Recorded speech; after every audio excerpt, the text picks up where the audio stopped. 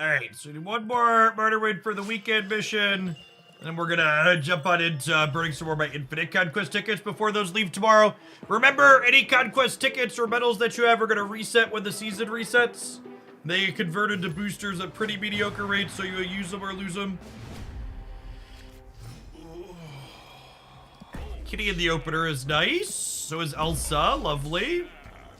So I don't want to play Kitty into Machine World, because when I play a card here, it gives a copy to my opponent.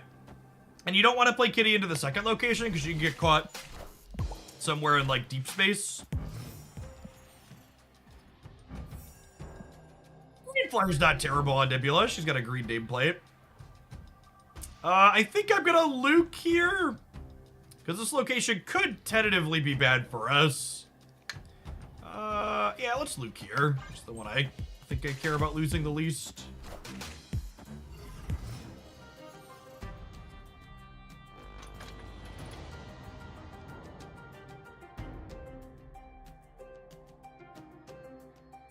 Honestly, am I fine just getting a bunch of Vibranium at this point? I think I am.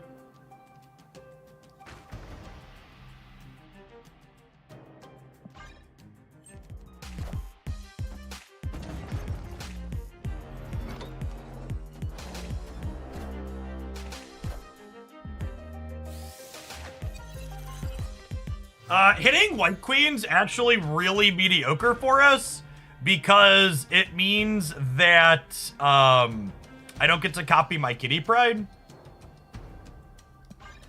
Vibranium's better, Martyr. LOL.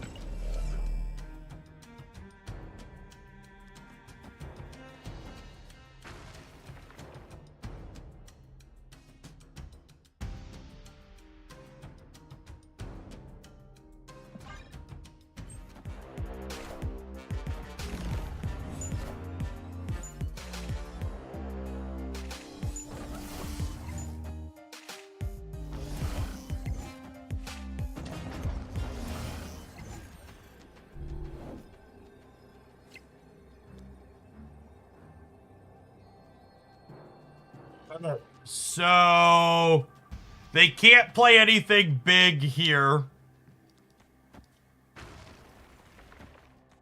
And if they Goliath us here, we're still winning, right? Because this will be 8 in the middle. Because Goose locks them out of playing anything big in the middle. Immigrant, thank you for the entire year. Appreciate that. Welcome back. Palaman, thank you for the 11 months. Good morning, good morning. Awesome for Riz, thank you for the 3rd of a year. I guess we lose to... I lose to Dr. Doom. Because he can put 5 extra points into the center.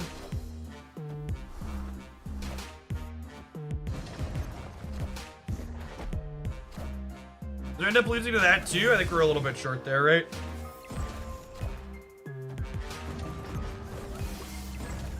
It's only 18.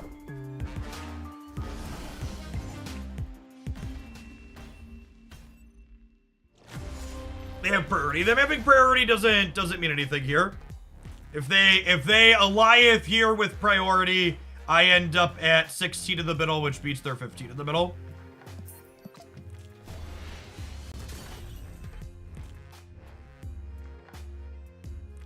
Yeah, the fact that their expansion was +4 for them, we'd have won if the expansion had been even, right? If the expansion had been even, we'd be 18 to 18, and we would have been up 10 to up 9.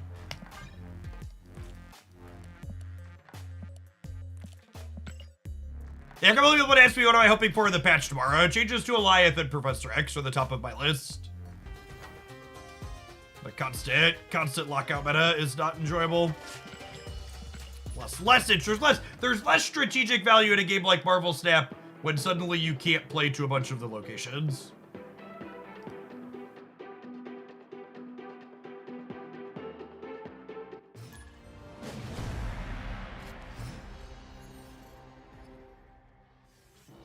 So officially no spending incentive for December. No word yet.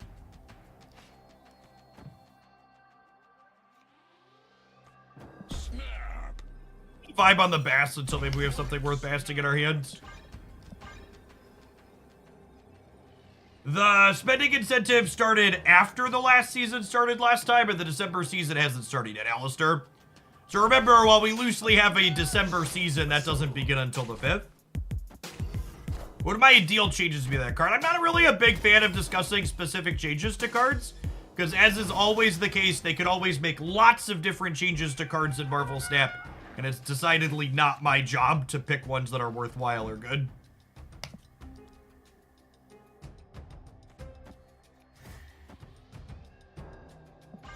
The spending incentive is a new verse thing as well. I mean, new verse isn't disappearing overnight, Mao.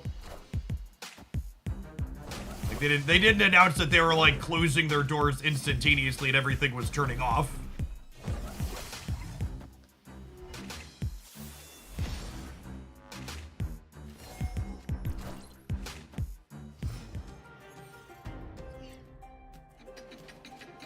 Ongoing Thanos here for the opponent.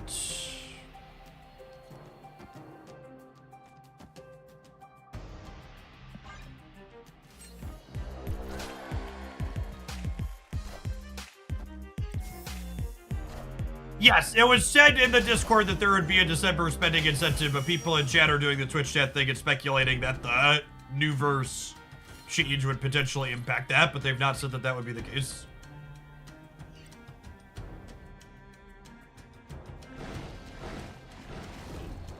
A lot of geese. A lot of geese. I don't think I actually want to Moon Girl this turn because I think that I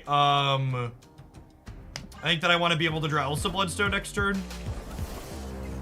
And if I Moon Girl, she fills my hand.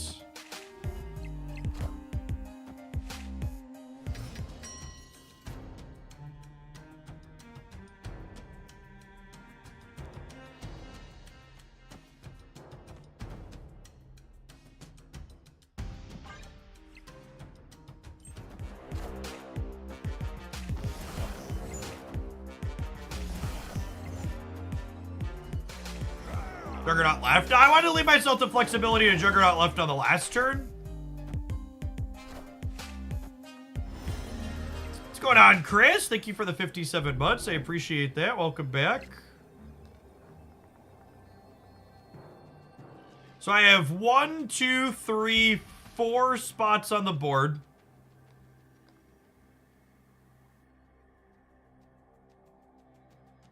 Meaning I get +4 over here. Meaning if I put Mysterio here will be... Actually, I only need to put Kitty there, right? No, I need to put this here because I'm losing Jeff's power. And then we'll go... I'm at 5 here. This is 8, puts me to 13.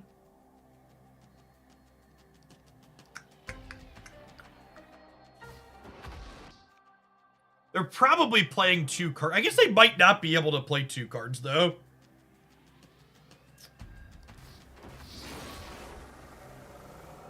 Yeah, no, Elsa is really rough for sure. I could do this, and if they only play 1 card here, we kick it over to here, and then we win the game. Because the Mysterio fills here.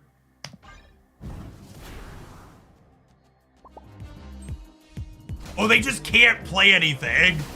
Because there's 2 geese on the board, chat. For people asking about more expensive cards that beat us here, Goose Center from them and Goose Rate from us means they can't play any 4, 5, or 6 cost cards.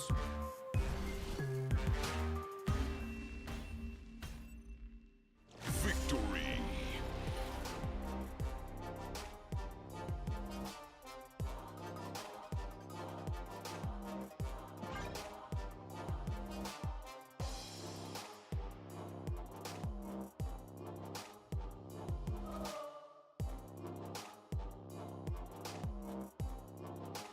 GG's.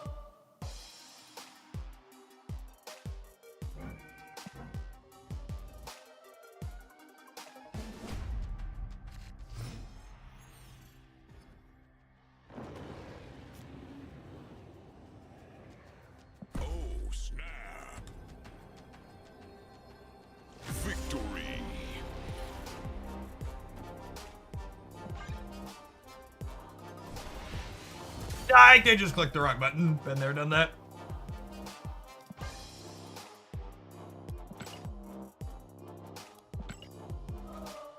All right, we're gonna jump on into doing some more Infinite Conquest. We had one Infinite Conquest win on stream last week, and then I did another one off stream over the weekend. So I kind of have all of my borders that I really want for the season. I don't know that I have any huge ones that I'm shooting for. Before we do that, we're gonna take our 2-minute ad break. We'll be back with some more Infinite Conquest in 120 seconds. Thanks for hanging out. Yeah, if you're watching on the YouTube side, don't forget to tap the like button. Up to 70 viewers over there and only 10 like button pressers. Appreciate the folks that did that without a reminder.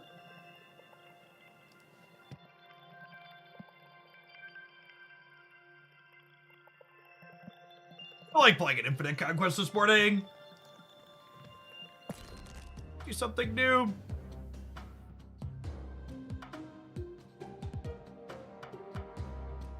This list was very reasonable last time we played it, but I haven't played it a ton. Well, maybe we'll lockjaw people. We did get our gold background split on Jane Foster.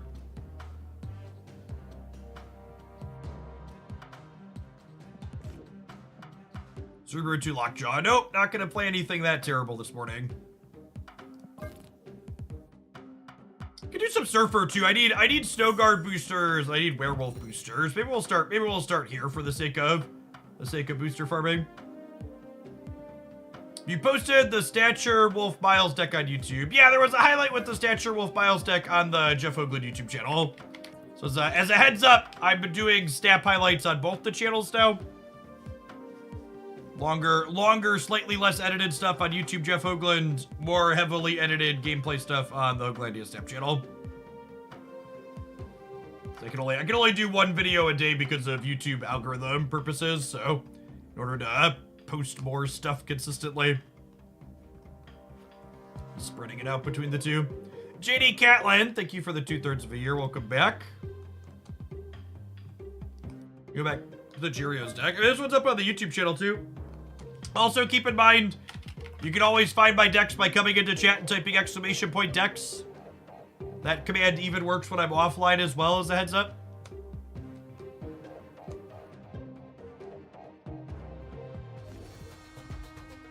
Let's start with some Surfer for the sake of Snow Guard boosters.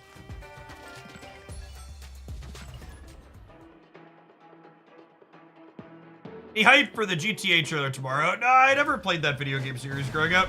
Don't have any emotional attachment to it like many.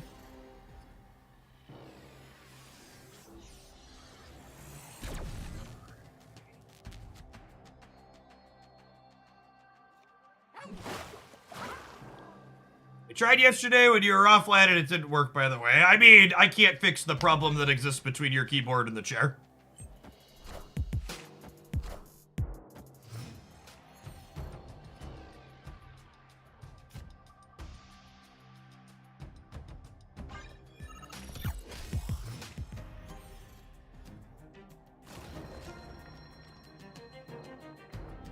Let's get Nebula out of the La Chicagolia, huh? So I don't have to play rocks into her.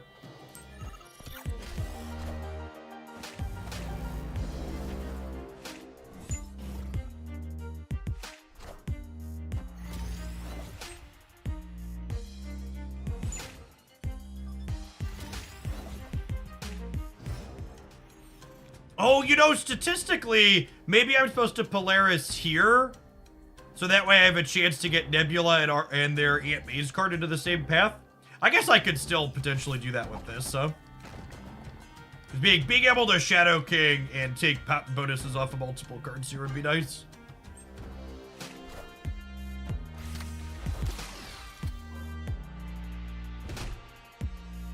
Friendly neighborhood Spider-Man here.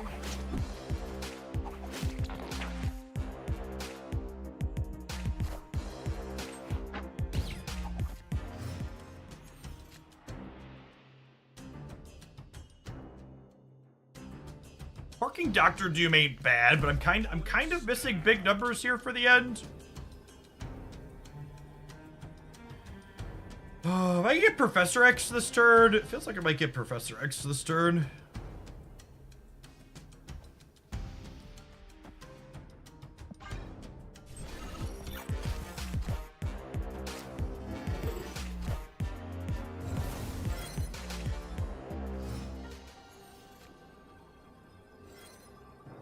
Snowguard's actually a phenomenal draw here.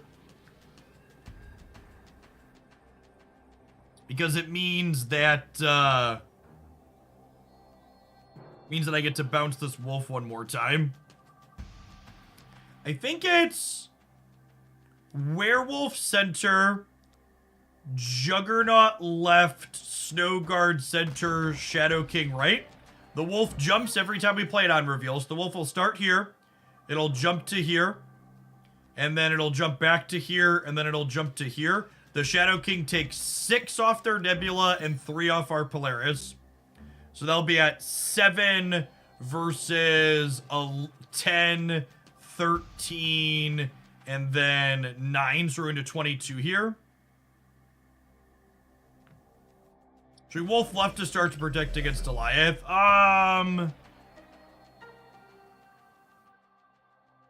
Maybe? No, I think I want to... No, that's fine, because if they Goliath the middle... If they Goliath the middle, I'm still winning the right? This is fine. Do we beat Onslaught? Yes. Yes? Final answer.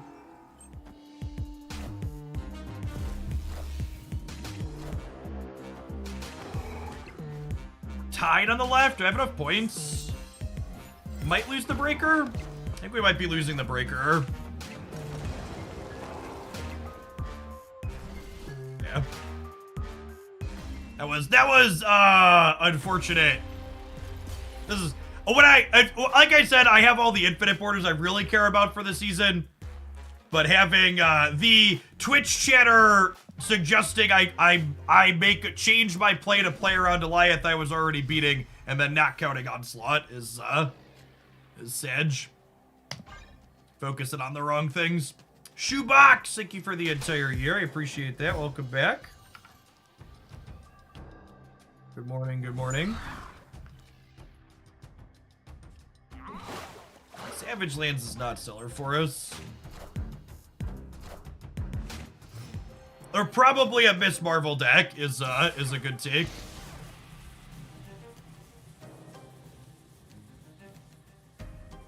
Gamma Lab is real mediocre for us. I don't have... Okay, well...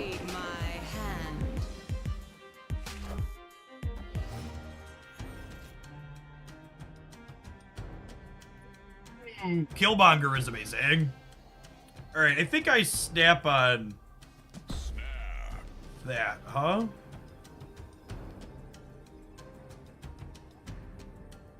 I guess they have a lot of ways to reach into the right, though. That's close.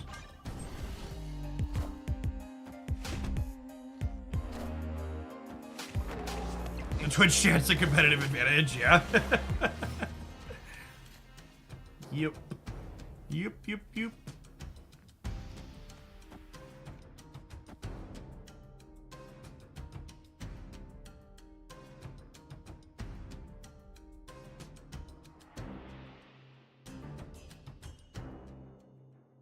I don't know that I want to Killmonger this turn. Because Killmonger this turn clears...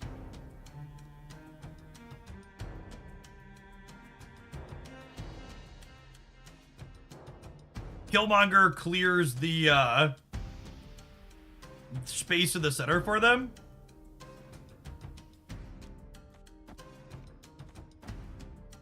Maybe we do this, and then next turn we could Killmonger Silver Surfer.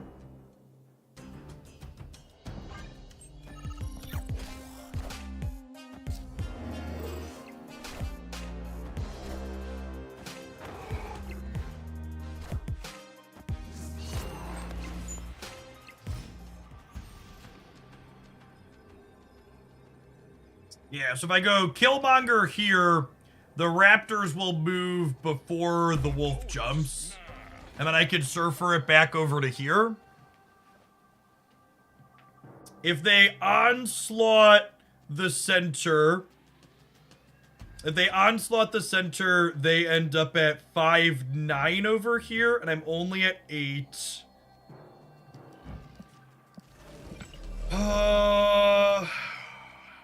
Do I actually need to...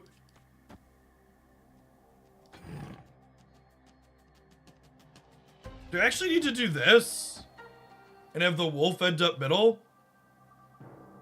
So I can beat Onslaught? Because this will be 5, so we take the Monster Metropolis bonus. My wolf is currently 9. Yeah, I don't know that we have the bandwidth to play around Dr. Doom as well, right?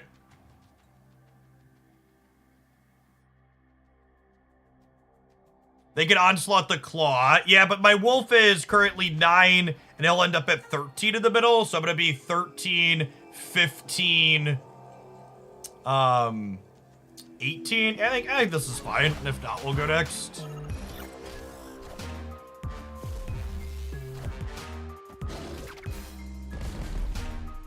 Yeah, we're 18 in the middle, right?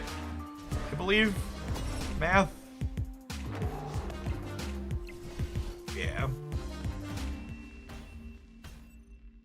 Victory.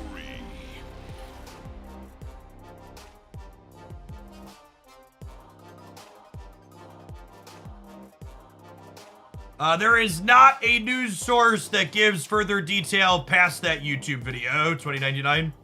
And yes, my understanding is the album stuff should be included in the patch tomorrow.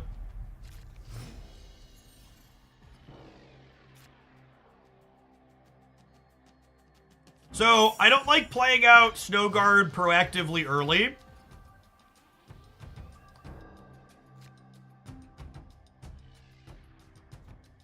Just because she can enable Werewolf by Night, which is nice.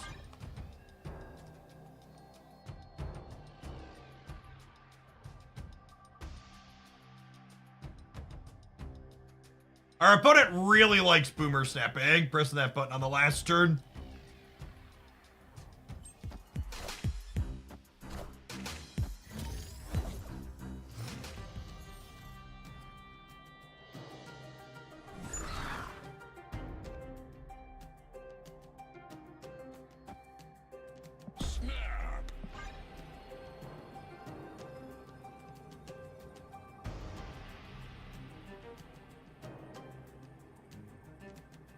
Heard people call the new album system pay to win. Like, what do they think the W stands for? People literally think being able to spend money on anything in games like Snap makes them pay to win. It's very, very silly.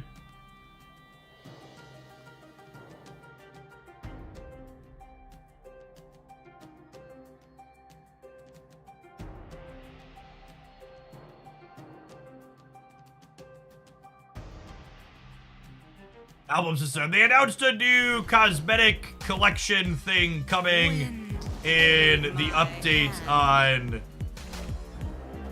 whatever day tomorrow is.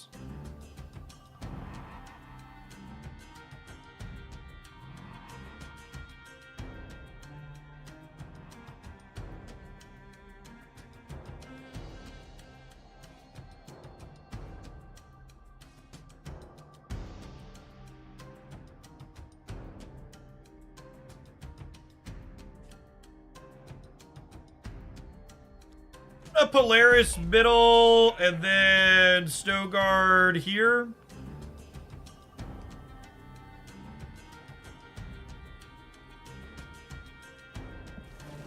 Or am I supposed to Killmonger? Maybe it's Killmonger into Snowguard to give me the flexibility to play here next turn.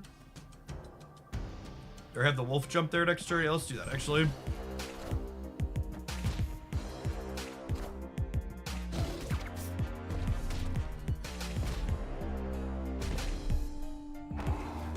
Yeah, I want to be able to hawk on 5, I think. Hawk lets us ignore these location abilities, which is welcome. You get to play Jeff out here as well.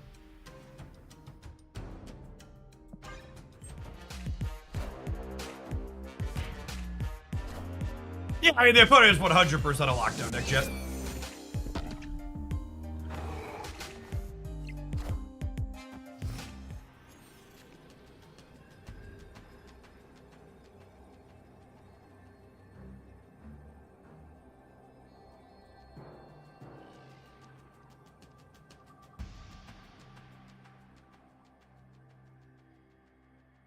So logistically, everything can end up everywhere. I probably want to do this. And then there's some question of where do I want my other things to end up at?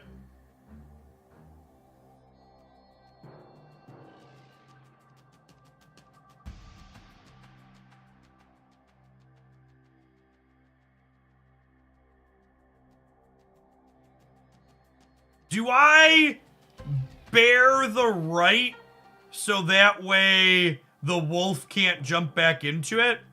And then this ends me up with Spider-Man here with 11, 17 power here. I think it's this. This could go either way though, especially if they have like Goliath and stuff. Alright, they played hard for the center. Spider-Man here. Well, I guess Spider-Man grabs face downs here potentially as well, right? This might end up okay for us. I'm at 17 in the middle now. Oh, fuck. I forgot the location was disabled. I even had the animation up too. Rip. So if I would have put either of our things here, I forgot that this doesn't trigger the locations when Snow Guard's effect is on.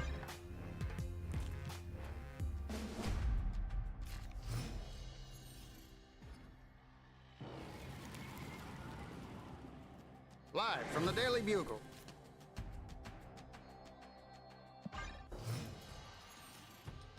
I would not have guessed that's how it worked. I knew that was how it worked, but I just wasn't thinking about it.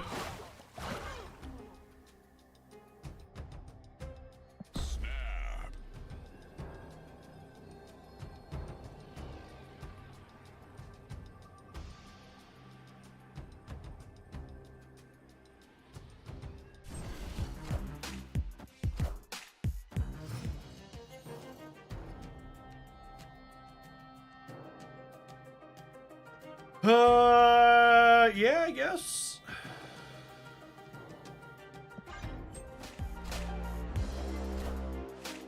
Wind, aid my hand.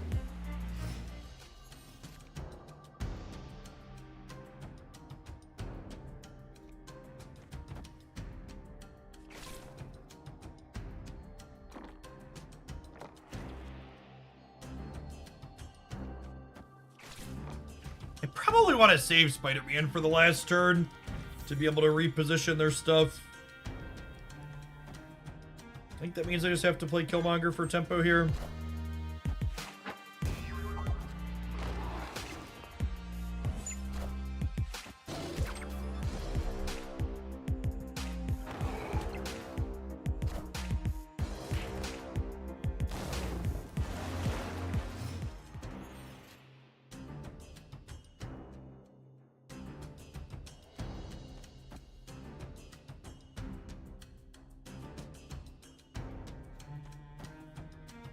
Bounce the wolf to here, bounce it back, bounce it here again.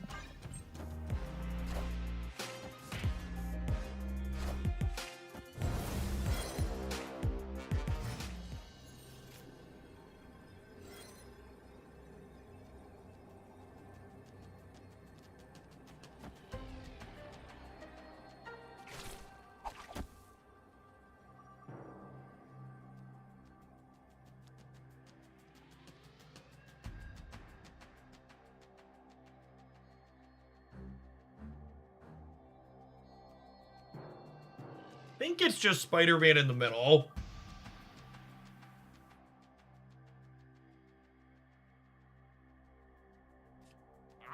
It's like Shadow King here, Surfer here. This only gives me 11-13, but Spider-Man's guaranteed to pull Marvel to the right, right? I think it's unlikely they play for the left.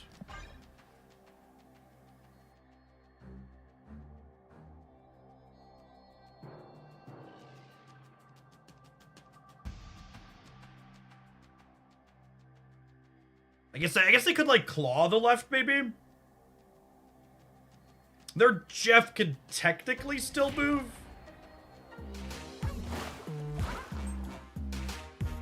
Okay, the read on they're unlikely to play for the left seems accurate. Okay, I think we're good to go here. Friendly neighborhood Spider-Man here. So we pull something out of here. It was the absolute worst one we could have pulled out of there. Okay, I think we get him anyways, just because of Cudlin.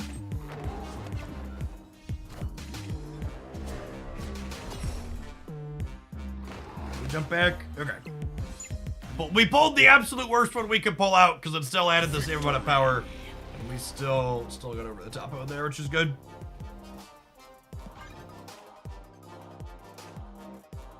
All right, hopefully we hit Werewolf or Snow Guard on boosters at the end of this. There's been a lot of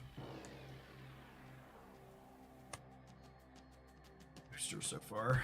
A lot of turns so far.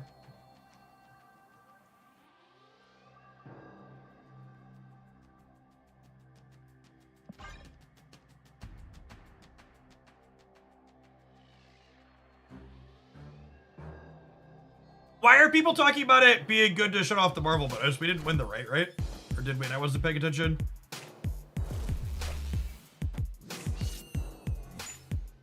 Oh, did we cast roll them? Okay, I was so focused. I just assumed we were losing that one. I wasn't following it super closely. I would love to continue playing into the Quantum Tunnel.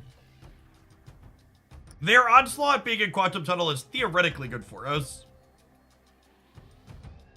A favorite avatar I want to make glow like this one. No, I was talking about it earlier. I've kind of completed all of the avatars I want to complete for the season. Wind, aid my hand.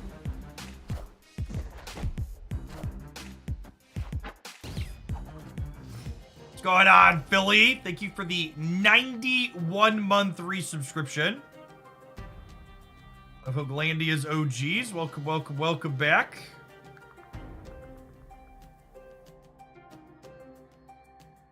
Our Red Skull is theoretically good to this Monster Island. Do I think I can contest the flooding? I don't know that we can. I guess I could Snow Guard to get more into there later.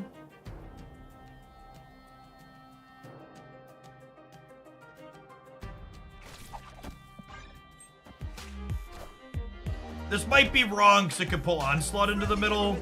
Is the worst case scenario here. It just doesn't accomplish anything other than putting 5-point center, which honestly is fine. Monkey Jesus, thank you for the 3/4 of a year. Good morning, good morning.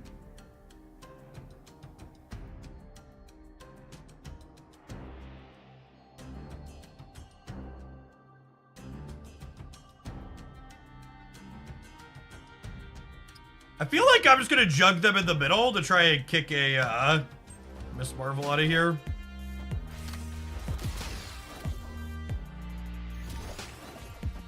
It could also be right told the Juggernaut for the last turn as well, though.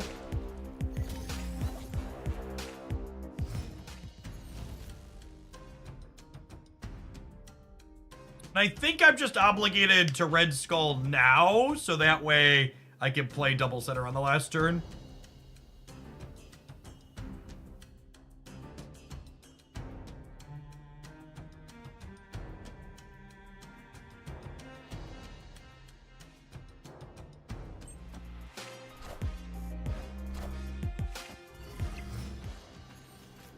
What are their last cards? I believe we porked a Dr. Doom at one point during this set.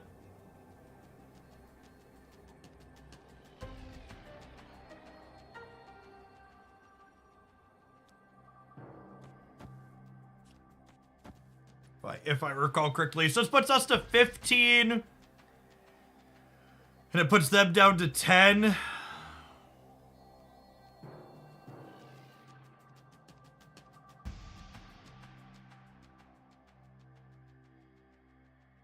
Yeah, I think we're dead, unfortunately. This Surfer deck did not feel particularly powerful this game. I don't know. I think even if we win, we're going to swap decks for the next one. I think we're probably dead here, though.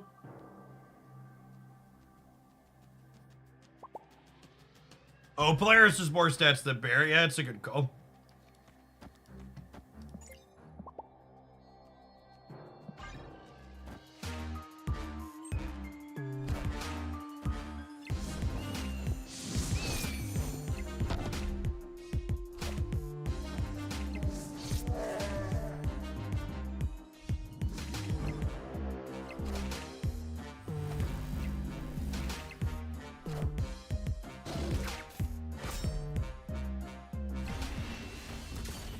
I found Surfer too cute and dead to anything lately. Yeah. Yeah, it feels like we just don't... Our games without Werewolf were kind of limp. And honestly, the biggest part about this deck is it feels like it's just kind of stone cold shit into these Storm decks. I think is the big problem, because the Werewolf really needs the flexibility to be able to move around the board, and then losing a third of your locations to be able to position the Wolf around. We don't have any way to, like, establish board presence early.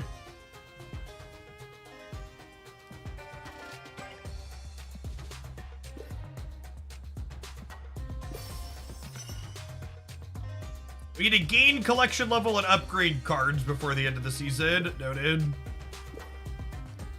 We'll get some Wolf boosters today and do that.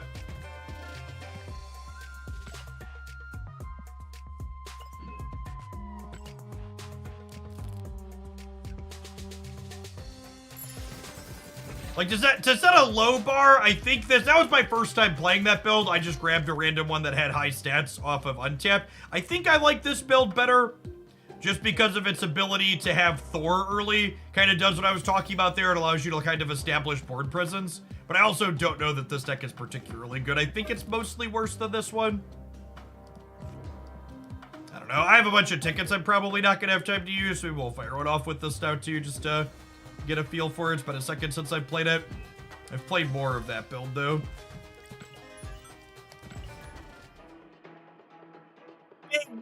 Thank you for the 13 months. Appreciate the reset. Welcome back. Time Lord, thank you for the almost 5 years. Appreciate it.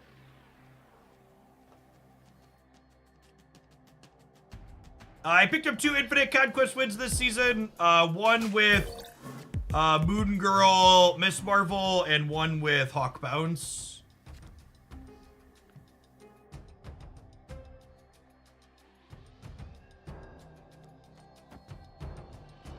I think with the Snow Guard drawn, I'm gonna go ahead and play out Spider Ham here.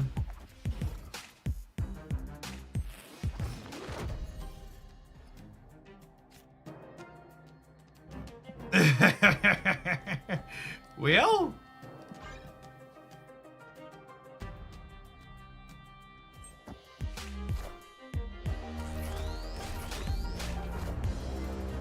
Face the might of Asgard, Mjolnir!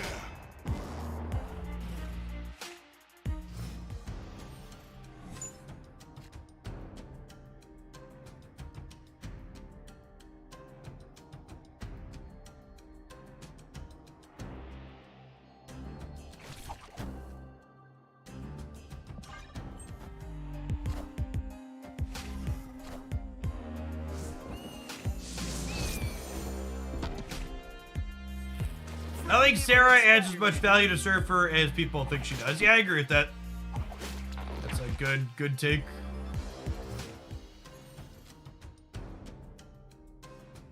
So I already have my Thor Hammer, so Jane Foster really isn't accomplishing anything for us here. I think Infinite Conquest is more about skill or persistence. I mean, it's 100% about persistence. If you're good, you'll have to persist for a lesser period of time.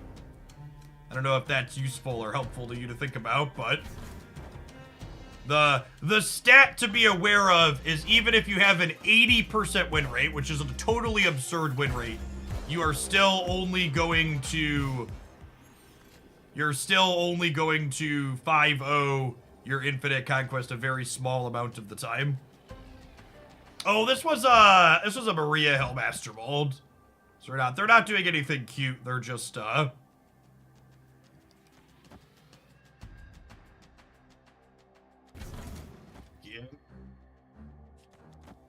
I think it's just this, right? Actually, I don't think their deck is capable of putting more points into this location here. So I think we could just go Maximus into Snowguard and then Shadow King Mjolnir Center. This gives me +9 over here up to 15. And then this gives me +9 in the middle up to 14, and then I'm still 5 over here.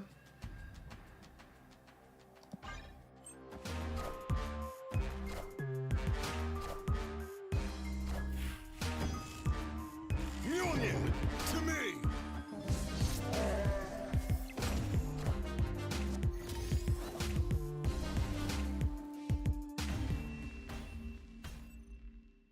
Victory. I spent 19 tickets with a 78% win rate before I got my first avatar. That's pretty unlucky, to be fair. I don't know if that has anything to do with hard. With the 78% win rate, your odds of going 5-0 are almost 30%.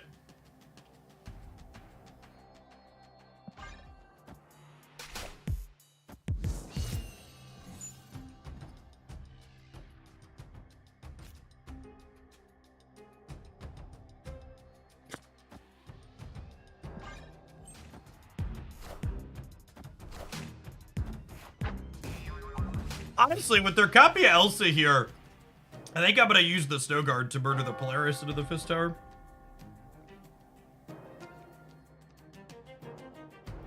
Do I snap the Carbartage? I think I snapped the Carbartage. I have Thor with Jane Foster here. So, as doubles are on reveal effects, Thor throws Mjolnir into our deck, which is an on reveal to give Thor +6. So Thor will make 2 hammers, Jane will draw 2 hammers, Thor will be huge here.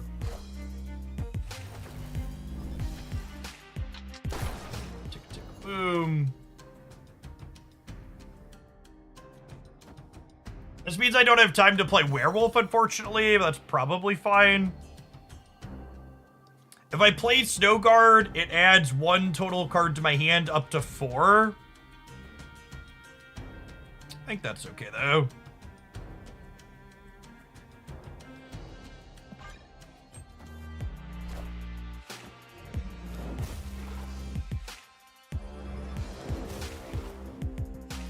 Face the might of Asgard. Mjolnir. Okay, so they're only looking for 4 cards here. Mjolnir.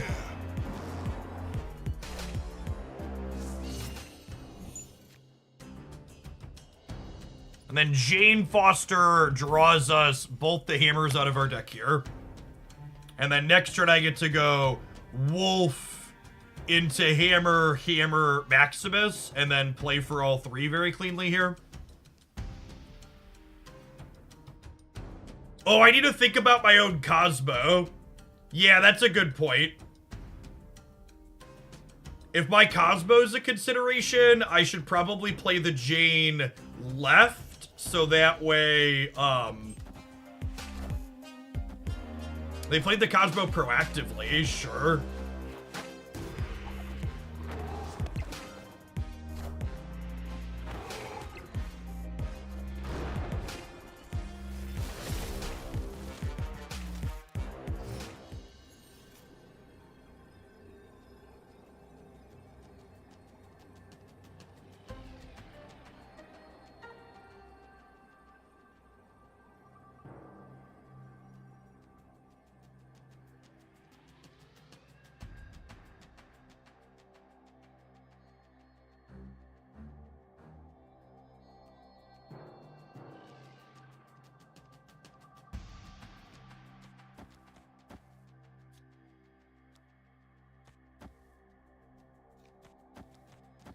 Let's do this. I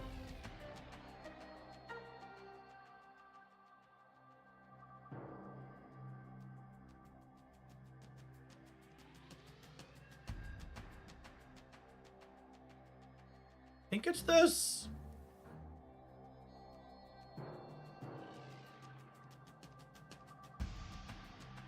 I guess the 7 on the right is worse than just, like, doing this. Because the Shadow King here is only 6. I guess the Shadow King catches a wolf here, though.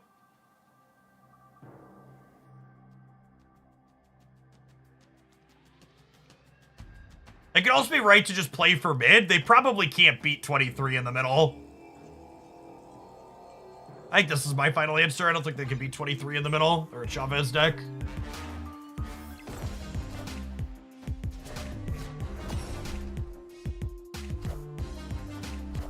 Oh my god, fuck, chat! God damn it!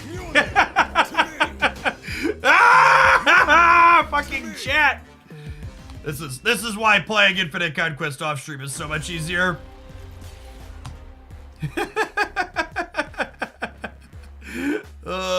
Twitch chat.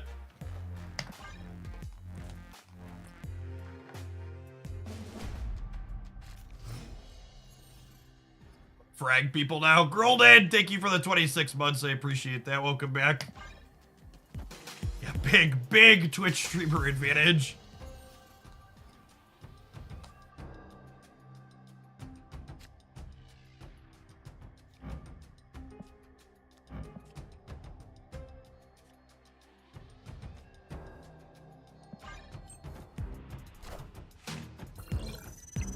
It's actually just almost kind of impressive how consistently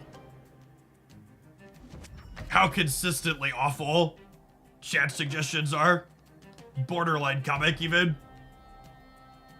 It's actually every single line today has just been like a fat L handed out after they make a suggestion.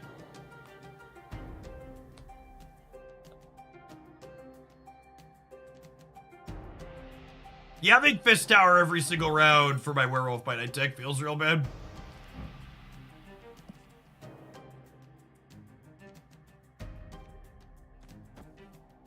If I do this, I just can't ever play an unreveal over here is the problem. I just don't have any other good plays is the issue.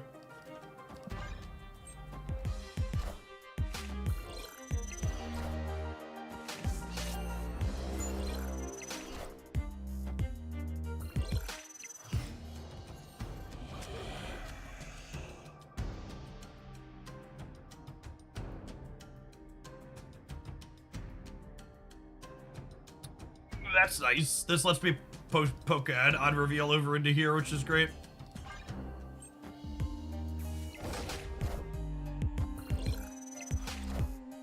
Face the might of Asgard.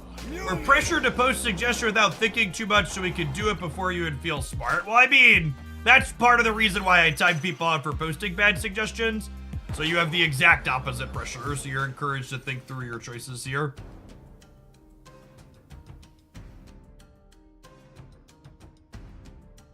Don't just rush to push the button.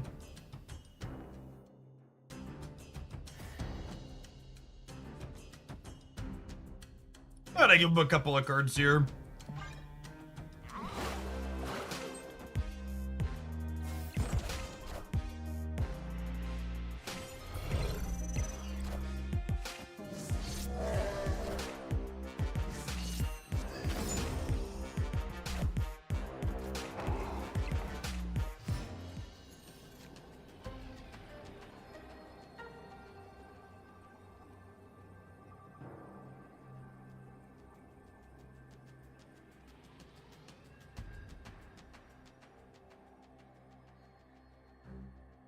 How big is all of this here if I Shadow King? I would be at 8. They would be at 2, 4, 8.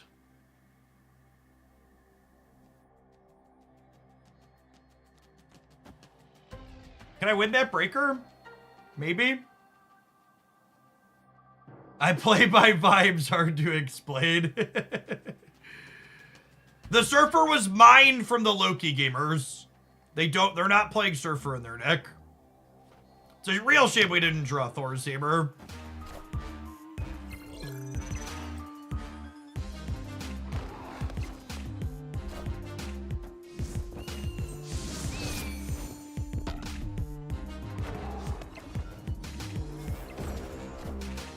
It's a A crucial decision point, turn off chat, yep.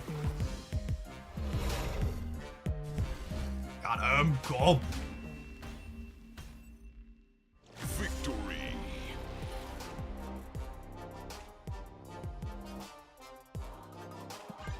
Yeah, I think the previous Surfer deck is real mid. It just really struggles into the Storm decks without any way to play big numbers early. This deck getting to play Thor makes it much better into the Lockout decks.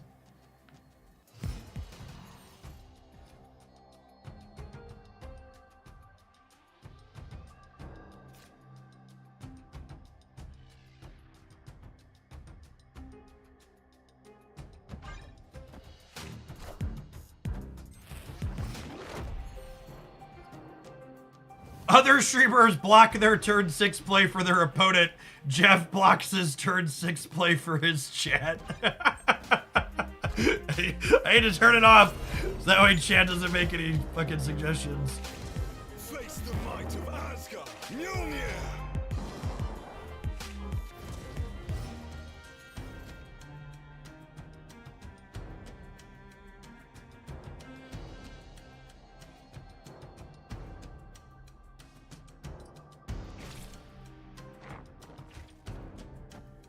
That's obviously the wrong drawing. It's probably just Spooderman. Am I also playing Snowguard? I don't think so.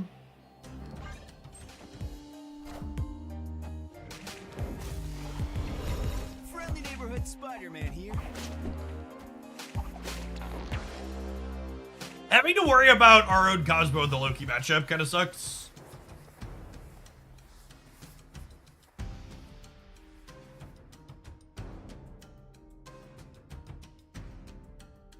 Going on, Fabricek. Thank you for the 5 months. Welcome back.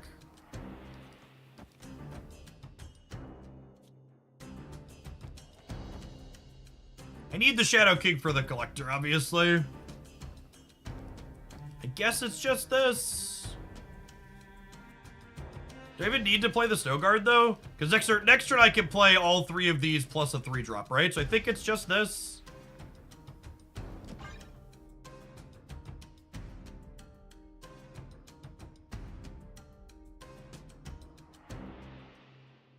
Shadow King into our Thor and Wolf isn't ideal either. Yeah, that's true. Okay, they've burned the Cosmo, which is incredibly good for us.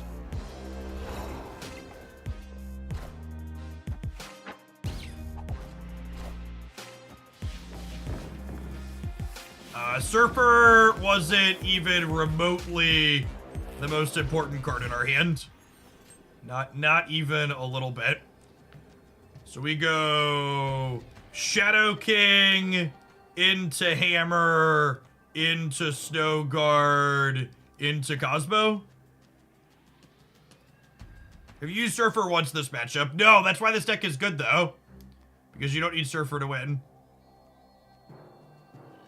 Does this beat them playing Surfer? They'd go to 12, and I'm currently at 9-15.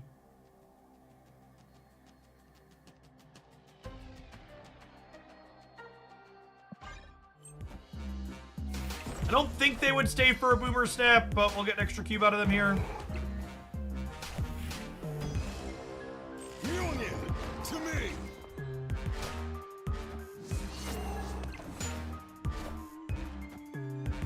Man, imagine if we hadn't given them 4 cubes for free by making a boneheaded play.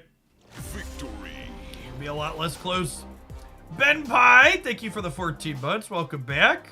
What's going on, Faber? Thank you for the 5 months.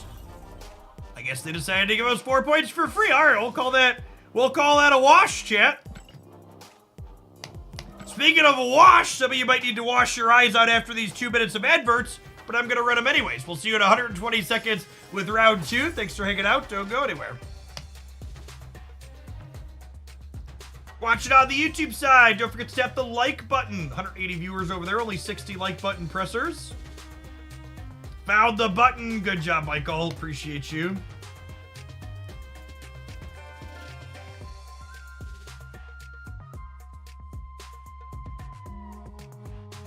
I live for a good ad segue. All right, we're sweating a little bit in Infinite Conquest. I think it's time to sweat on the bike. you have any recommendations for a sit-stand desk? Yeah, my current desk is a sponsored shill from Flexispot. I've had them for, gosh, over 6 months now. Really solid product. Found a huge range of stuff on their Amazon sites there.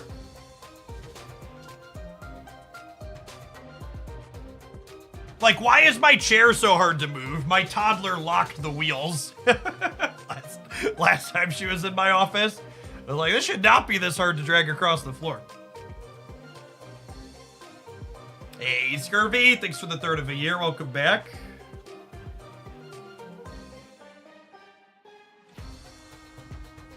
Going on, bobble hat? Appreciate the half a year.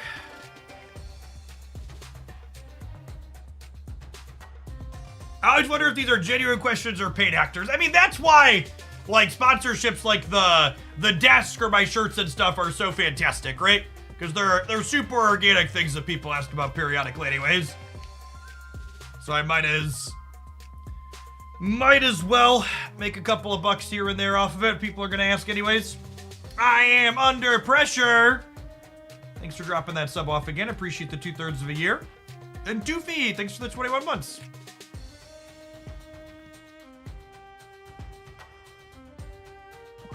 Oh, you know what? We could buy some boosties in here, huh? Wolverine. Don't need those. Nimrod's a card I actually haven't split yet. Is on my list. Sabretooth 2 might be useful eventually. When credits permit.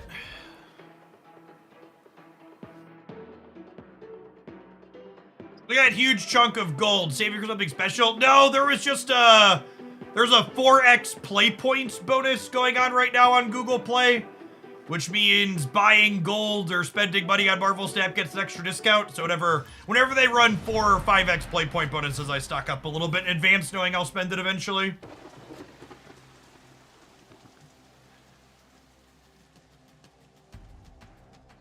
A full-time remote job and picking up a sit-stand desk at home. Cannot recommend the sit-stand enough if you are someone who's behind the computer super frequently.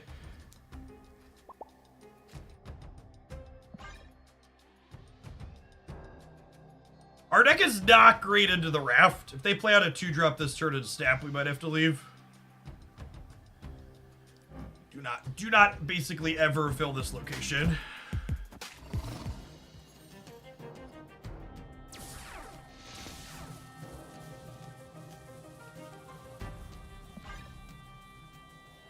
I think I'm saying not great locations for us, but the opponent's deck might not be graded to them.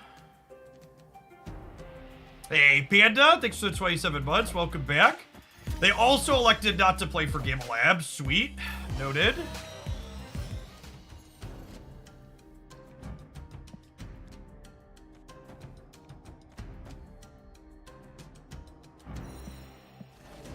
So I want more chances to draw the hammer, but I also kind of want to pull them out of the Raft so I don't have to worry about that.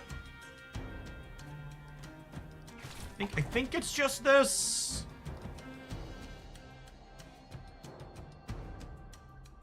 I'm gonna snap here. Hand's pretty good. Yeah, probably Shuri or potentially a lower collection level gamer just playing ongoing stuff. Hard to know for sure. Definitely Shuri. Friendly neighborhood Spider-Man here. Just yank them right on out of here.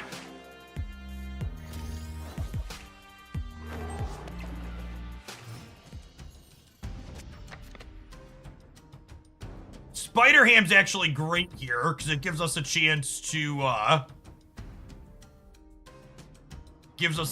tag a Taskmaster out of their hand.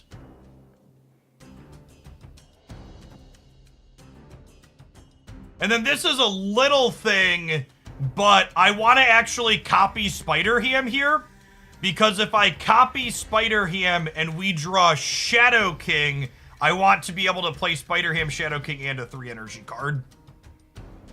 Here's an interesting thought. Am I supposed to not play Thor so I'm more likely to draw Shadow King?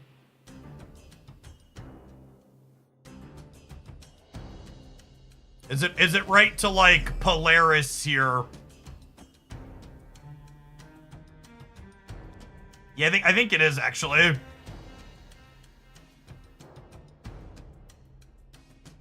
I guess drawing Hammer would also be kind of good though. I'm gonna do this as 6 of flags. If I draw Hammer, I'm pretty happy with that outcome too, I think. Face the might of Asgard. Mjolnir. We're really hoping that Spider-Ham hits Taskmaster here. Is a perfect ideal scenario. That was not an ideal scenario. So this is a vision here then.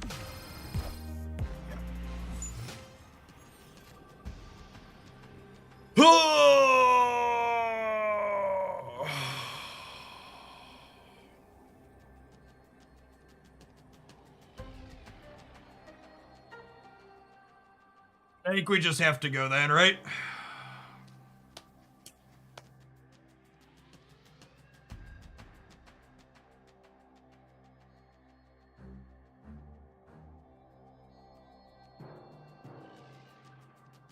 And in theory, I could win wherever my wolf ends up at. Am I gonna talk myself into staying here? And then I could win the 2 others?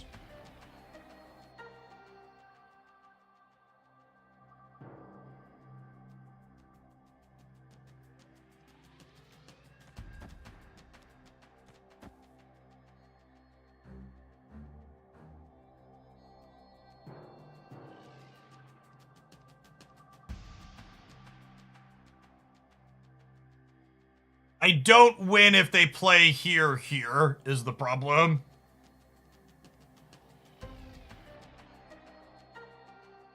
I'm gonna gamble.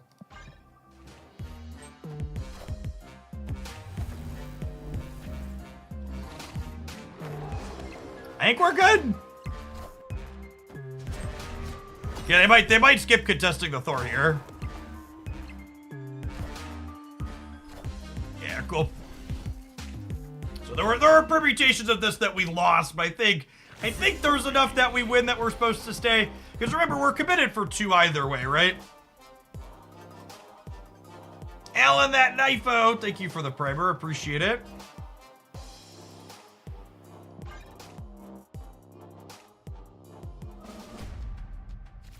Spinobi, thank you for the 2 months. Welcome back. We basically just had to have them play into the path that we were wolfing, which they're like 2/3 to, right?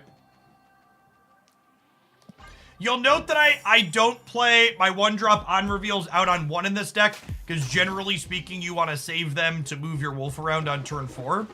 However, there are some exceptions, such as hitting Murray Isle here, not gaining a benefit. It's the brand new Prime, Alan, by the way. Appreciate it.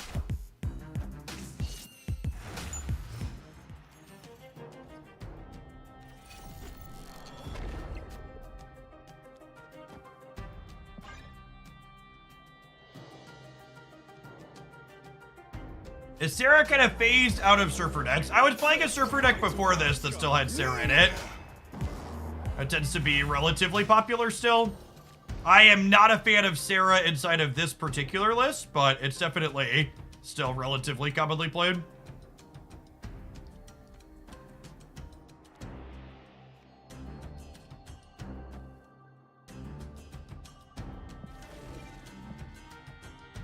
I think I want to do this again.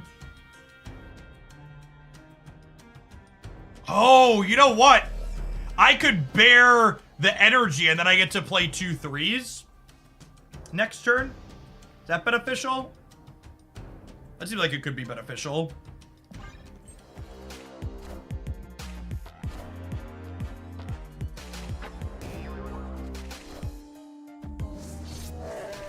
So, porking the Red Skull isn't all downside. Because porking the Red Skull means that Shadow King can take its points of power away, which is nice.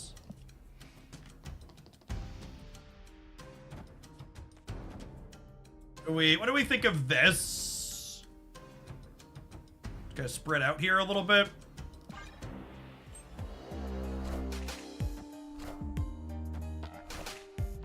That's unfortunate. now I can't Shadow King the right.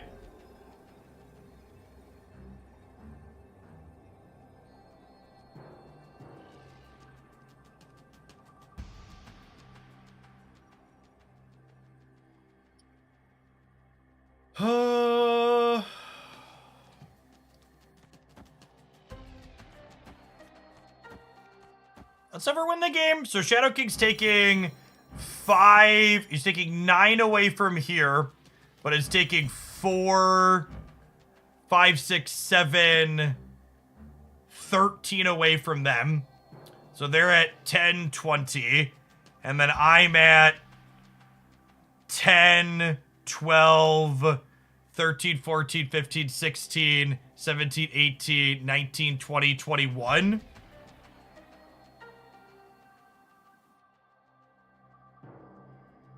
So Nico left to go -4 to the lizard. That's a good thought. Because I'm tying here regardless, right? If they play a little here and a little here, I get into trouble. I'm going to stay for one more. I think this is the line.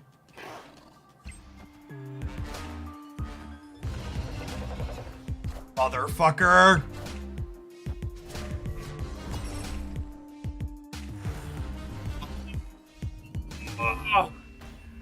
Oh, every time, chat!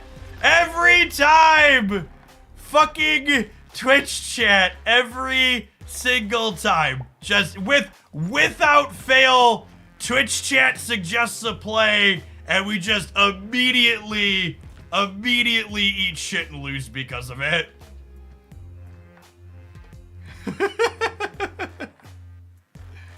Would we have died? No, we'd have won, right? Yeah, because I would have had Nico here, and we would have been 9, and we would have been 20 here. Oh, chat. Oh, chat. What's going on, J-Pox? Thanks for the 10 months. Welcome back.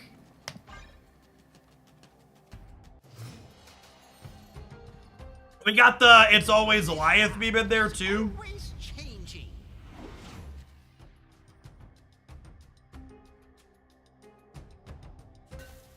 I'm just gonna play this for tempo with the weird world flipping up. Snap as well. I think this is better for us than them.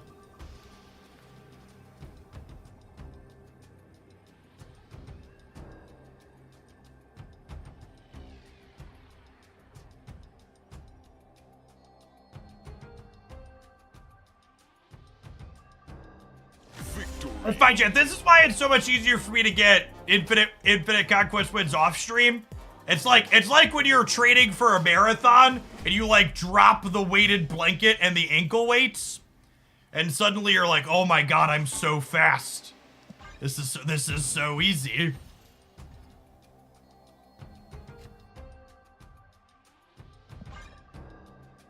Wolf into Thor Snowguard.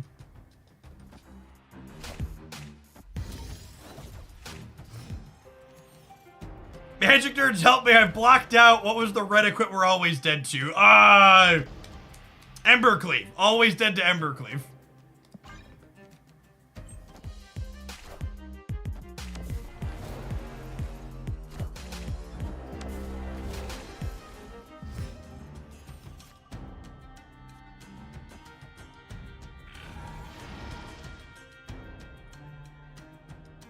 I think I don't snow guard this turn because I don't want to overfill my hand.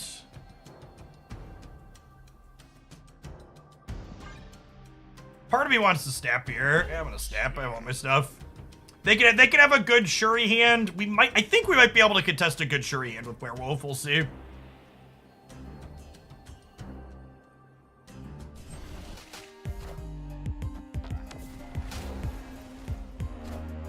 No Shuri makes me super happy about her stat. Face the might of Asgard. Mjolnir.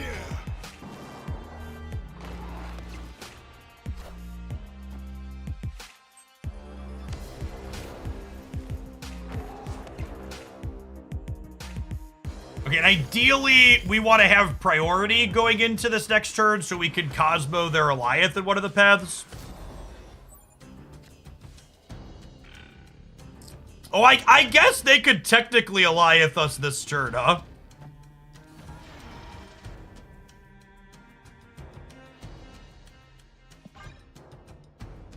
Oh, you know what? Maybe I'm supposed to play Jane here because of that. I don't know. I don't want to overcommit to the center is the problem.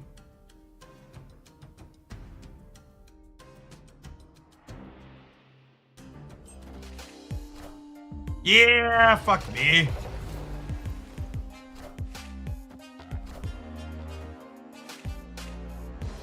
As soon as I locked it in, too, I realized what I did.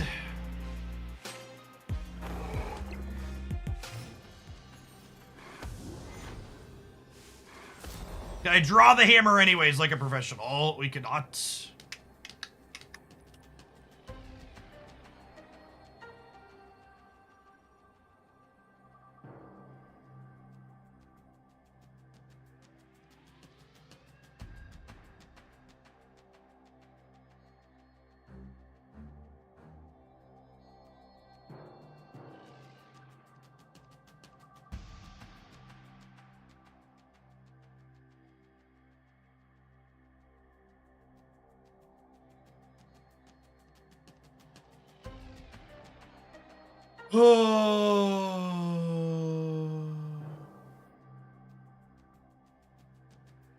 There's just no good plays here. They're all just coin flips.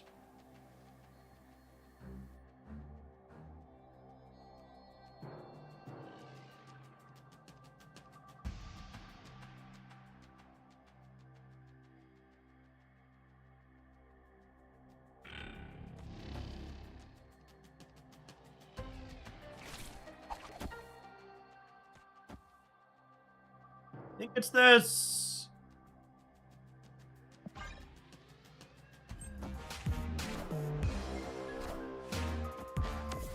Oh, right. They have the extra energy this turn and we don't.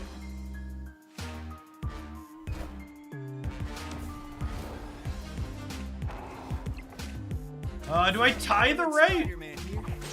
Fuck me. No, wait. Is that good enough? No, it's not. Oh, I lost the. Do I win it? Do I win this if we win the Spider-Man coin flip?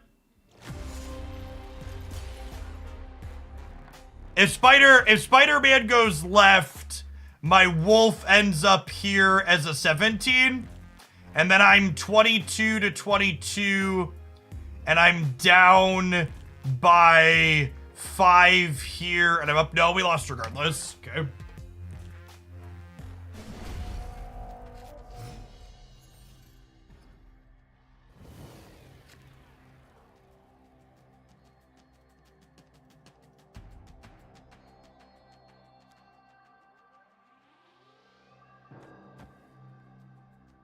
Why don't I make this the game? Our hand's good.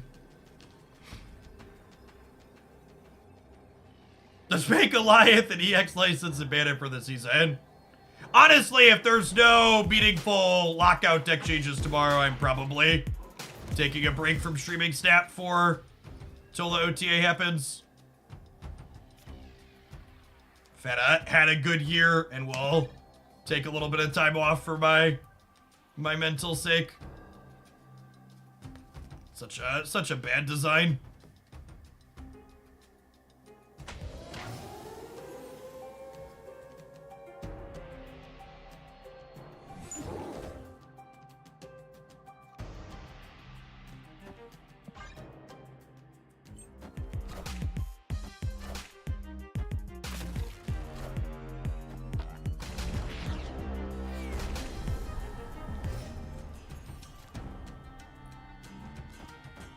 Oh, Jane's a great draw.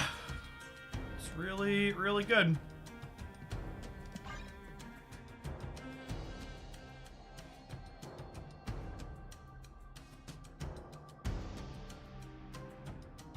Yeah, if there's no changes to Goliath or Professor X in the patch tomorrow, we're going to play Spider-Man 2 on stream. That'll 100% be the first variety game we do. Face the might of Asgard. Mjolnir.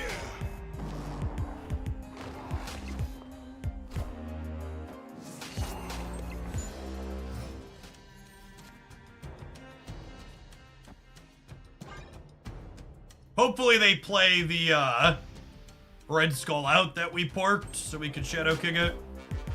Sweet. Thanks, bud.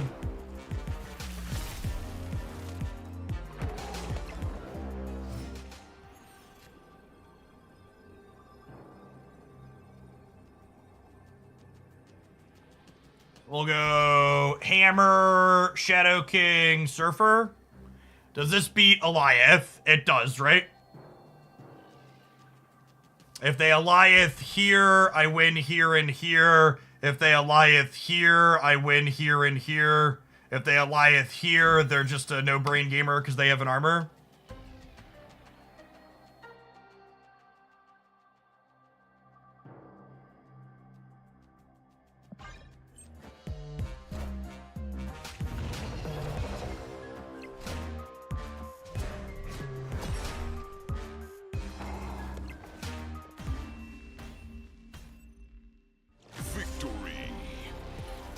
There'll be a video on Shaw tomorrow. Well, Shaw releases tomorrow afternoon. So we'll play with Shaw on stream tomorrow after when he releases. Then I'll have highlights up in the evening on the Jeff Hoagland channel and in the morning on the Hoaglandia Snap channel.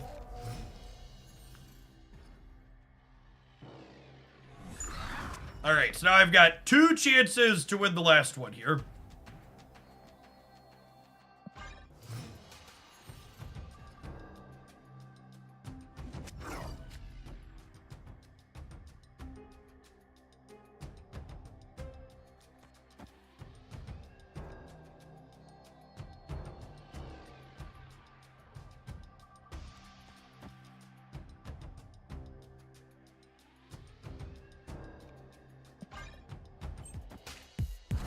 I might try and cheese the bear left here.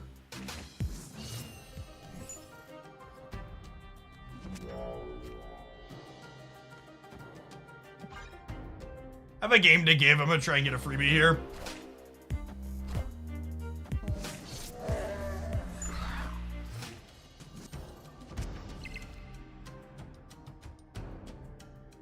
I'd only been playing Marvel Snap off-stream, Lucas, because I kind of wanted to feel like I got some value out of my infinite tickets. AKA the psychological hooks had worked.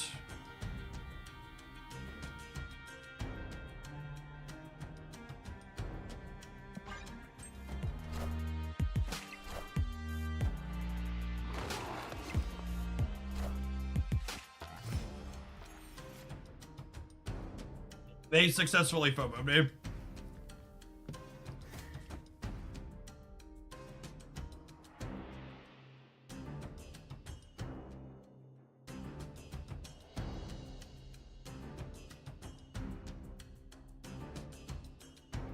Is it just this? I think it's just this. Would I rather give up the Shadow King bonus and have Thor over here? Maybe that's better.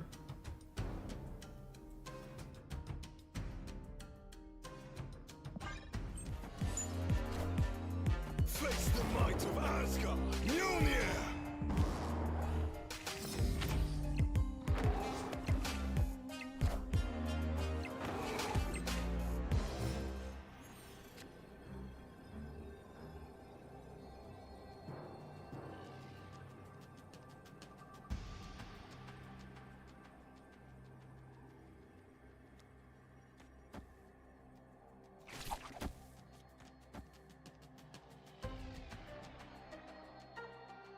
Yeah, I don't need the Cosmo to beat Eliath, right? Because if they Eliath me here and move the vision, I'm winning here and here. If they Eliath me here and don't move the vision, I'm winning here and here. There's no reason to Cosmo.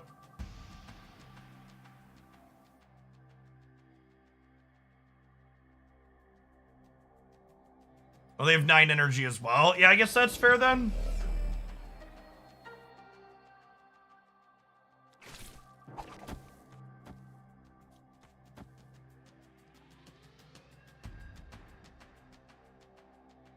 Yeah, because they could Eliath plus Lizard. Alright, sure. Friendly neighborhood Spider-Man here.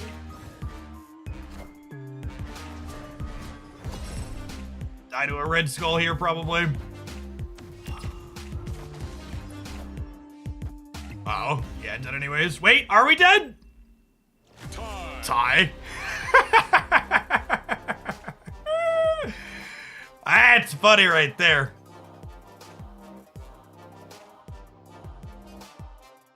That's an upgrade from chat's typical suggestion, right? We gotta draw out of the chat suggestion instead of a fat L, which is a huge upgrade.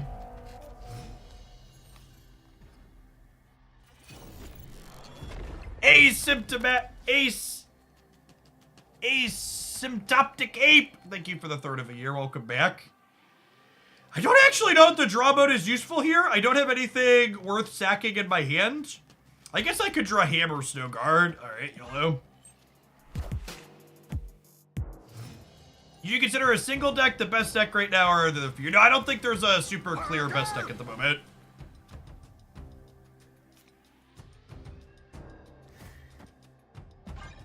I think Loki, Lockdown, and Darkhawk are all the three big ones.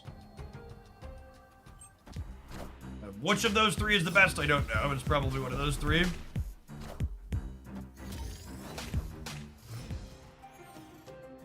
Thor or Wolf, please. Thor or Wolf. Yeah, this daily bungle is so annoying. Now I have to choose between Noring this turn or getting a draw next turn. And I think drawing Wolf or Ham would both be good, so I'm going to decline Noring.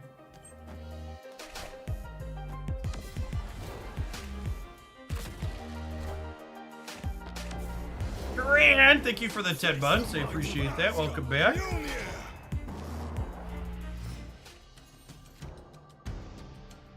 Perfect.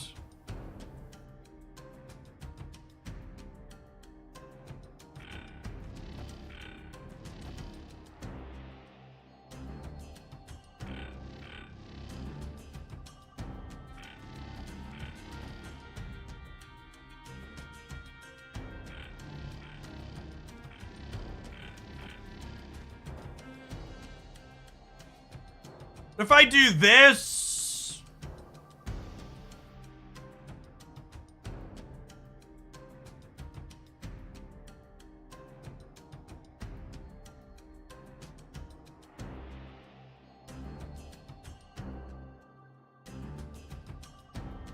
That's it.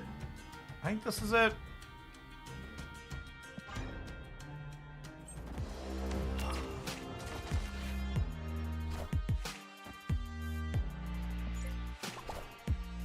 Fucking Shuri gamers. They're not used to having to play more than one card in a turn, chat. It's very confusing and scary to them.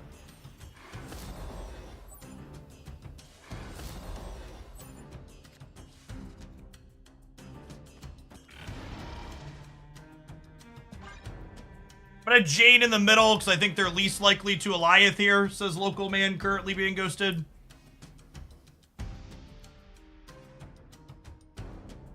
Maybe I'm just supposed to Jane the left. I'm probably just supposed to Jane the left again and keep using their armor against them.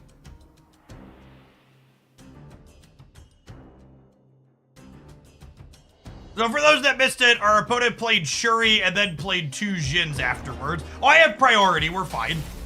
Last time we didn't have priority, so I'm drawing my hammer regardless.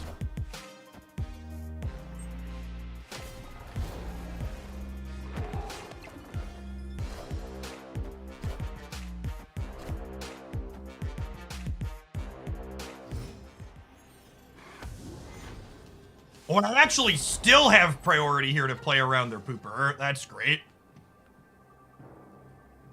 So I would like to go hammer into Jin, into Maximus, into Surfer here.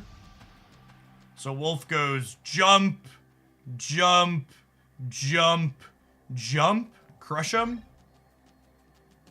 This build of Surfer feels so much better than the Kraven build we played before this. Thor Jane Foster is so good in this deck. Union to me.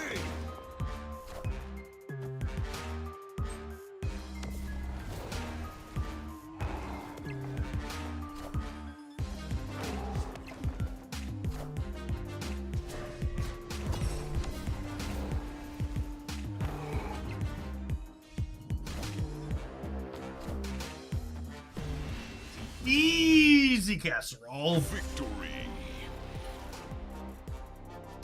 All right, can I get Snow Guard or Werewolf boosters, please? My 728th Cosmo booster. That's about the same, really. Close. Close! You know what else is really close, chat? Our next automatic ad roll. So we're going to press the button right now. As always, if you want to duck ads to the channel, consider subscribing, even for free, with your Prime Gaming sub, courtesy of Amazon Prime, or with your own $1 dues. Otherwise, we'll see you in 120 seconds for our third round of this Infinite Conquest run.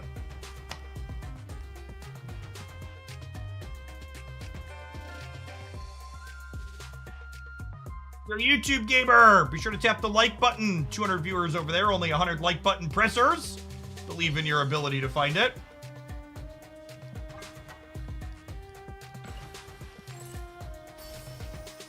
Shillionaire redeem.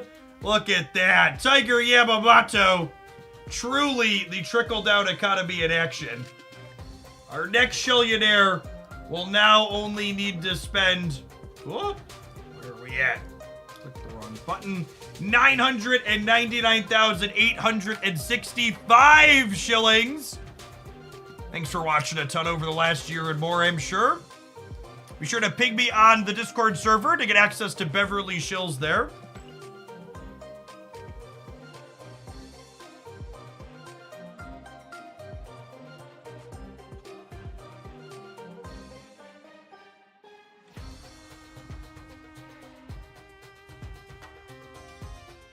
Thanks, Great Orb. We're gonna incinerate some Infinite tickets for a little bit. We're gonna check out a roguelike deck builder cross Blitz later as a couple of sponsored hours. Should be a fun afternoon overall. Beverly Shills is truly the place you want to be.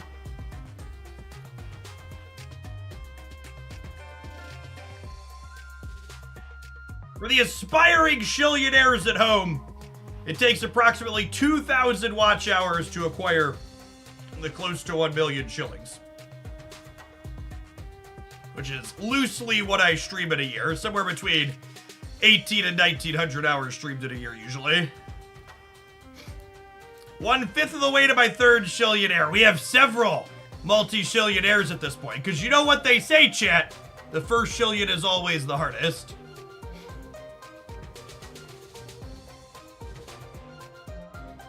Yes, that is as a tier 1 sub. If you're a non-sub, it takes a little longer, and if you're one of the big subs like Mao, you'll get it a little faster.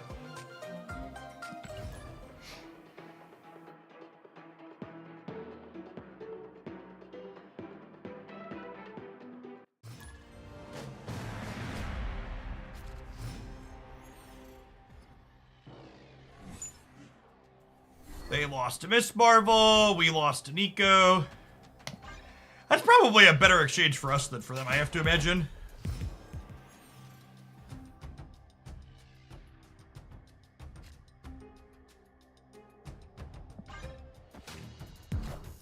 So take me a while because I always forget to claim my bonus shillings. There are Twitch or browser extensions for that, FYI. Whew, that's an interesting one. An upgrade for the old Spider Ham here.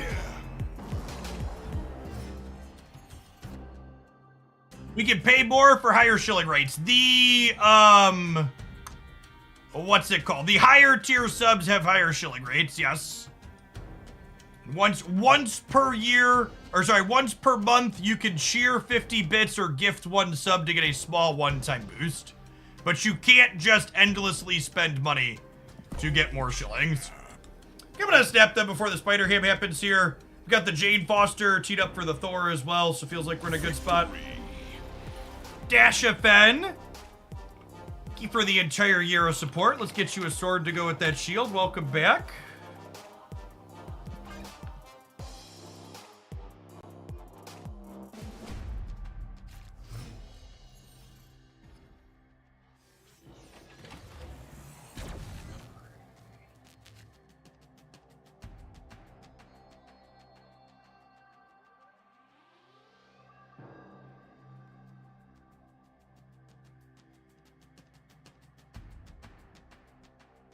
That's a lot of power, chat. That is unfortunately not a location that's very good for our deck here.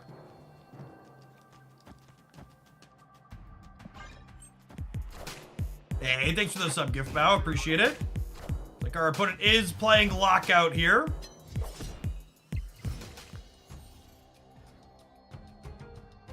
Honestly, this Shadow King probably doesn't have a ton of text here. I'm just gonna go ahead and wipe the Gamora off. Hey, Derpeppo, thank you for the gift as well.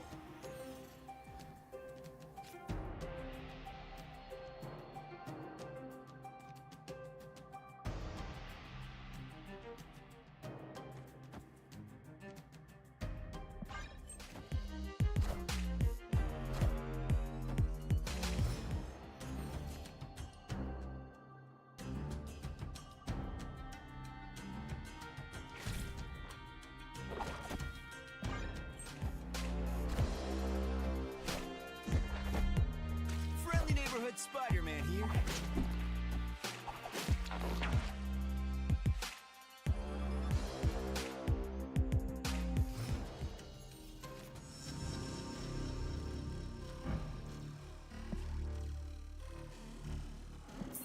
You're probably dead at this point. No Thor, no Wolf, no Surfer. Escaped.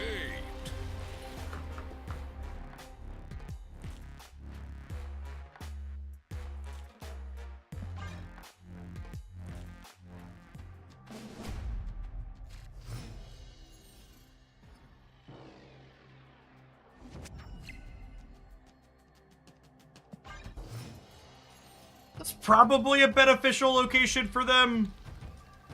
That one's pretty awkward for them. Honestly, I think I just get rid of Kilnir.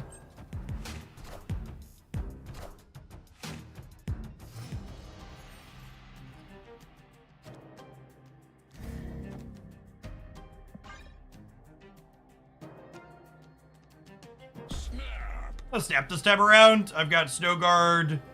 We're getting rid of the Kiln. The Morag's a touch awkward for them. Well, I guess the Morag's about to move, but it won't move until after they could have played Miss Marvel, which is ideal.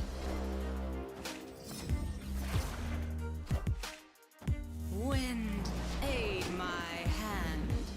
Sure.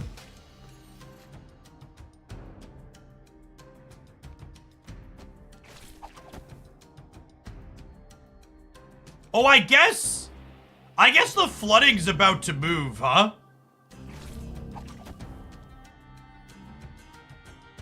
Can I do this actually then? I do this actually. This is about to end up somewhere else. Friendly neighborhood Spider-Man here.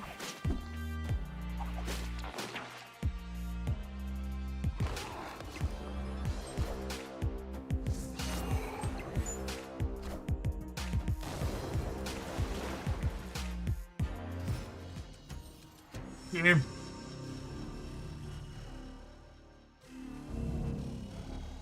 Oh god, it's extra unlucky because I can't play this until second. Rip.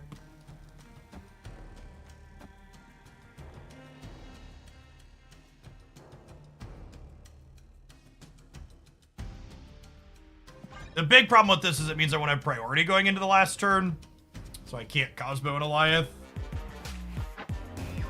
Ooh, we can pork an Goliath though.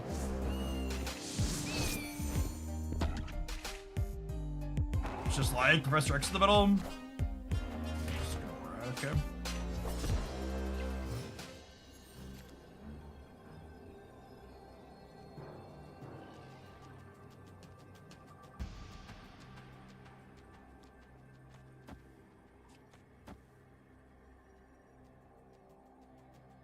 Doggo gets +6 up to 13. Or sorry, up to 15, 15, 16, 17, 18, 19, 20 here. 9 here.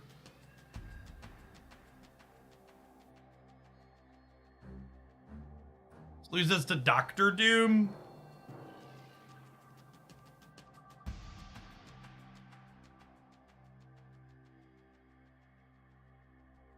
This is 8, 9, 10, 14.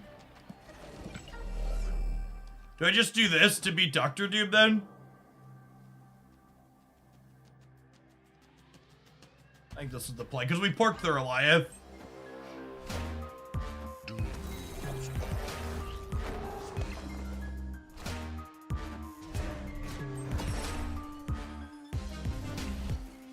Spider Ham is so good, chat, and it's a card that, like, it's fine on the ladder, but it's like even better than it is on the ladder in Conquest, just because you get to see your opponent's cards without having to like lose cube equity to them first. This gives you such powerful planning.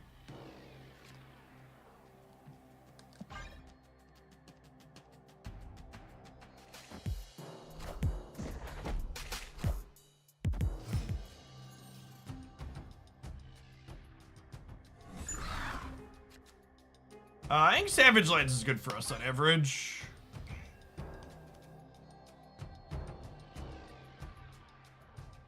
Face the might of Asgard. Mjolnir.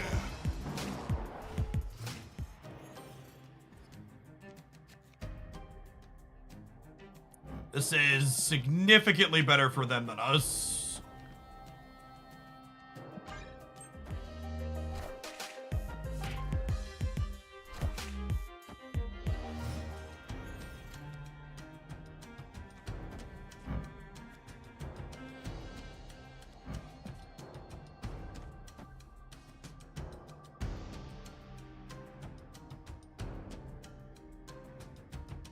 Opponent snapped.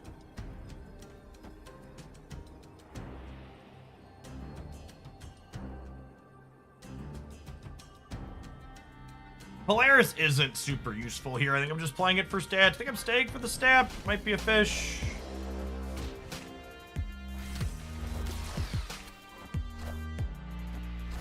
Grab the Daredevil! God, we're so lucky. Such a lucky gamer.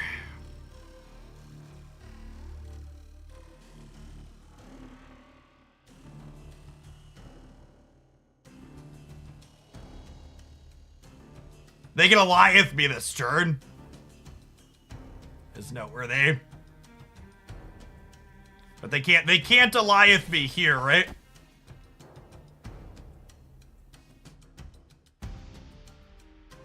Is it crazy to do this to try and grab priority?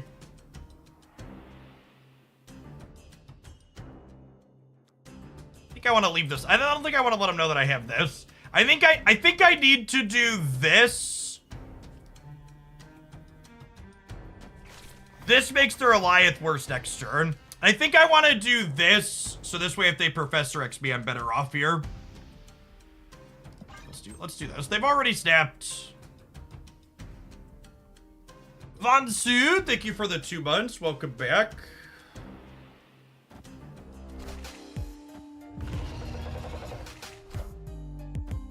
Friendly neighborhood Spider-Man here.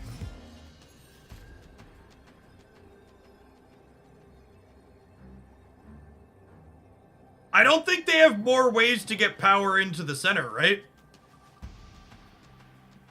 They also just, like, don't really have a way to put more stats here.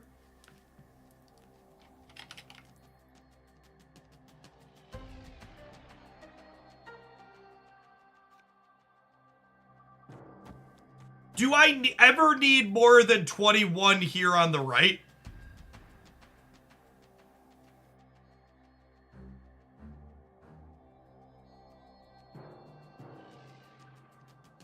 Should I hedge the center? How do they put more than 21 on the right?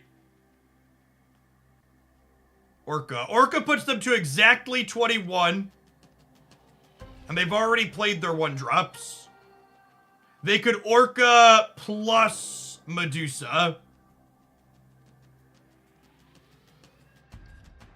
I think they're more likely to get bigger here than they are to add points here.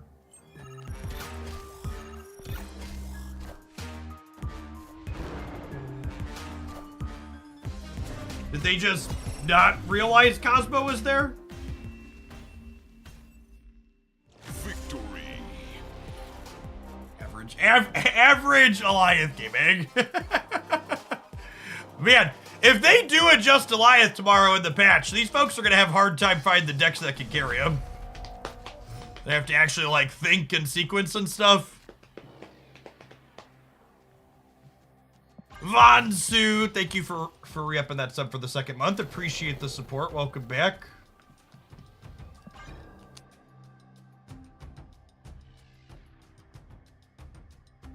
You mean actually play the game? Yep. Tough. It's a tough job, but someone's gonna have to do it.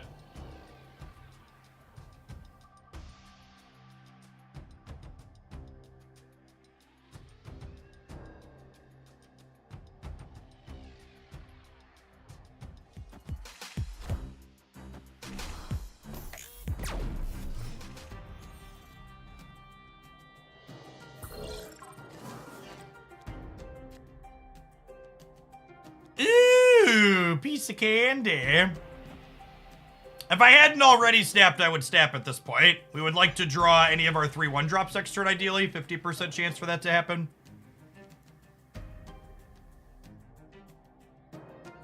I'm surprised they've been able to contain Professor X for this long. I mean, oh, you mean this opponent hasn't played X yet? Yeah, their last card is likely X is a good shout. We were talking about playing around other things, but very, very likely their last card is Professor X.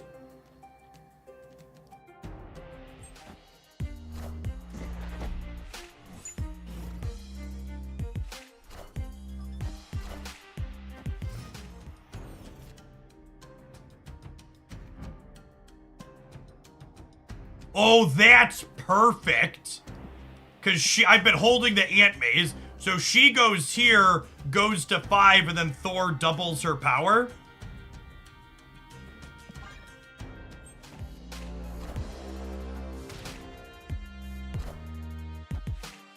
Go mid. Thank you. Face the might of Asgard. You live to be.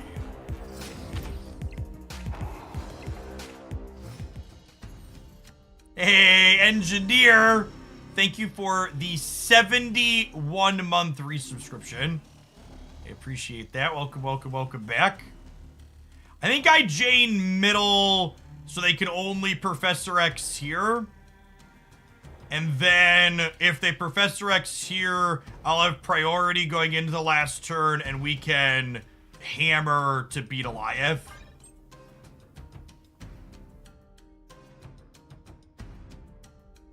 Yeah, he's definitely assuming their last card's Professor X. She's too pretty to die in the danger room, chat. Works every time. Works every time.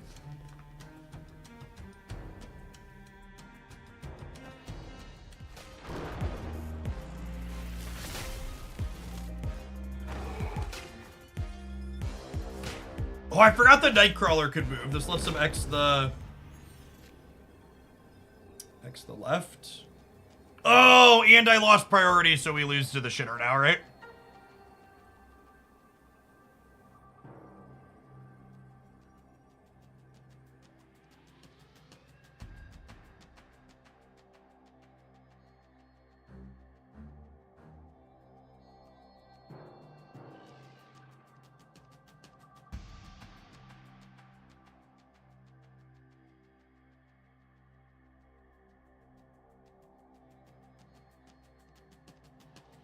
If I spider the Marvel mid, the hammer dies to Eliath. So this is one of those we're beating literally everything that's not Eliath, but we just can't beat. We can't beat their Eliath. Just because they have priority. The Beta Angel, thank you for the 2 months of Prime. I appreciate that. Welcome back.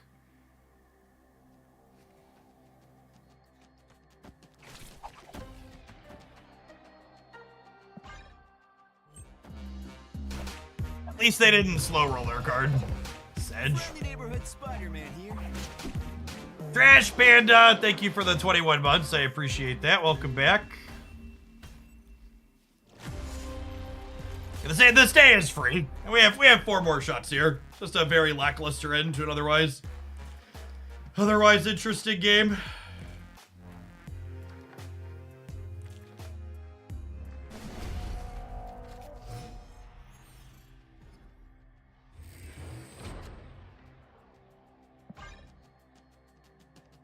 Four more shots.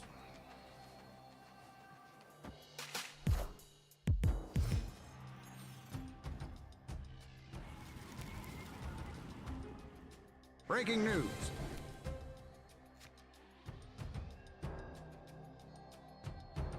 We are vibing on the Snow Guard because of Werewolf. Someone asked, can you replace Snow Guard and Spider Ham in this deck? I mean, you can, but the deck will be much worse. I think both those cards are very strong and part of why this deck is good.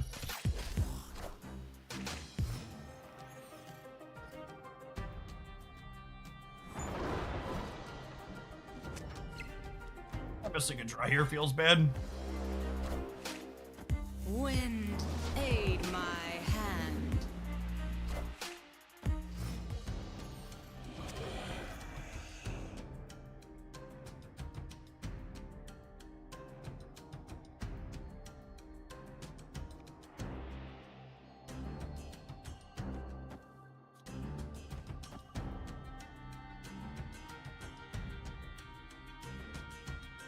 If I do this, I'll miss my draw next turn.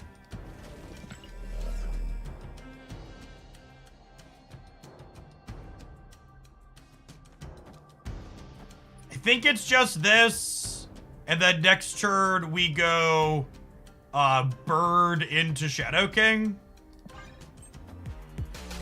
Just to open all the locations up. Yeah, maybe we're supposed to Thor Middle. I can see that.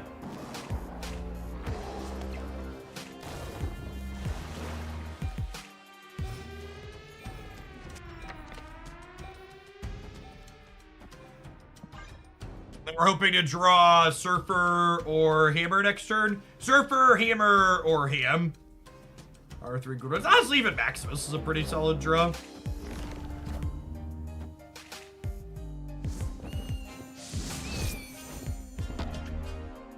Ah, that means we Shadow King our wolf.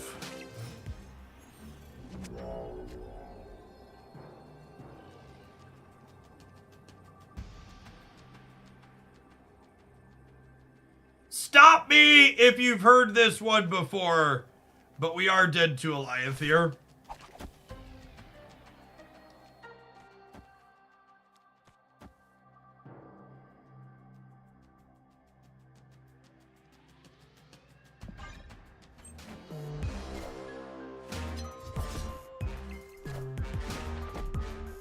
Oh, we're halfway there. Oh, lizard on a chair. I think we're short on points here, right? Ultimately, or a little bit.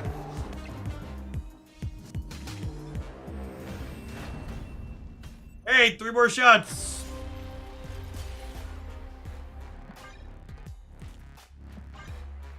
Three more shots. It's fine. We're gonna get a bunch of Werewolf or Snow Guard boosters at the end to make up for it. I believe in us.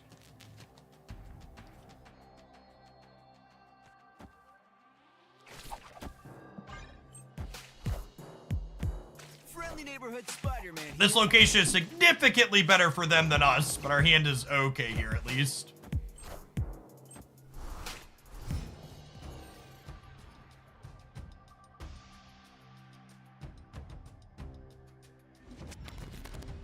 Sometimes lucky rubber ducky. This was easily the best Nico hit here, by the way, as well.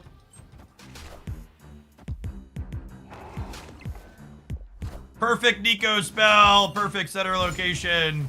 Please eat all of the shit, Toxic Prison deck.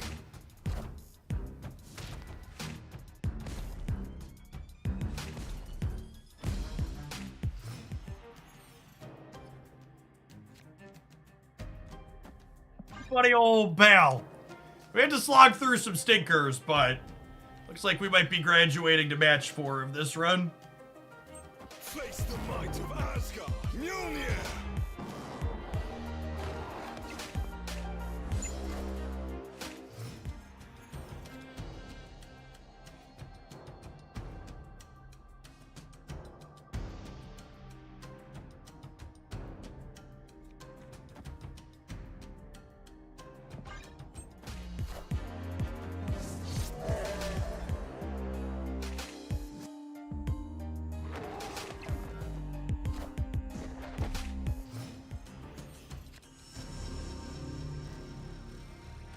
All right, we're taking a somewhat calculated risk here.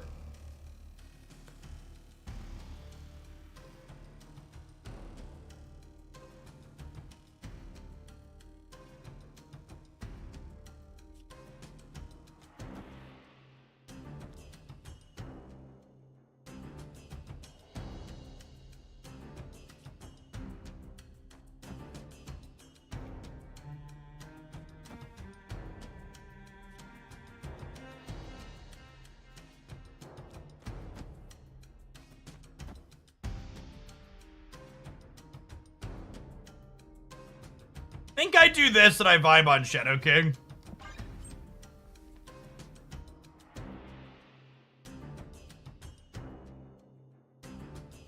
The Daredevil does not tell them the order I played these things. So they do not get to know where the wolf is ending up at.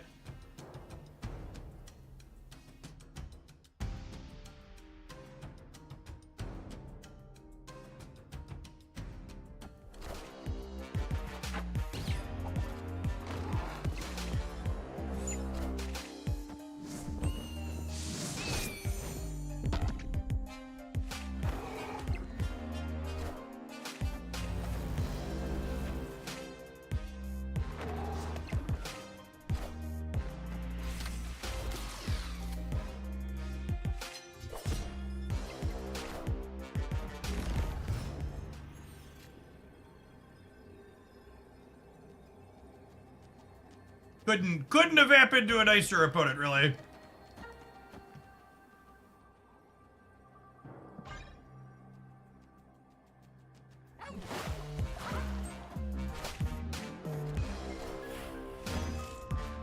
Mjolnir, to me.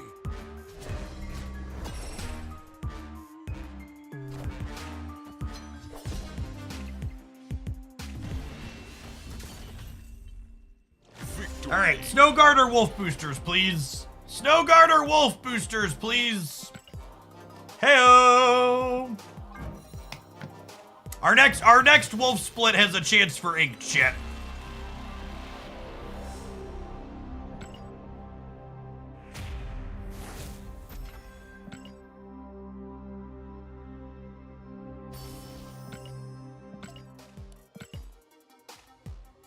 I think it's gain 10 collection levels. So we need to do a few more still. Yeah, I need to upgrade 2 more cards and gain 4 more collection levels. All right, let's head on into match 4 here, huh? Oh, you know, before we do match 4, let's take a quick peekaboo at how the Conquest metagame ended up at. This will be a good one to have a snapshot for posterity's sake. So, someone had asked earlier if I think there's a clear best deck in the format. And I told them no, and I think the data kind of matches that reaction. These 3 here, I think are definitely the big 3. Loki, Darkhawk, and Lockdown. Bounce has the edge on win rate by the smallest amount here, but its play rate is just so much lower. I think Bounce is much harder to play than these other 3, so I don't think its popularity will ever get too much harder than that, with it being as close as it is to these others. I think Destroy is consistently the most mediocre of the more popular decks, and its popularity has been going down as Infinite Conquest has matured here. The play rates on all 3 of these have been going up steadily, I think, for the most part. Past Jeff had a Twitter about metagames on that. Let's take a look here. Comparison's sake.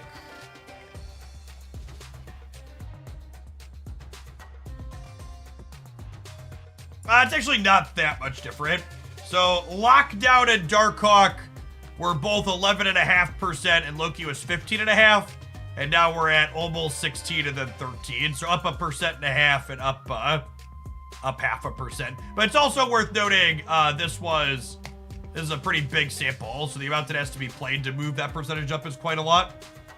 We got a Dark. These are Zabu Hawk decks, so there's a bunch of variations of Zabu Hawk. Some of them play Man-Thing, some of them play Sentry Annihilus, some of them are playing Miss Marvel. etc. Does Blob come out this week? No. Blob releases next week. This week is a rerun week.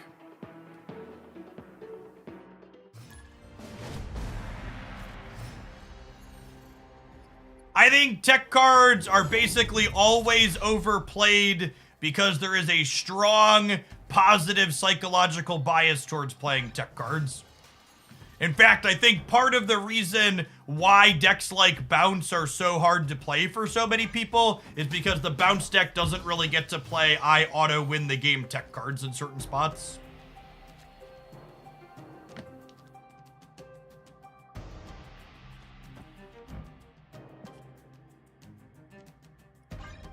Hey, Nashbar, thank you for the primer. Appreciate that.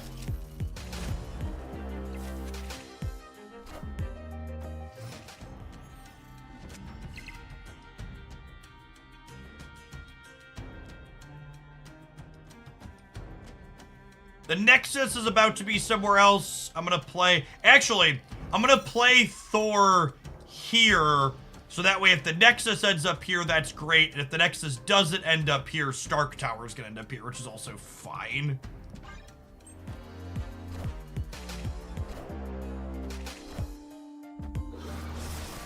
Go Star, thank you for the 5 months. I appreciate that. Welcome back.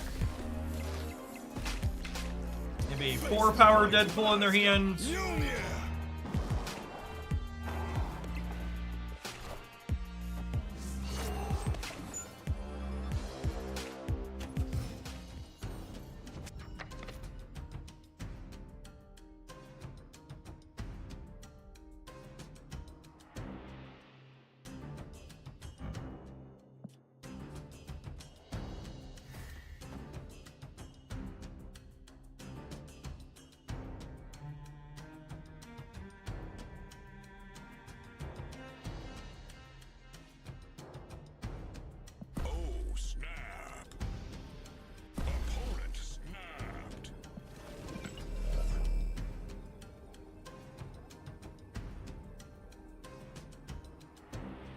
Do I want to Cosmo them here? Or do I want to copy Shadow King? I could go either way. Shadow Kinging this lot sounds really appealing, though. But they're also probably just eating here. I think it's just Cosmo. Yeah, perfect. They snap me back.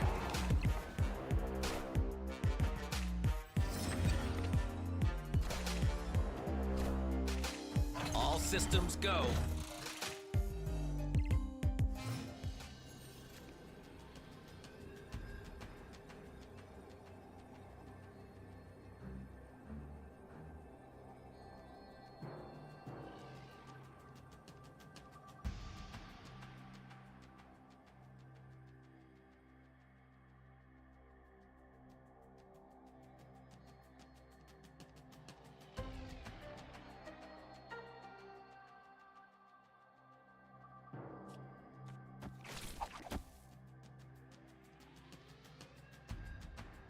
They win the left, do they though? They might actually lose the left here. Friendly neighborhood Spider-Man here.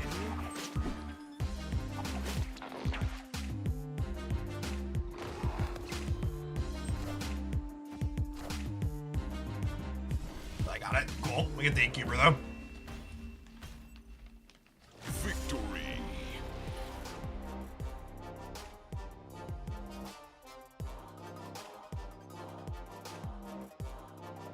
Do we max Cosmo mid to cover from interaction? Yeah, maybe.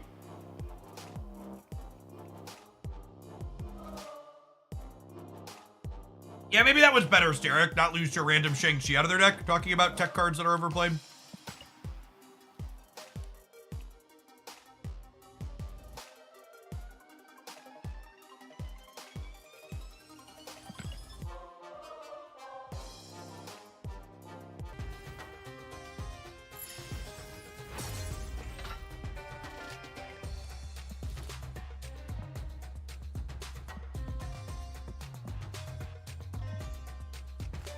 All right, we get to play for another Avatar border here, huh?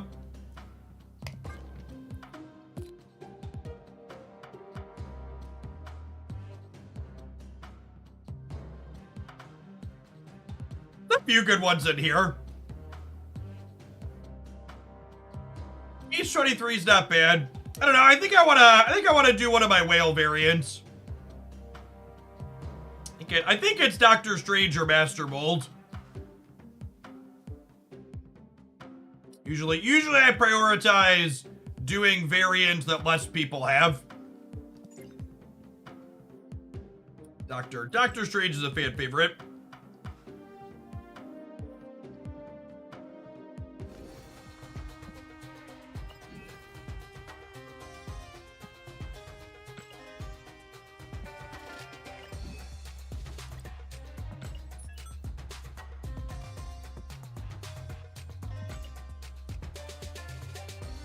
I had someone on one of my YouTube videos recently complain that they didn't know that when they won the Infinity Conquest, it would only apply the Infinity avatar to their current avatar.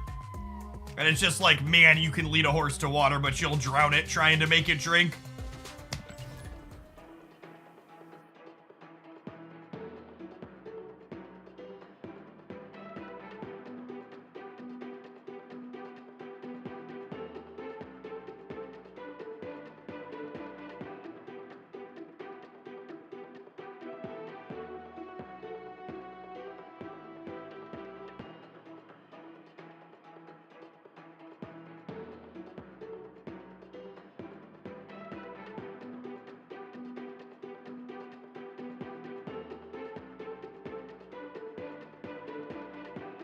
C808, thank you for the 3/4 of a year. Welcome back.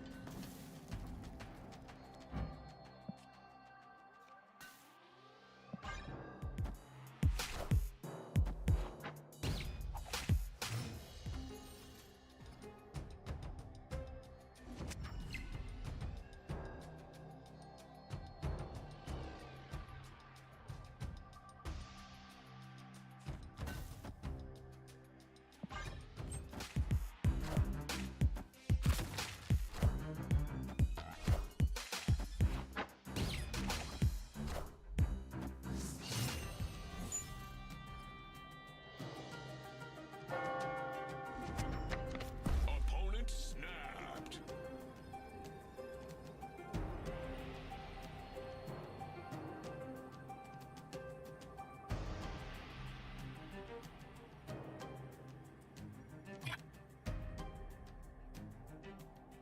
Am I supposed to leave? Can I beat them being white hot roomed? You smell Agatha. No, their deck has the same number of cards as mine. They're not Agatha.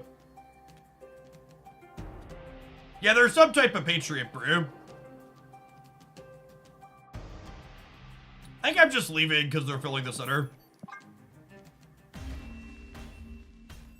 Escaped. Harmartage is good for us, but White Hot Room is just rough.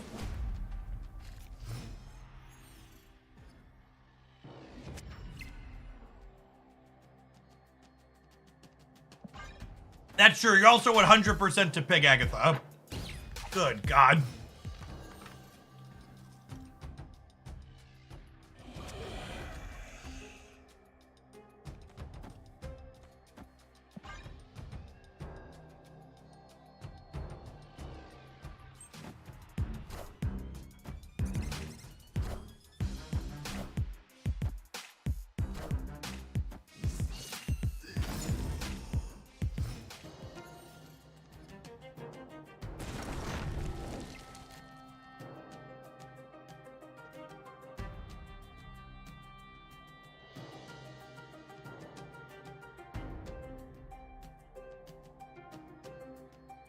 I guess if I put them on Patriot, snapping the Collapse Mine is not free.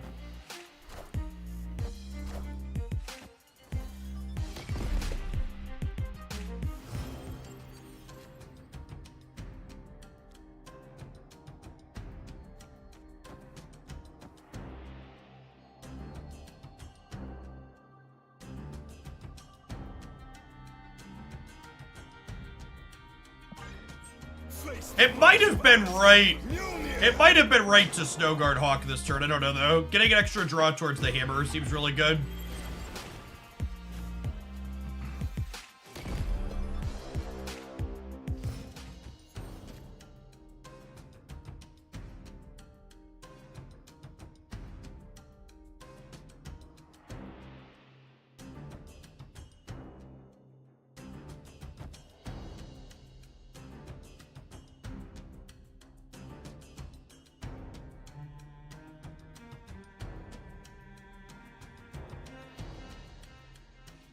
This puts me to 8 here.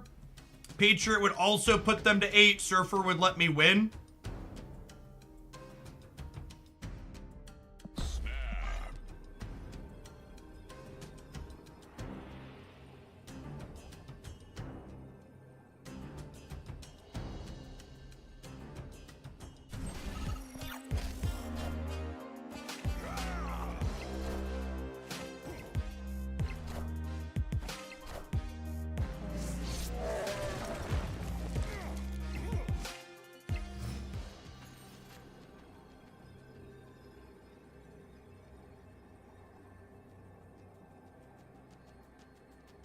Opponent snapped.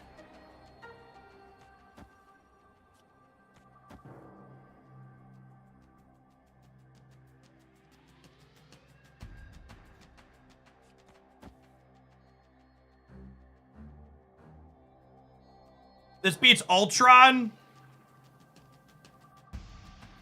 It also beats Blue Marvel.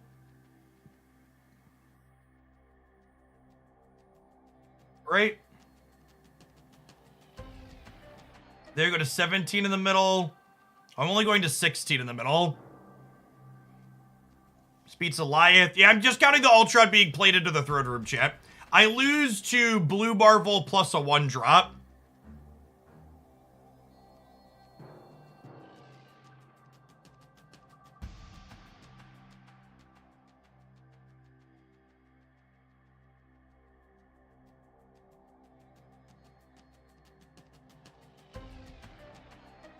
I think they're just gonna play Ultron and lose. Ah, damn. GG.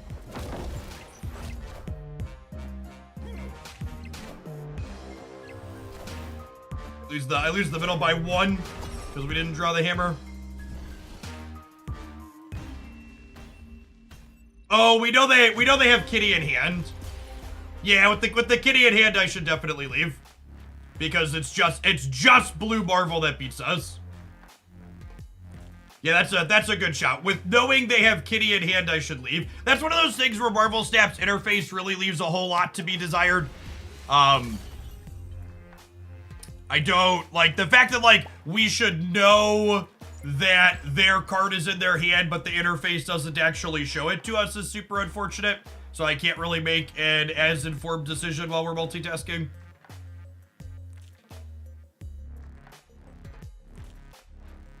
Yeah. Yeah, I should leave. I should leave because of the Kitty Pride. I don't really feel like trying to 5-0 them. That sounds like way too much. It's also only round 3, right? So I have to like 6-0 them. So for the people that are focusing on me saying I beat their Ultron, I am aware that I spider-hammed their Ultron, gamers. I was talking about if they play Ultron here, they're winning here, but then we're winning here and here. Yeah, same thing with Spider-Ham. You should be able to click a thing and see what card is Spider-Hammed in their hand.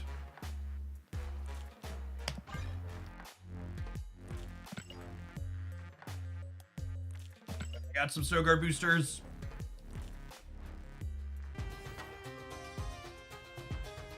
Alright, I'm gonna be honest. I don't really feel like playing more Marvel Snap. I think Conquest kind of sucks. Losing round 5 of Conquest to an experience like that where you like spent an hour building up to it, like it's such a mediocre format in general. And it also feels bad to like feel compelled to play Conquest. Like these tickets make me feel trapped. I feel like I earned them and it's a spew to not use them, but the current format is also so atrocious I have no desire to continue playing it. So we're gonna play the sponsor game for a little bit because that honestly sounds more fun than Marvel Snap's current metagame. Let's kick on over to check it out. Some sponsored cross Blitz.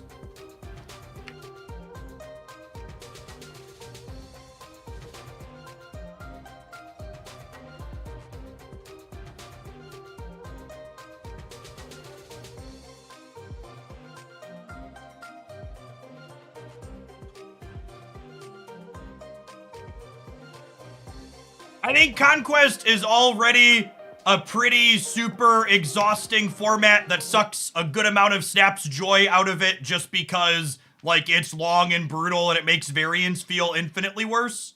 And I think when you mix in a mediocre metagame on top of that, it's really just one of the worst experiences around. Yeah, I don't know that I intend to play out the rest of my Infinite Conquest tickets. Maybe we'll probably play a couple tomorrow morning just for the sake of it before the patch, but yeah. Yeah, no multi-deck, no sideboards, just no fun. All right, I want to focus on something that should be fun. Let's check out some cross splits here, huh? Cross Blitz is I'll turn subscriber only mode off for people that are hang out for the variety thing. You check this out on Steam. It is a deck building roguelite. It's 20 USD at full price. It's currently at 10% off for their release sale for 18 bucks. For less than the price of one Marvel Snap bundle on average, you can pick up an entire game. Let's check out the story mode here. They're fables. You are currently subbed, Ray. When you resub, sometimes you have to refresh the page to send your notification through. All right, Redcraft is our first hero here.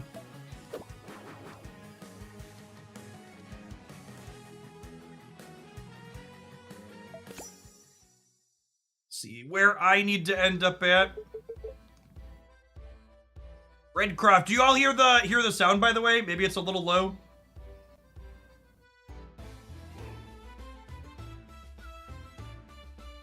Slow but fine. I'll pull up a little bit. Ansold, thank you for the entire year of support. I appreciate that. Welcome back. Ray, thank you for the third of a year. Good morning, good morning. There you go. And Global Lewis, thank you for ripping that prime for the second month. Redcroft, the renowned mighty pirate, has been imprisoned, wrongfully accused of raiding a scaleskin supply ship whilst exploring the Western Seas. The merciless Prince, I'm not going to try and say that name, has confined him and his crew to a desert prison on the outskirts of Scale Earth. With no hope of escape, Redcroft and his fellow caged pirates fall into despair. That is, until a royal envoy arrives at the prison on one particular hot desert day with a tempting proposition. If Redcroft can procure a long-lost relic from the island situated deep in the seas, the prince will pardon them of their crimes, restoring their stolen freedom. However, no seafarer has ever returned from this island alive. What dangers await notorious red-bearded pirate on the dreaded island of the Dragon's Belly? Let's find out, shall we? And Toss, thanks for the 10 months. Welcome back.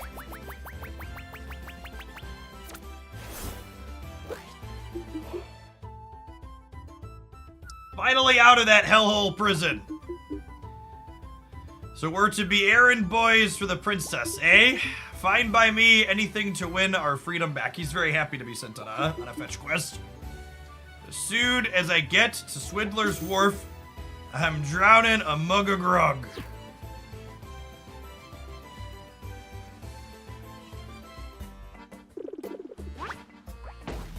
Finally out of that hellhole prison. Yes, Jeff, you stopped playing Snap early today.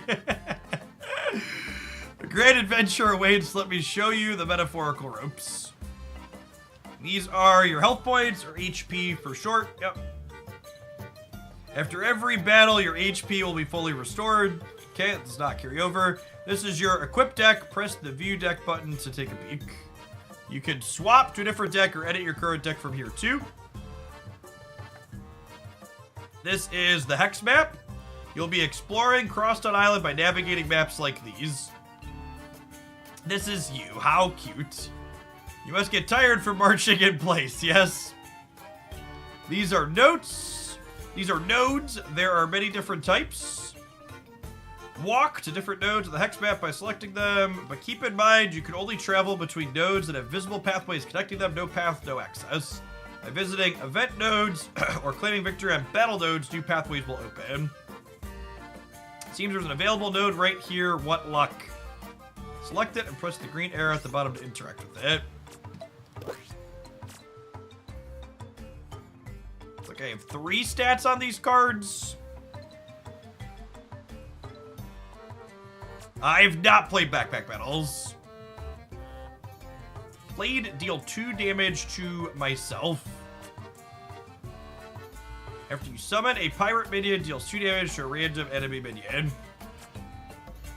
There's some type of third stat in the middle? Or is this energy cost and maybe attack in life? Like some type of resource cost? I'm sure it's gonna teach us here in a second.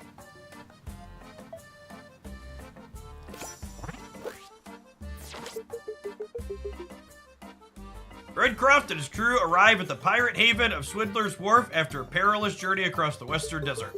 Unfortunately, there's little time to unwind with Abatrax the princess, the loyal advisor watching their every move. Home, sweet home. I think I'm done with the desert sightseeing for a long, long time. Let's move me up a little bit.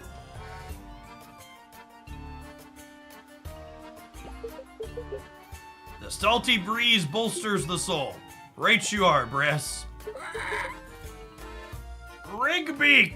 Let's put me up here maybe for now so you can see the characters. Grog and gamble in aplenty. You pirates are filthy. You call this decrepit shanty town a home? All right, I'm gonna click through some of the dialogue so we can get to gameplay. All right. I would like to fight you, please, kind opponent. I don't mind some dialogue. We've got a lot of dialogue here. Let's ask around town. One of the local cutthroats is sure to know where we can find a ship or 2.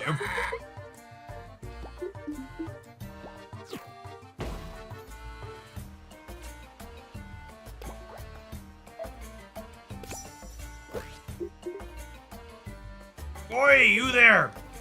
What do you want, Big Beard? Me and my friends here are looking for a ship. Any idea where we can find one?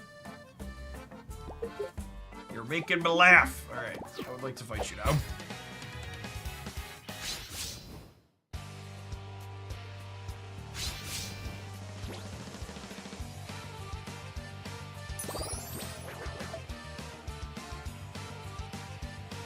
Select cards to replace. Or are they just throwing us right in? I assumed there would be a tutorial at the start. I guess we'll wing it. I'm assuming this is cost, attack, health.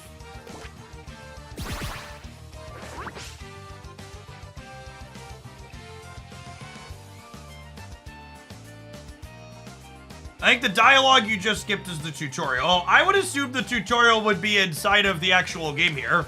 If the tutorial is skippable inside of dialogue with the character, that seems like a little bit of a miss. Alright, no, it's tutorializing us right now. Just not having any tips on the mulligan. Seems a little weird. Lose if we hit 0. That is a good shirt, yep. This is your opponent's HP. To win the battle, you deplete this. The opponent... Okay. Oh, the middle number is mana. Okay, so attack, mana, health. Alright, Hearthstone style mana.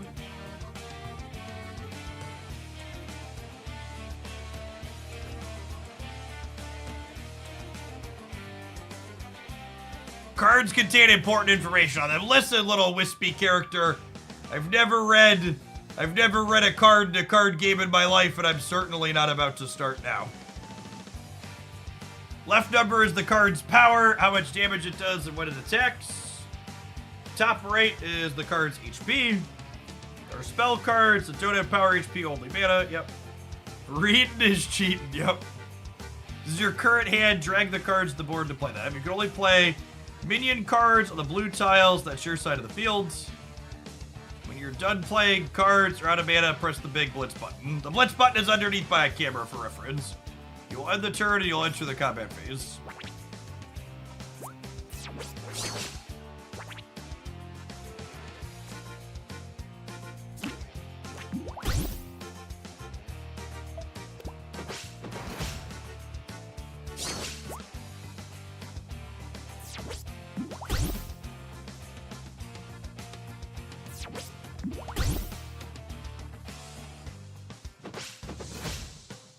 If they don't touch Goliath/lockdown decks in tomorrow's patch, I'm going to take 10 minutes midstream to move a PlayStation 5 down to my office desk, and we're going to start God of War Spider-Man 2.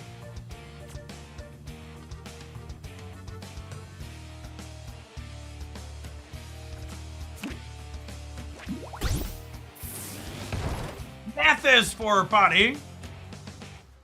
Thank you for the 2/3 of a year. Welcome back. All right, can I attack? The Blitz button is lighting up here. Do they attack automatically at the end? Okay, it looks like they do attack automatically. Do they hit the things across from them? So there's a positional element here. Was I supposed to play this across from this one to like block it, maybe? Like we got some type of summoning sickness mechanic where they don't go on the first turn. We got them waiting. Yeah, it looks like things attack straight forward. Draw a card, gain 2 armor. I like to draw cards. Rush. This minion can attack with the turn it's summoned. This minion attacks twice, so that seems correct. So we go here, and then we hit them for 4. Did I understand this correctly?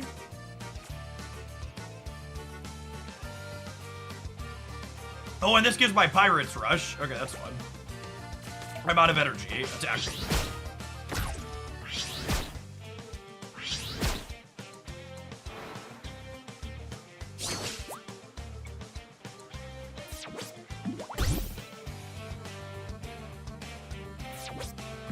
Okay, and they've defended all of their lanes, but we'll be able to win on this path next turn then, right? Because this will crunch them. And, oh, they attack automatically. Yeah. Okay, so this blocks here, but this gives... Oh, wait, this costs 5. Ignore me. I was looking at the 2. This costs 5. I'd like to draw a card and gain some armor. We put this in front of here, and then we put a pirate recruit over here.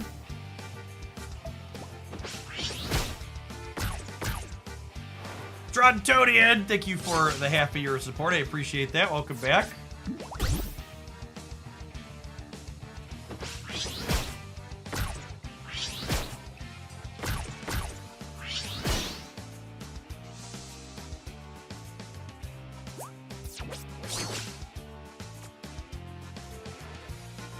Reduce the cost of all pirate minions in your hand by 1. Seems great. And then honestly, I might vibe on this one because this gives a pirate minion an extra attack and rush. So if I hold this till after I play this, get him next turn.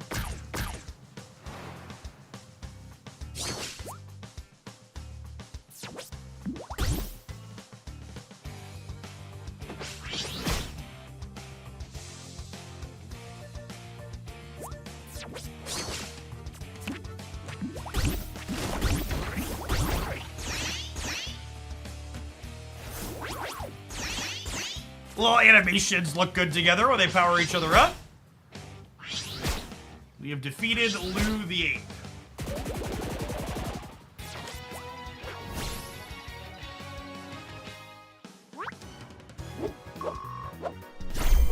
Win or lose, you'll receive an overview of the previous battle. When you win, you'll receive experience points or XP. Enough XP and your hero will gain a level. You can then visit the level grid to power up your hero. Simply put, their challenges pertain to the battle you finished.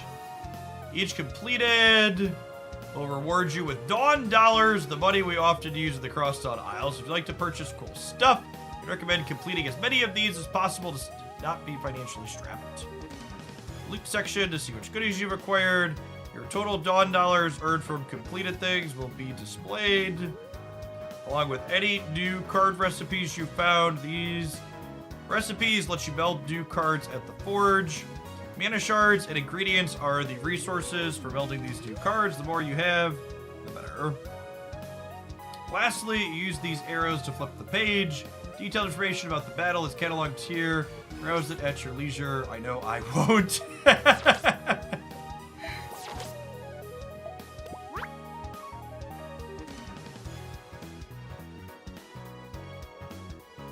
You seek to bolster your strength. Yes, the level grid is a place to do so. Trust me. Each time you gain a level, you'll be awarded a level point, or LVP for short. By selecting level nodes along a level path, you can spend these points, granting you new cards or boost your maximum HP.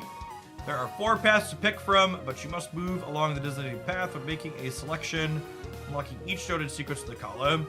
And there's a column aligned to a deck archetype or playstyle. It's up to you how to spend your level up. If you're upset with how you spent your points, don't cry. You can reset the level grid and all your previously spent will be returned to you. Oh, good.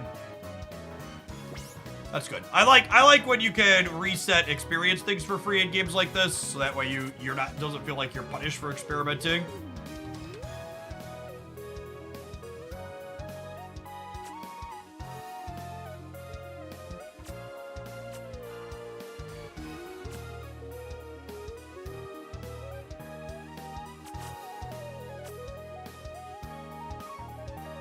Random pirate minion from your deck. I'm gonna put points into the pirate party section, chat, 'cause that sounds like fun.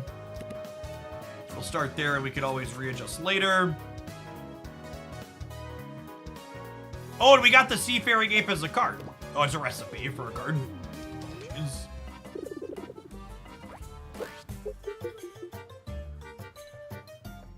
Shiver me barrels! You're a lot stronger than I thought.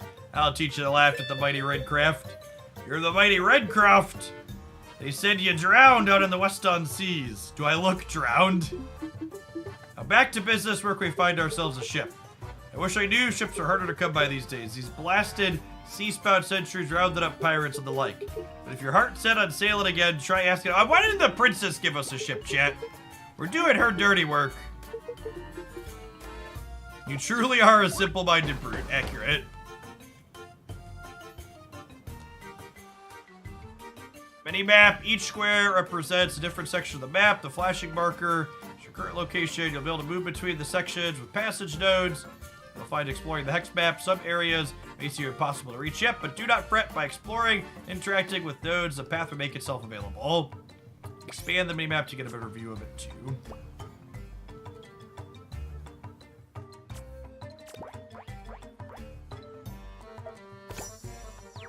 One treasure, please.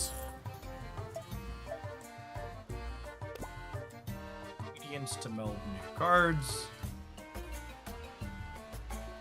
Oh, is this just like a picture of a guy next to what this was? Oh yeah, he doesn't have the spots that do stuff have an indicator under them.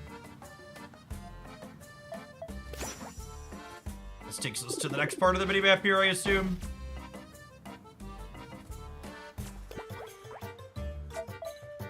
Yeah, it's just a visual of a guy that we're gonna fight.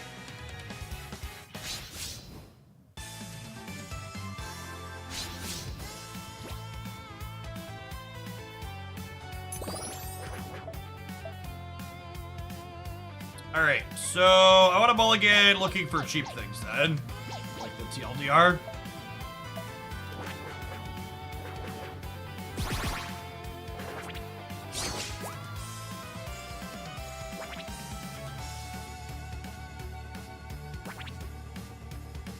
Making fun of my pantaloons? I'll cut you up into sea chow. Give another random minion +1/+1.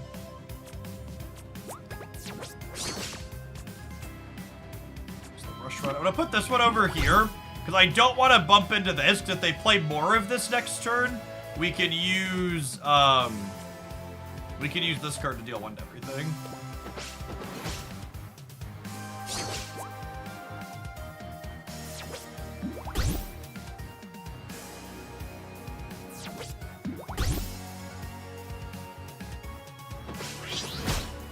activated. Activated my trap card, chat.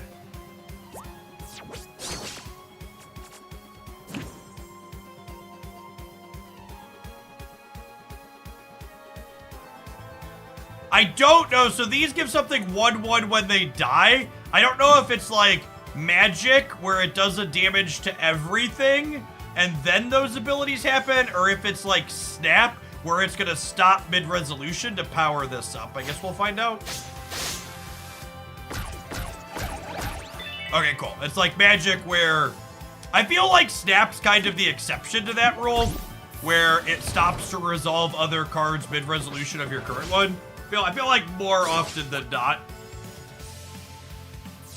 it resolves fully.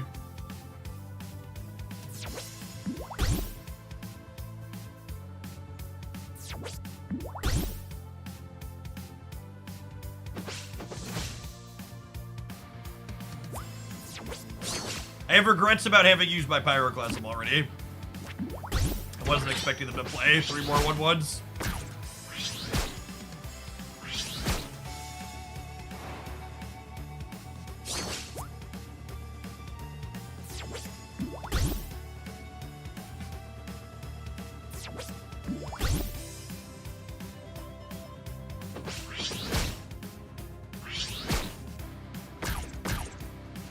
Yeah, I've only been playing for a few minutes, Friendly, but I think that's a good take compared to... I've played a number of games of this type of genre before. And one of the things that this one looks to be doing a bit different is it's got more traditional TCG style gameplay. Which is interesting. It tends to be a lot deeper. A lot of like other Slay the Spire type games, the actual gameplay, it tends to be kind of shallow. Like, there's some sequencing decisions, but you tend to not really have cards that actually play to the board. And this is a neat version of playing to the board where, like, the positional element gives you kind of an element that blocking would give you in Magic, but without, like, formally needing to declare blockers every turn, which is nice.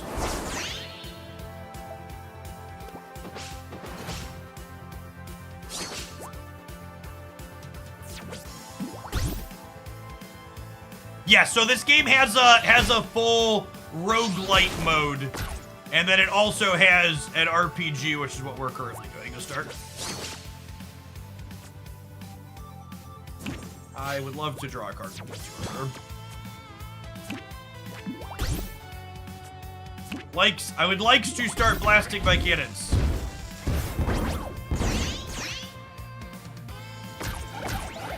Blitz them.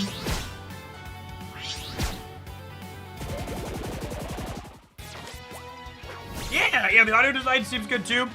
This one is currently only on Steam, so not a mobile game. We're doing cross Blitz here for a little while yet, but just because I'm doing a sponsored game does not mean my Twitch ads contract stop. So we're gonna take a 2-minute breather. I'm gonna run to the bathroom and fill my water bottle really quick, and when I get back, we're gonna be playing some more cross Blitz here. Thanks for hanging out, Don't Go There. If you're gonna check them out, you can see them on Steam over this way. Hear me.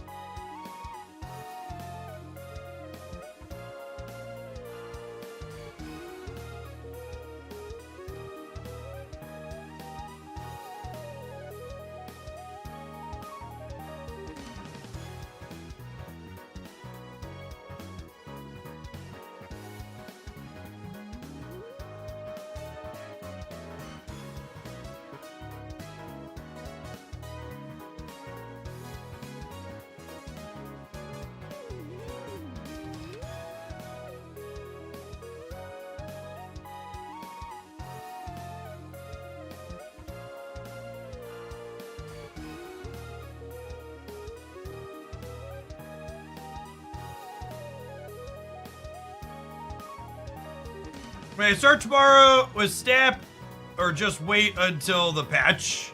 I mean, I'm gonna start with Snap tomorrow, but I'm probably gonna go live a little bit later than is typical, so we can hopefully not really play much before the patch drops.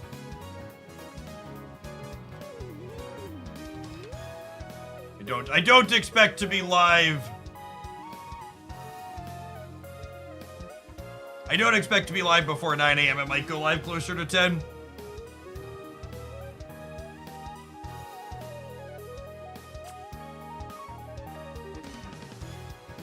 Play a minion, deal 1 damage to it, and give it 2 power. Okay.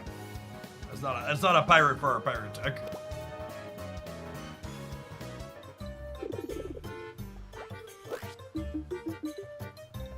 It's like your fancy slacks were no match for the mighty red Croft squid face. You tricked me into buying these patch-ridden pantaloons. Tell us where we can find a ship now. When beached here since my last captain was blown to bits by the scurvy dog Coxswain. If the ship you be looking for, talk to one of those big-headed info brokers. Those two-faced crooks know everything going on the wharf. Alright, info broker. Looking to size up your foe, right-click on the battle node to view the important details. Study and strategize accordingly.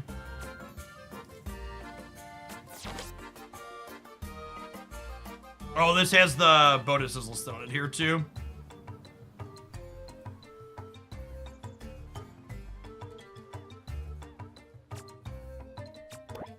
What's the store code do? There's an event. Brock! Red Croft's dead, drowned at sea. Featherface. Featherface doesn't appear to like us. We smacked the bird. It's a little aggressive, Red Croft. It's a real shame, Captain. Who knows how many of those bloke thinks you've kicked the bucket thinks that nasty gossip. Wonder who we have to thank for that. Don't glare at me, pirate. You sealed your own fate by acting against Galeheart's crowd. Besides, you're a skilled pirate as you claim to be. You shouldn't have much trouble restoring it. PETA has entered the chat. Well, he's like also an animal, right? So is that... It's an animal beating an animal?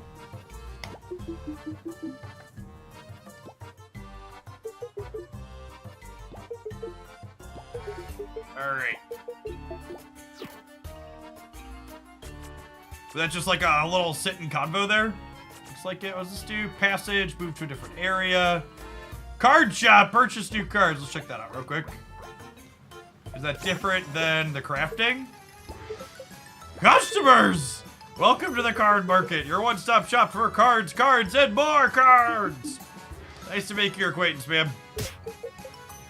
She's card crazy. That I am, you annoying loudmouthed creature. My cards are the best you can buy and for prices to die for. Alright.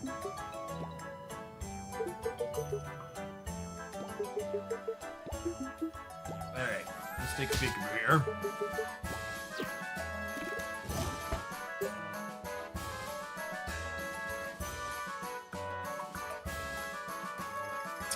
So, a lot of our current deck is Pirate Synergies. Death, add a random pirate minion to your hand. That sounds lovely. We got plenty of dollar reduce. Oh, and I could buy... Oh, how many of them can we put in a deck?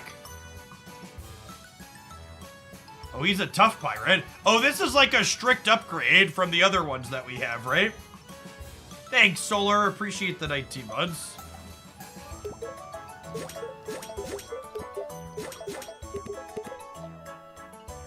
Oh, did they get more expensive as I buy them? I wasn't paying attention to that. I should have watched. You're broke. You're not wrong. All right, view deck, edit deck. View deck is easy. Take my word for it. Click on a card for your collection to the left and add them to your deck. You can drag them to. Click or drag cards to the list on the right to remove them. Must contain 30 cards, so more than less. I actually like when this style of game has a set number of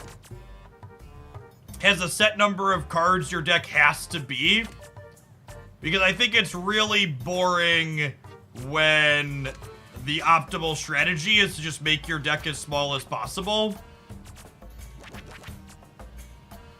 Because I wanna like be excited to get new cards and play with them. So when the min-maxy thing to do is like make your deck tiny, I think it's really, really boring gameplay.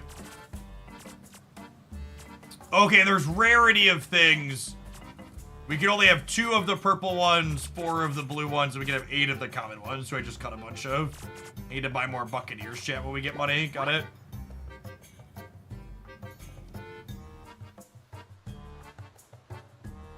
This is your currently equipped deck. Whatever deck you've equipped with the same deck you're using in battle. Here's the cards list. Yeah. Right click to rename your deck. Got it. Make a new deck. Press there. Sure.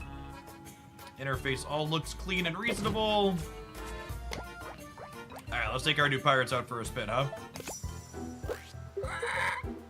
A pretty fairy! Don't be rude. Well, what a mighty pirate you seem to be. This should be fun. I'd watch where you're pointing that fancy blade of yours, miss. Some might mistake a gesture like that as a threat. Your concern is touching, but I'd worry more about yourself. Pushing for a duel. Alright, let's duel.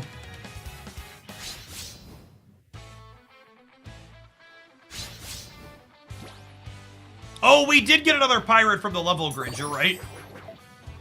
We'll have to throw that in there in a second.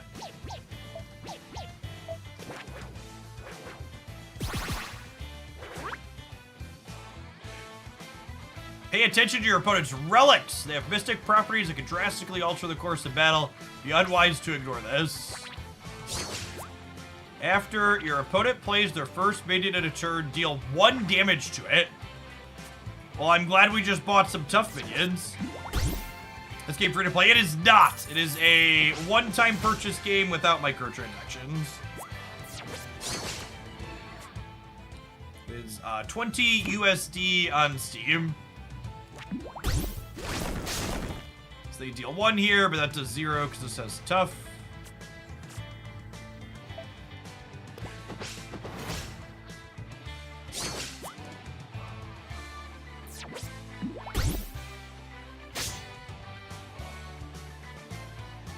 Check it out on Steam here.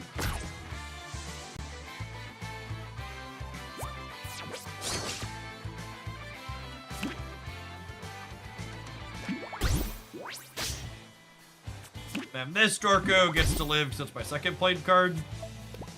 Just punch them in the face.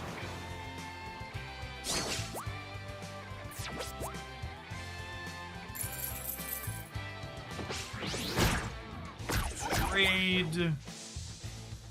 Oh, and it gave me a random pirate. And this is also a pirate, so I'm gonna play out my cannon here. That way it can shoot. Like those.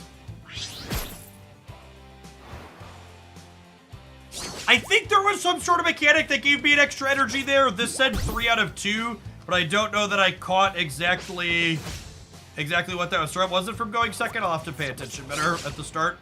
It should probably call that out.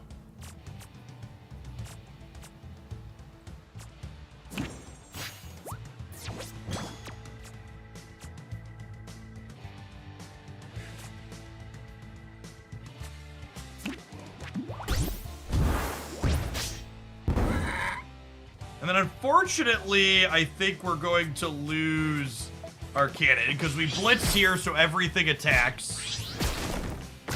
And then that happens. Oh no, there's only 2 damage to my cannon, so it'll live for a turn.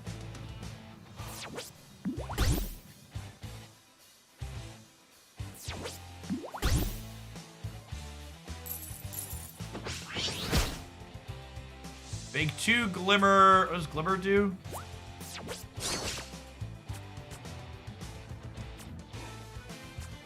Okay, so let's... Oh, if I buzzsaw... If I buzzsaw, it's gonna kill these, though. Awkward.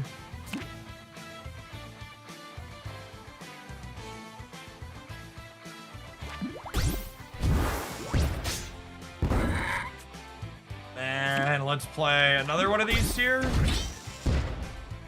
Okay, cool. And now this guy gets to live for another turn. Let's see. I think this attacks from behind, I imagine.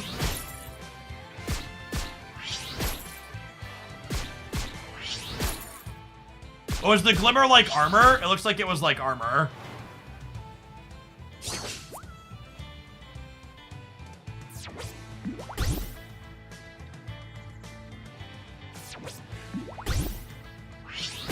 Plunder. Triggers after this card destroys enemy minion. Okay. Oh, we did lose our cannon over here. It's a little unfortunate.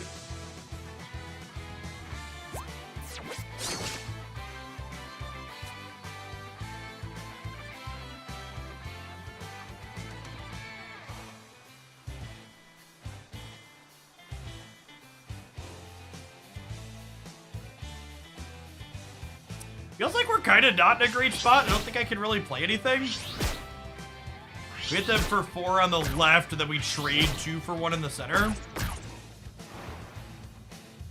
This is the Marble Snap Killer. No, that's Goliath. Goliath is the Marble Snap Killer.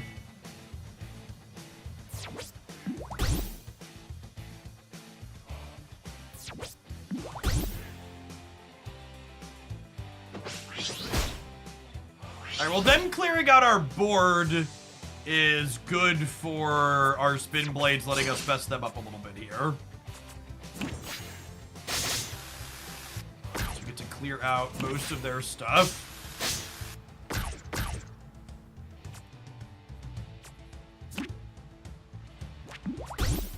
I think I'll put this in for— oh, I should have played this. Oh no, I needed to play this first. Nobody attacks, and our 2/2 generates us another friend when he dies. So good choice here.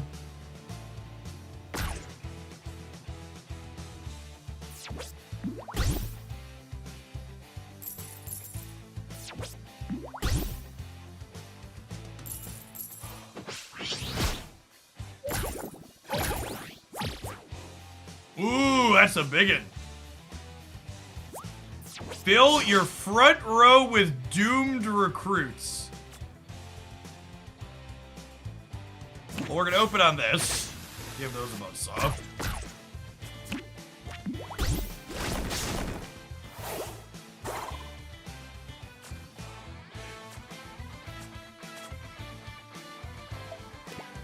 Okay.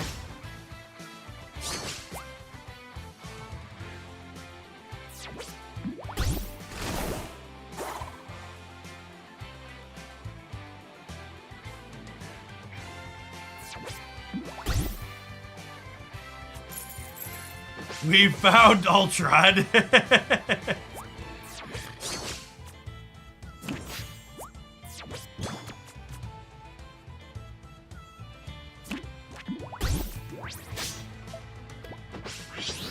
Alright, so our Darkos trade here.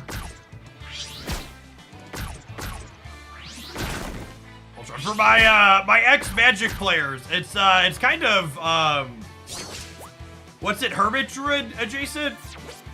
It's been a while since I thought about that card.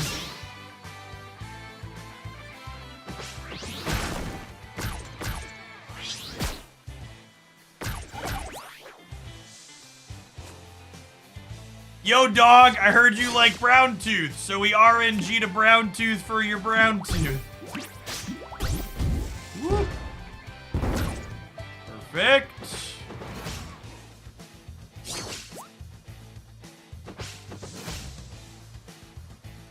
Oh, Deranged Turbot, not Hermit Druid. Yeah, you're totally right. It's Deranged Turbot. I feel like I want to get the golems out of my deck to put more actual pirates in. For my cards that trigger on pirate synergies. Maybe we'll make that adjustment after this game.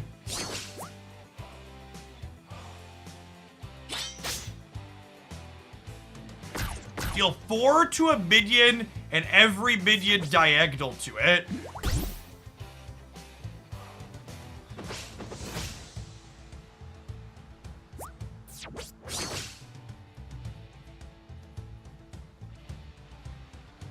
Oh, can I not? I was gonna say there's a game log here, but I actually can't click on things in here. I was like, oh, there's a history, so I can go back and look at that card, but it's actually only not, kind of. Kinda not really.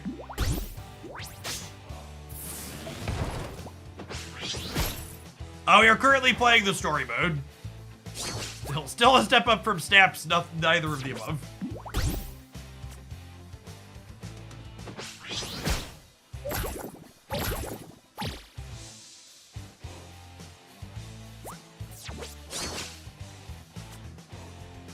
I think I'm gonna vibe on that for now, because we just have so much energy, there's no reason to play it out ahead of time.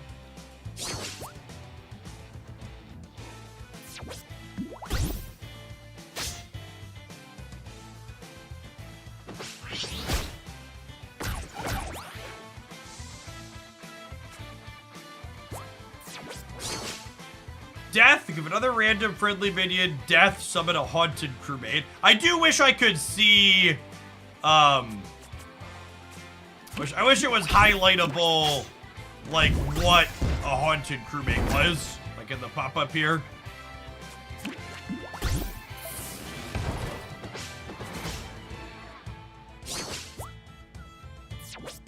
I think the one the elephant made,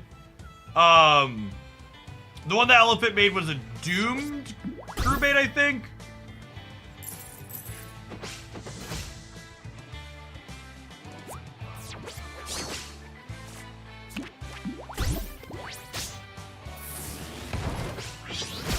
Hey, Arson, thank you for the 35 months. Welcome back.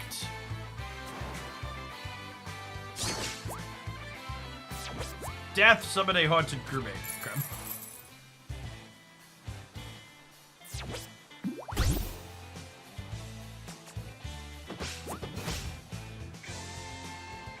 Combat star draw random pirate for your deck. Oh yeah, this is the one that I need to, we got that from the level track and I didn't put it in my deck. That card seems busted in a long game like this. Honestly, I assume if they have a bunch of pirates in their deck, they're gonna bury us with this.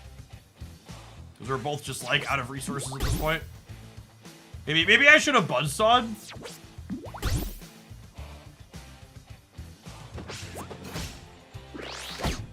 To like deny them a card draw.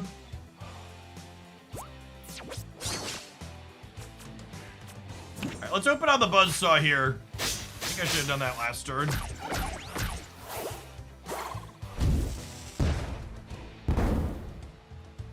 Oh, this is the haunted crewmate.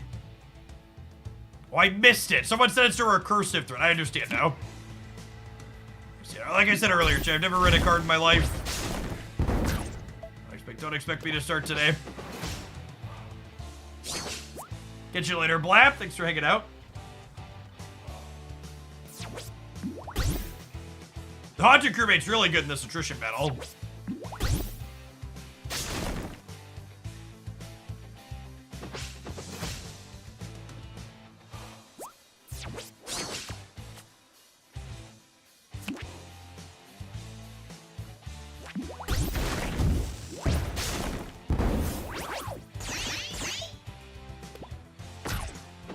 Alright, blitz it, baby. Alright, we finally have established a dominating board position. The art of this is sweet. Yeah, it's solid.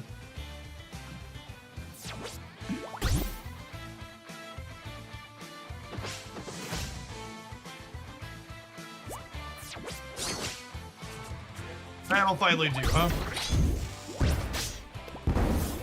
Oh, we need to swap out the golems for more pirates. Oh wait, he's dead to their trigger ability? I think there's something there, right?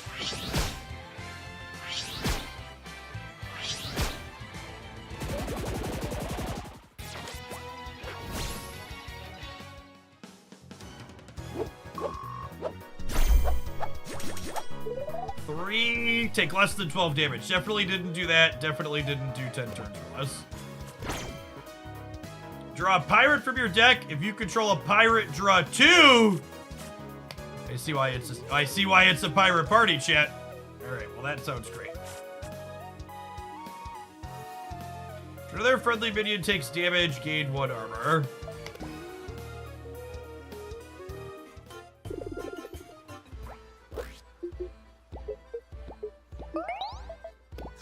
What do you open up? Anything? View deck. Deck.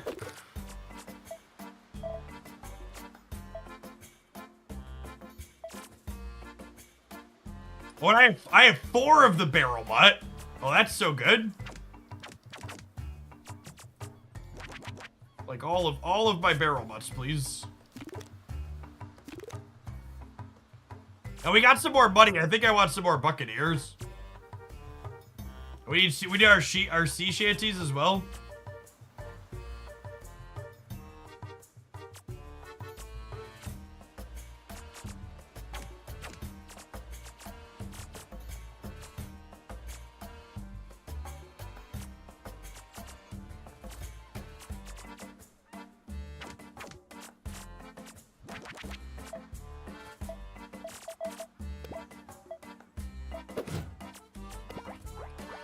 Back here and buy our last 2 1-drops.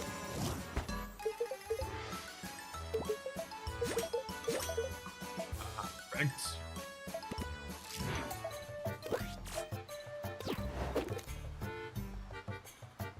You got run out of cards in your deck, or you just draw them all in that long game? The decks are 30 cards, so it takes a long while for them to all run out, in theory.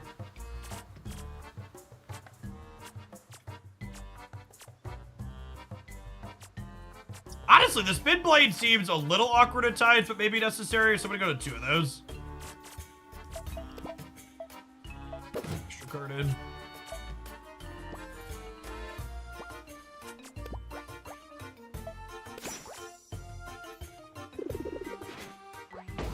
It's Hearthstone style damage if you mill out, okay.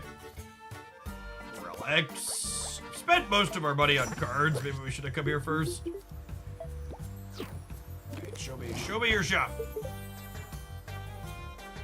Your pirate minions have +1 power. All right, we know what we're saving for. Start of the game, add 2 cinder shoot monkeys to your hand. What is a cinder shoot monkey? Game, what is a cinder shoot monkey?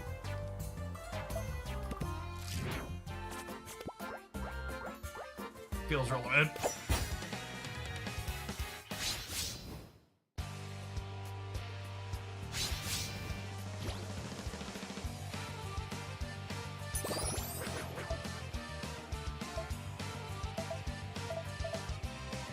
Curve looks perfect, no notes.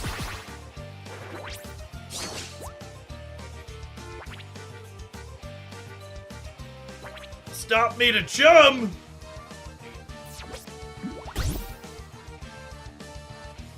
Who's that?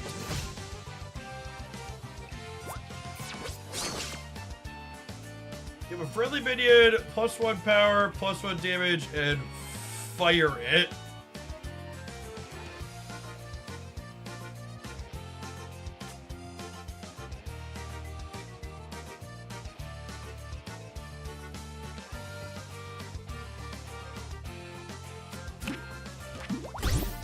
Yeah, looks like I have a Hearthstone style extra coin. I think I can save it for a later turn. I only spent 1, so I think I can hold for the cannon next turn.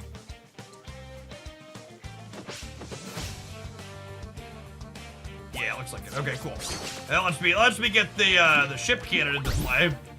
And then I think with the ship cannon on 2 and like the 2-drop pirate and the 1-drop pirate here, we probably want to snap since we're favored.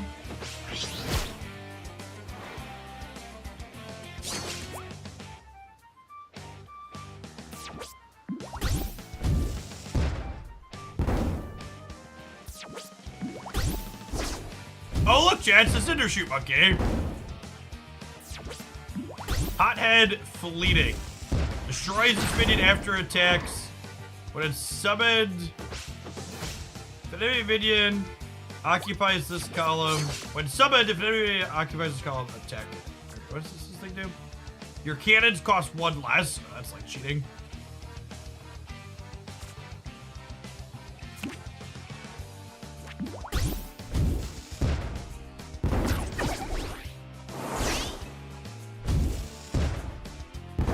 Wait, what?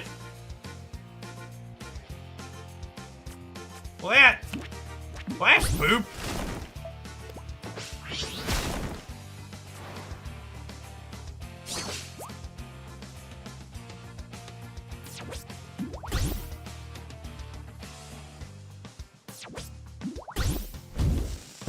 With our cannon gone, we probably save this Buccaneer for after we Admiral Brass.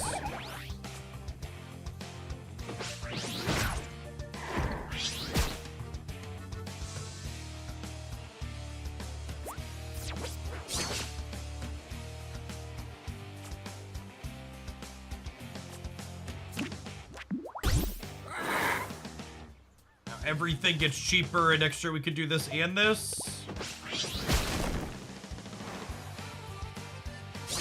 Yeah, the fish gave the cannon an attack. I just wasn't expecting it to also pop when the fish died. Oh, God. Okay, well, thankfully they didn't have a pirate in hand.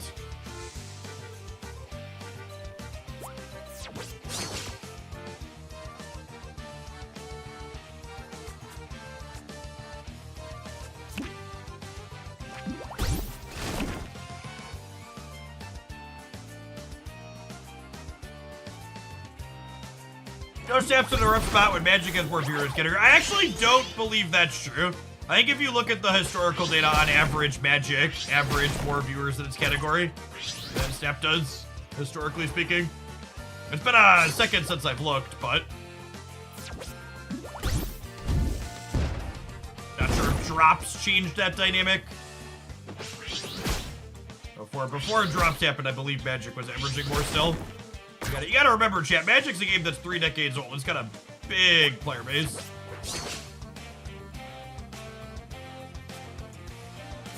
I would like to draw some pirates, please.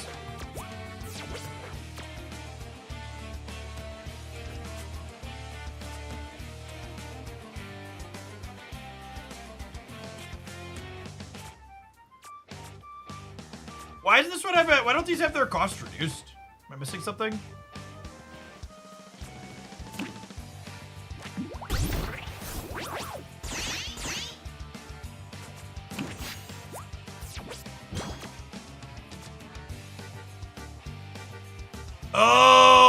Oh, it's an ETB. I thought it was a passive ongoing. Okay, that makes sense.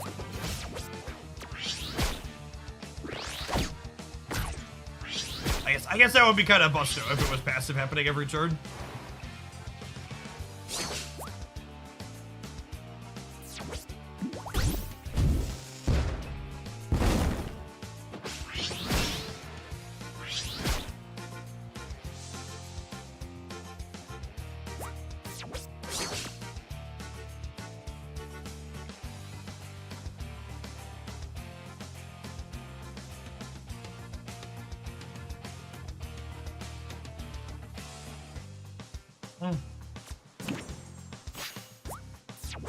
Card, see what we get. Okay. This Dorko here, which makes everything cheaper.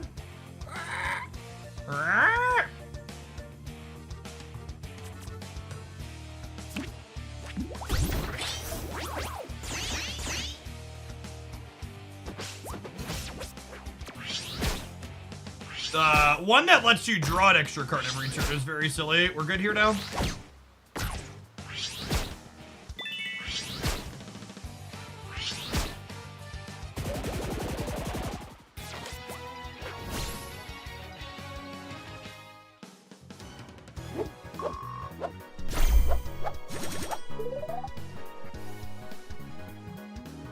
Ooh, we had all 3 of them. Let's level up on the grid. I'm trying to keep working towards the pirate party card. Summon 8 pirate minions. Deal damage equal to the number of pirate minions you control to all enemies. I don't know how exactly that works, but I would like to work our way up to it so we can figure it out.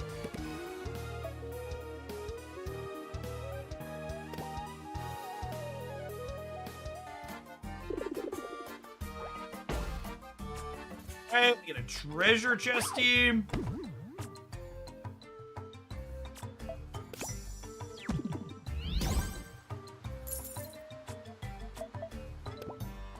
$500 dues. We're not quite at 3,000 to give all of our pirates +1 yet. I think I'm gonna wait for that potentially.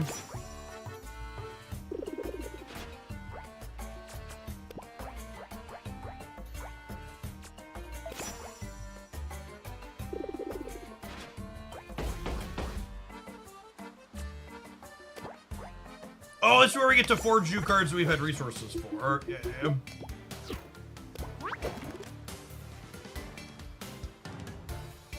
Recipe and the necessary ingredients you can meld cards for you.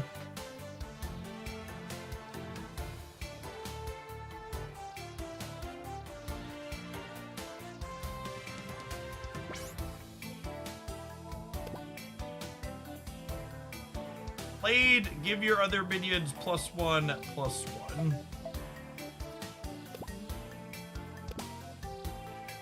I think we're just focusing on pirates that are just jets. I'm gonna build me a couple of these.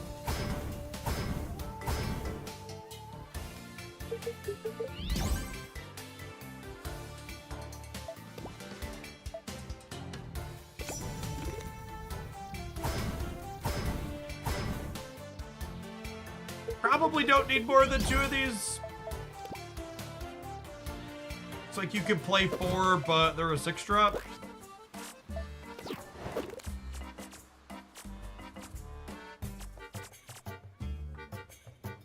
Honestly, with how many minions we get going, I think I'm just gonna cut these spin blades. Put the top end in and just swarm the board.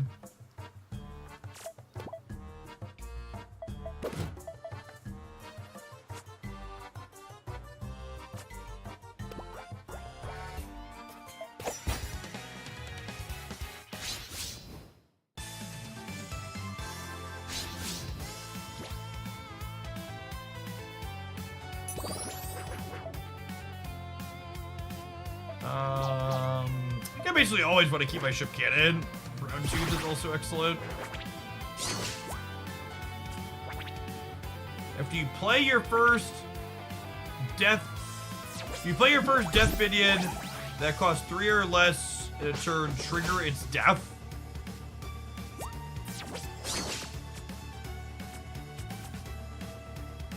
I think when we're going second, I vibe on the temporary resource and we like cannon on 3 or cannon on 2 into playing other pirates on 3.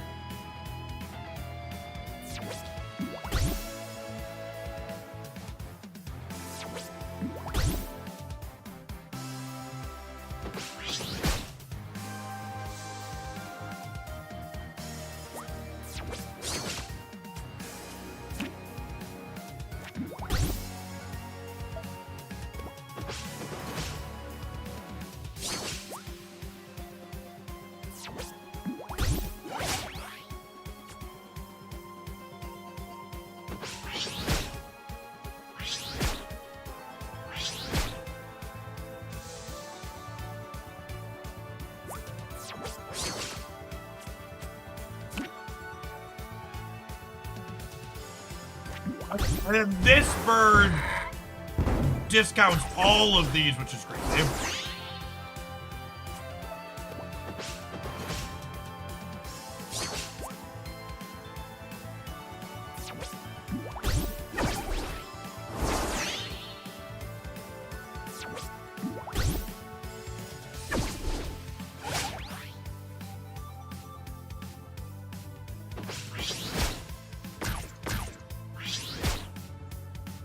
There's a few different archetypes in this game because they're like an on death trigger.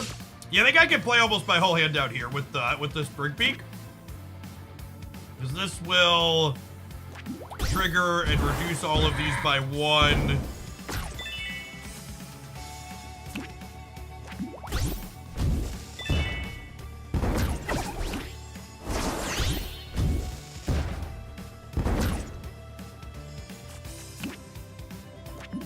Some combo gaming if I ever saw one. Felt pretty good.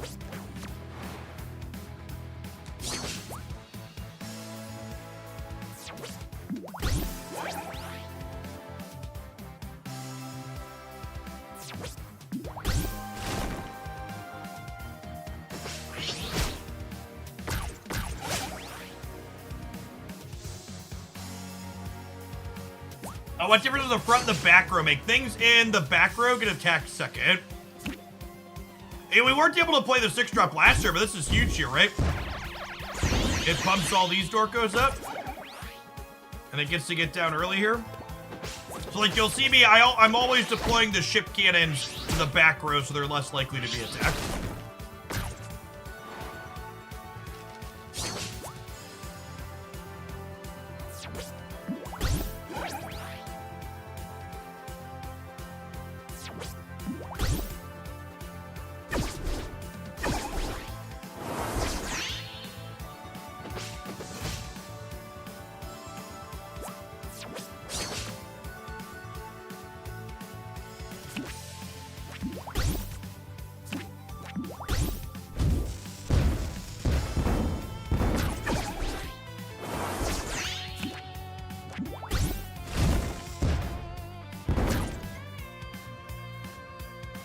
It took us a second to get set up this game, but once we got set up, we ran them over.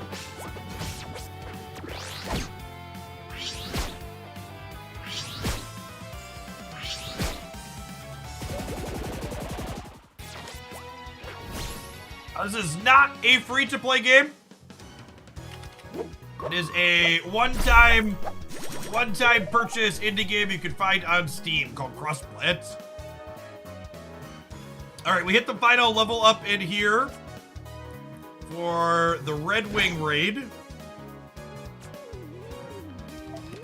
So we can put that in our deck, and then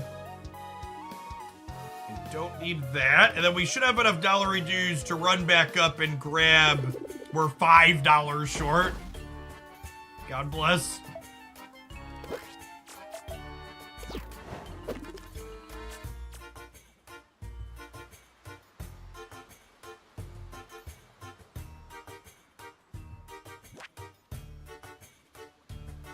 I don't know that I understand what this does. It says BB at the top.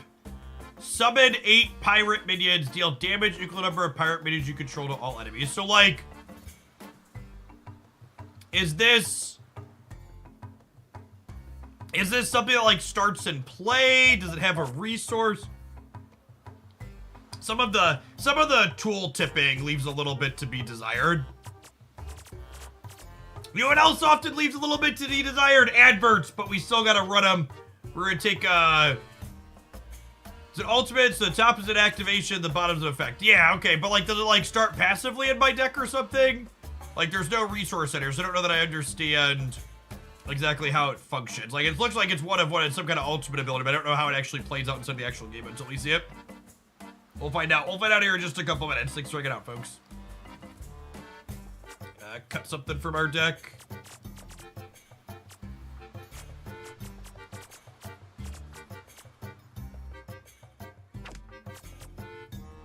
Hey, Tupper. Thank you for the 7 months. Appreciate that. Welcome back. Good afternoon.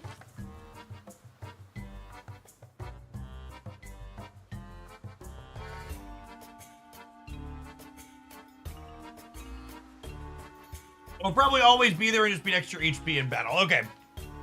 That would make sense to me, but it's also kind of weird that it takes up a deck slot.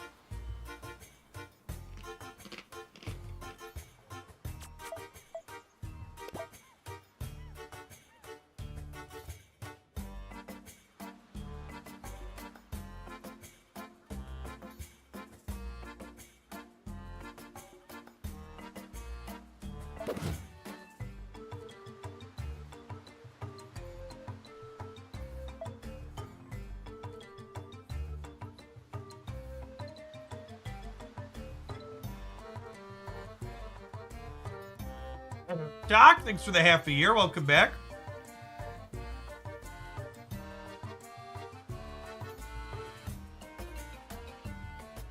Yeah, it's like the one element of deck thinning. It kind of thins you to 29. I feel it's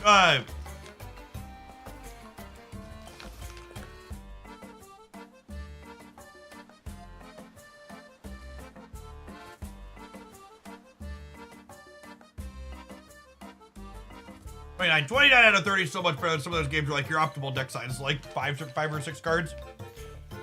Yeah, I feel like it taking up a deck slot is kind of less clean than otherwise could be. Maybe there should just be like an ultimate slot on the decks.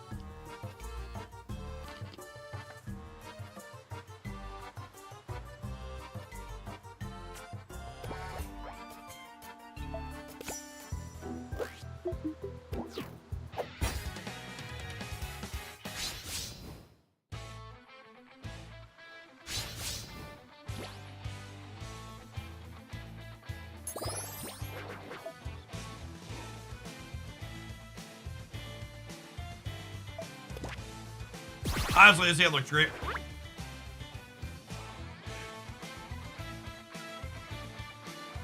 Blitz Burst card. That's what BB stands for.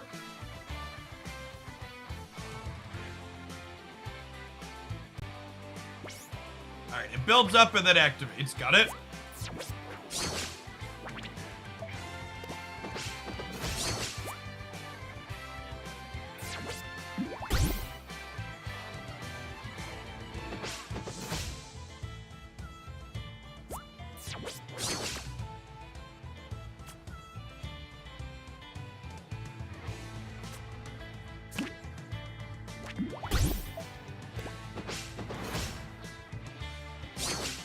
Yeah, if you're someone that likes to look at cross Blitz, you go to the capital in the immediate vicinity to pick it up today. You just add it to your wish list on Steam is always a great way. Help give the game some visibility. It's a metric that devs tend to care about. I want to spread my ship cannons out to locations where they're not sending things attacking across from.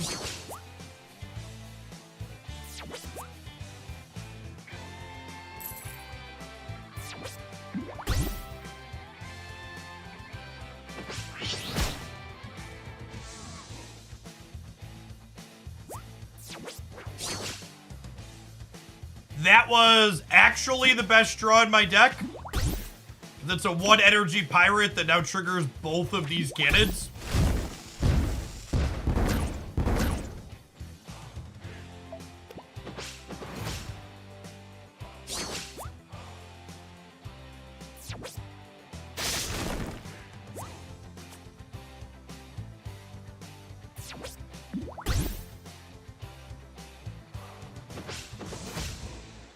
Removes puff gaps from your deck. The one that generates a random card keeps showing us lots of interesting cards we don't have access to yet.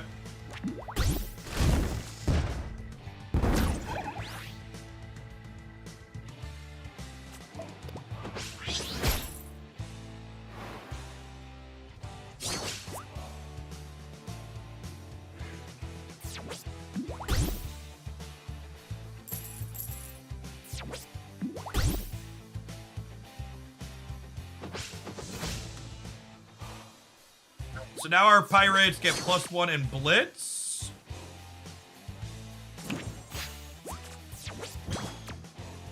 That's great. This draws us 2 pirates. And then I'll play the bird out, who makes them all cheaper. Also firing the cannons.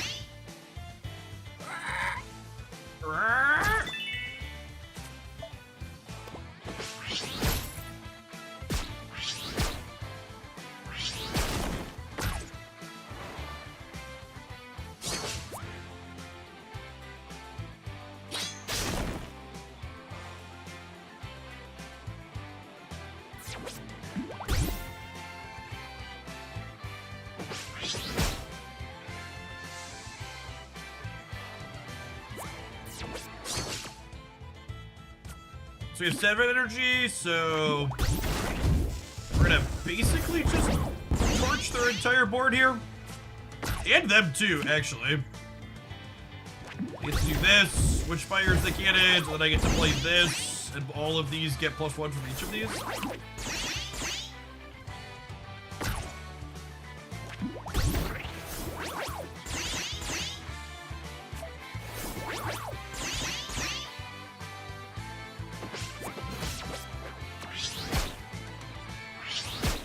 They did? Looks like it.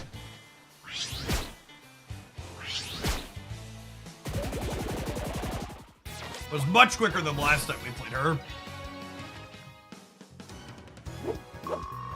Unstoppable. Get all of the bonuses. The cannons do not count as pirates. Whoa! That seems insane, right? I feel like the ship cannon is one of the best things our deck is doing. So having access to more of that sounds lovely.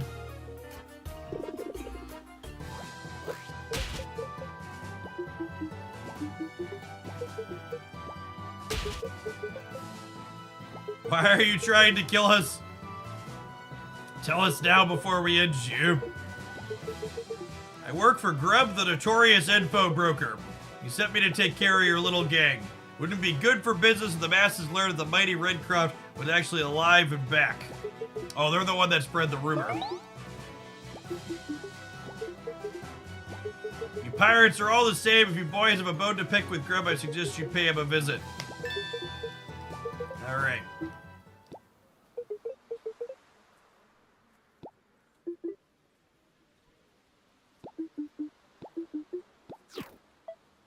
I think the ultimate ability is you just need to have 8 pirates, played 8 pirates over the course of the game, not 8 pirates all at once.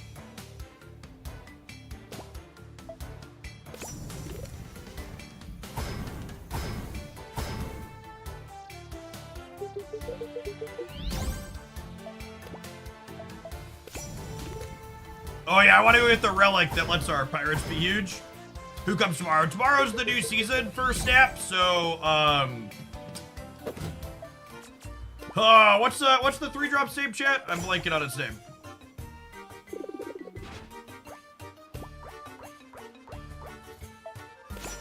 Shaw. Yeah, Shaw comes tomorrow.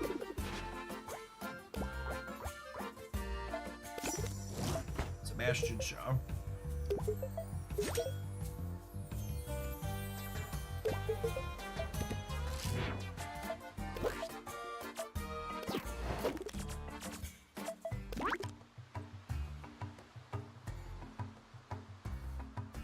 Alright, we can have up to 4 of them.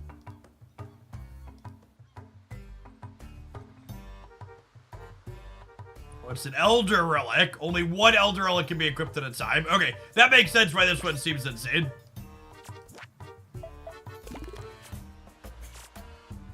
Okay, and then I want the flintlocks. Did I cut the grogs? I might cut the grogs.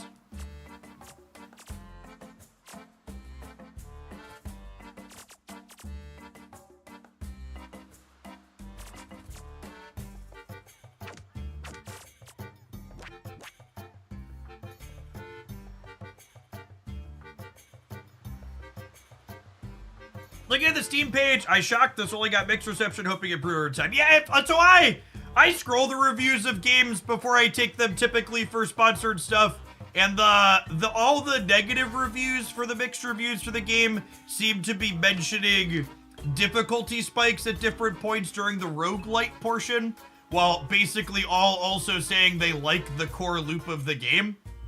So it's, I don't know, humans are weird and like to complain about stuff, but I feel like, one, it could be the gamers need to get good thing, but it could also be like, hey, maybe they do have just a small balance thing and they can iron that out over time. That seems like a weird thing to leave a full negative as opposed to neutral, or like, it's big, I hate this game, and I'll see you tomorrow energy. It's like Magic players who will tell you Magic's a terrible game, but they play it for 40 hours a week still.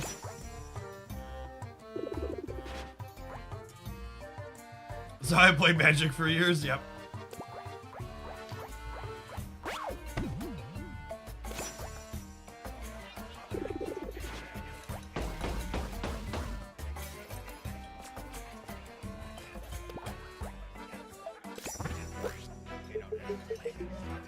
Apparently looks like the corner of a gold grubbing infiltrator. Looks definitely got money, leaving his doubloons scattered all over the place. Rags to riches. The story of most everyone who makes it here on the wharf. Truly inspiring. Scoff all you want, Brax. Ain't easy making a living for yourself when you start from nothing. Take it from me. Right you are, Captain, with this grub fella. Making money at the expense of trading false rumors that don't sit right. Alright, is there an event here?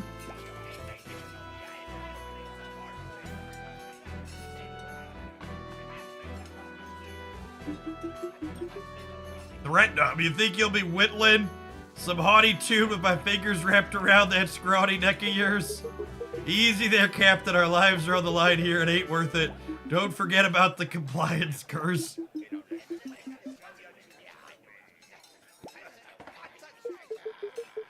But, as you like to tout your honorable pirate's code, you're still an all unlawful scoundrel. Yeah. The events seemed like they're just story bits. Doesn't look like there's items or anything that come out of there. Alright, let's try our first boss here and see if there's a difficulty spike. I feel like our deck came together. Compliance curse sounds like something I would run into at work for sure.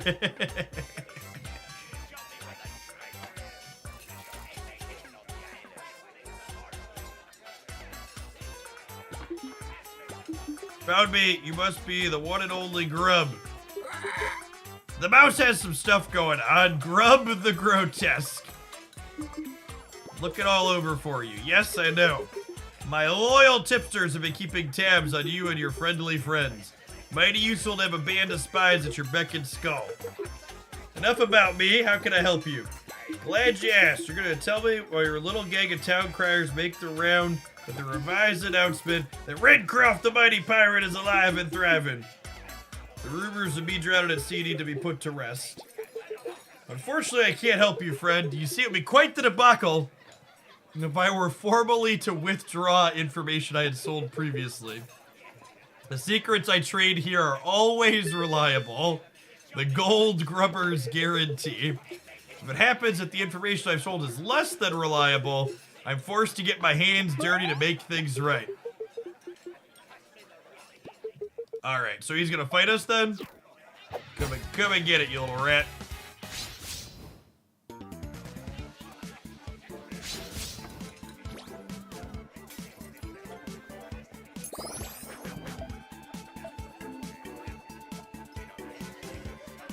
Is this actually our perfect curve?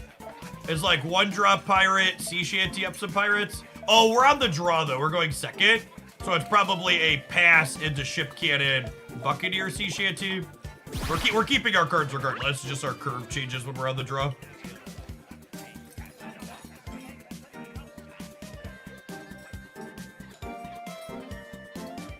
Check their relic and their blitz effect.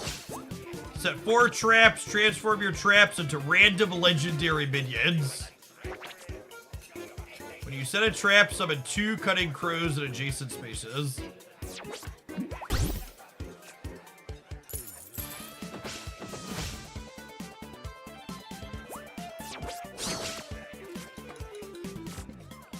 Of God.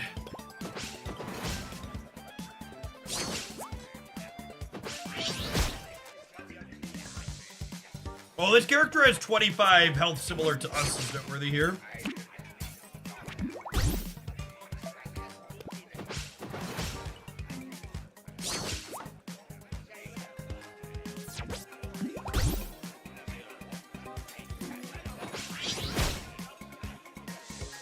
Do I vibe for one more turn and get a second cannon set up? I think so.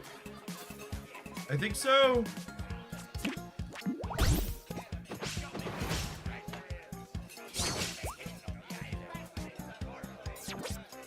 This is just on Steam/PC currently. If you have any trap set, deal 4 damage to a randomly split among all enemies. Yikes.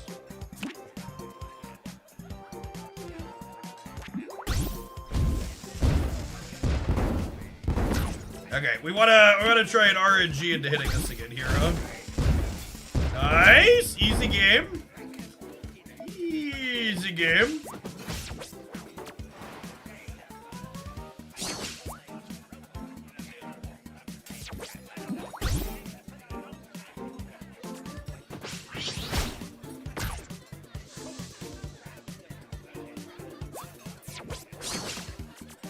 Oh, shit! Summon the cannon behind it. All right, well, they're just like never having another thing in play for the rest of the game then, huh? I don't think I play this. I think I save it to trigger the cannons.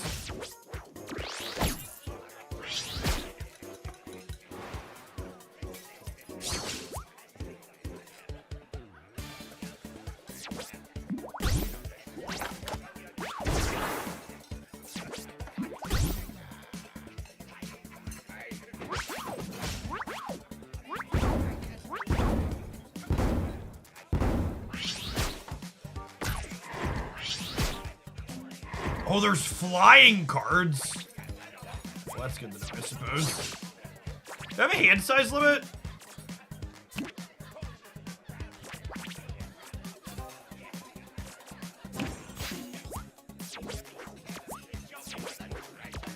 Tens the hand size limit, okay.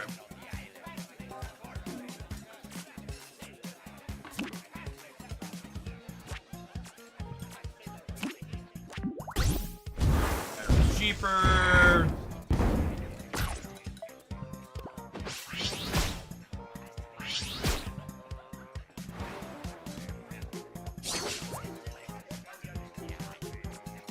Oh, our bird does fly too. I didn't notice that.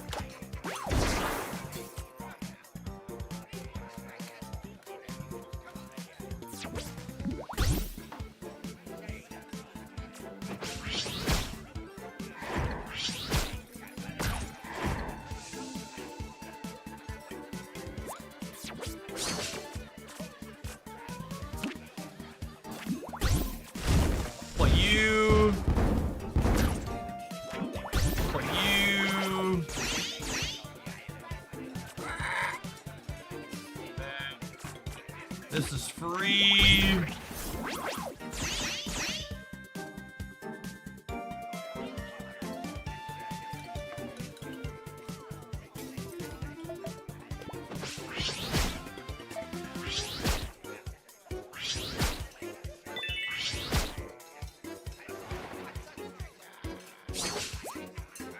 Another stab streamer I was watching started defending NFTs and I noped right on out of there. Yikes. Oh. Gamers. Yeah, there's a new, I expect you'll see more NFT defending in the not too distant future. There's a new NFT card game that is going into production that's reaching out to sponsor a bunch of people. So I assume a bunch of people who are dipping into that pot to get some payday are gonna be defending their decision to get the payday from an NFT game. That's exactly what they were talking about, yeah. Yeah, just super biased and looking to take the bag.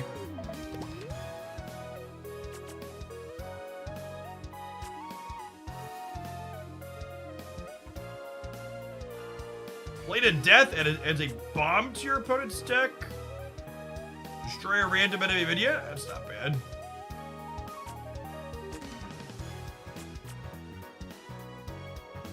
Well, 2 unique classes. Summon 5 cannons. Oh gosh. Okay, well we're gonna do the cannon barrage one.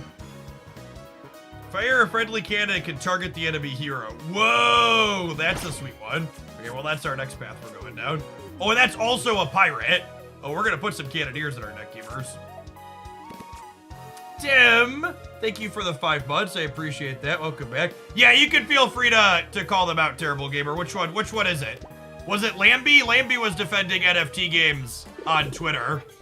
Is it him or is it someone else?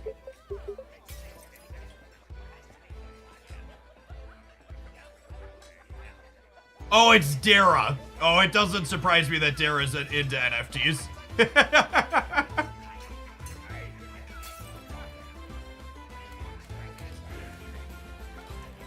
Yeah, that, oof. I don't have a sponsor code for Blitz, but you can check them out on Steam here using my link. There's a Jeff Hoagland tracking cookie referral thing in there to let you know you click through to their page from here.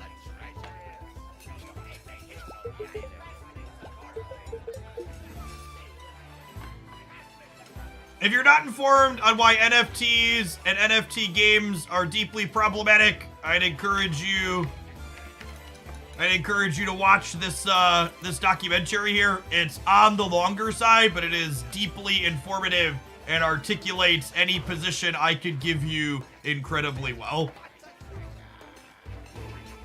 Again, Dan Olson does really good stuff. Most of the stuff on his channel is great. There's also a more recent one too, talking about all of the FTX stuff that happened as well. That's intermingled with this, but this really hits on the NFT part and game part of it really hard.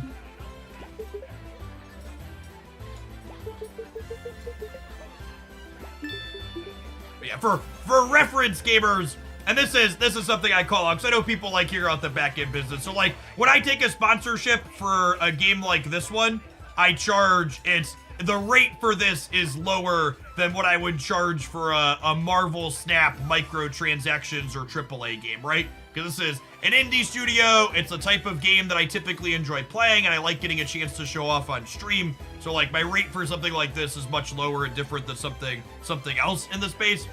And in comparison, NFT games will have a lot of people shilling and defending them because they're literally the most profitable sponsored games in the industry. Like they pay more than like Raid Shadow Legends and Genshin Impact pay even, because it's just all grift all the way down, and they need to desperately try and hook people into their ecosystem.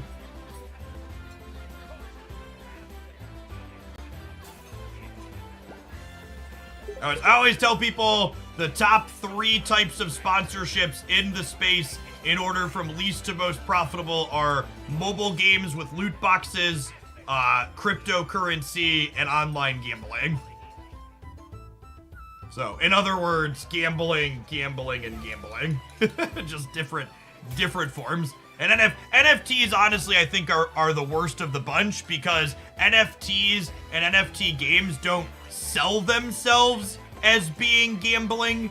They are this investment or other thing under the guise of it.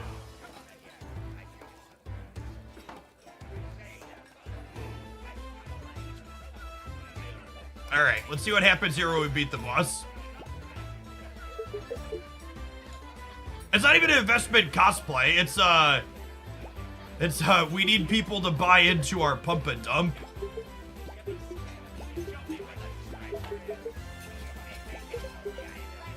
Alright. Please, I'll be good, I swear. Chat, should we let him go or should we teach him a lesson? He's so nervous.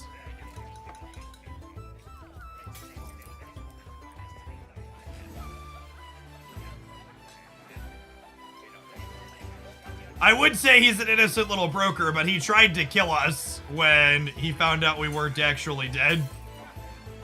I teach him a lesson.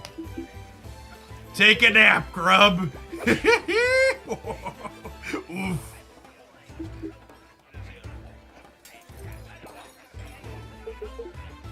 A fine display of punishment, Captain. What a lump. Brutish behavior at its most raw. Yeah, you best remember that, Abraxas. Though in this singular case, I approve. Glad we're on the same page. Rigbeak! Search for anything good. Someone like him is surely carrying around a valuable or two. Search and snatch. Alright, gang, let's get our ship back. We're coming for you, coxswain!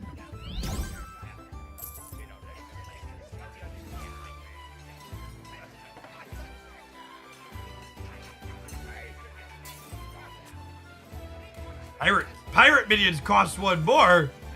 Why would I want to do that? My pirates to be cheap, cheap, cheap?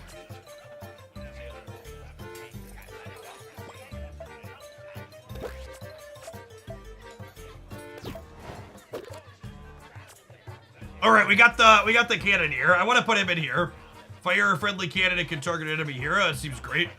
Because this lets me, this is a 2-drop, so you can play this on 2 and curve it into a cannon on 3 and pop it off right away. Seems sick. I don't know what I want to cut. We have so many good cards at this point. Is it the Cutlass Swine? Having a 1x seems mediocre. I think I'd rather just like build up and overpower them on the board. Whoa! This is a common and you can play lots of it? I guess it is only a 1/3. That still seems really good. The commons you can technically play up to 8 of.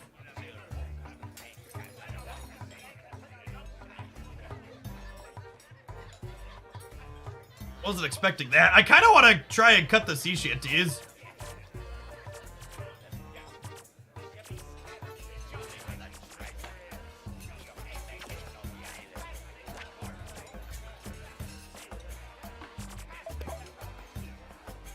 I have not tried the roguelite mode, but I also kind of don't want to give up my pirate deck at the moment. King Cow, thank you for the 13 months. Welcome back. Are we supposed to leave out of here then? Ah, yeah, it opens up the next area. Got it.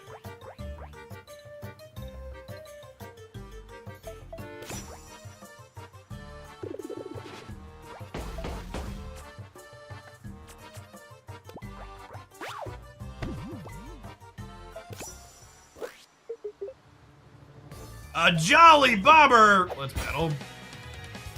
This one is just PC currently. One time fee on Steam.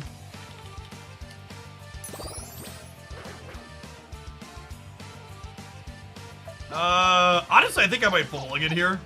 Good for our cheap things. Yeah, we are a little red deck wins adjacent, honestly. What does his ability do? Bombs deal 1 more damage. Sure.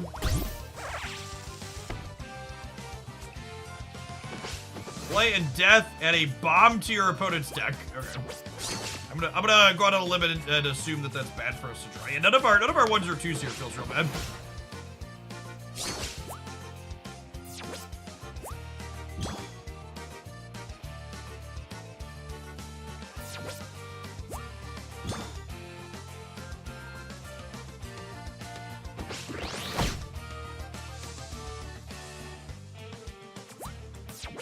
Oh, I can right-click to do turkey. It's auto-cast, deal 4 damage to your hero. Got it. Good shout. I didn't realize I could right-click on that. There are a couple other cards I couldn't, I didn't know what they did, and I bet that had a similar mechanic to them. Ship cannon. I think I want to take the time to get the ship cannon set up here. In a perfect world, we draw one of our 1-drops next turn, so we can go cannon into 1-drop. All right, so there's 2 ticking time bombs in the literal sense in our deck at the moment. I wish I knew which of these 2 was about to die. We're a coin flip here. And we lost the coin flip. I wanted this to go in front of the one that was going to be able to attack me. Unfortunately, swing and a miss. We're looking at this. I actually really like this a lot. I think this might be one of my favorite roguelites I've played. I really like that there's actual tactical gameplay with the cards. Like, a lot of roguelites don't tend to have, like, play to the board style gameplay, if that makes sense, like this does. And in a mechanical sense, I really like it.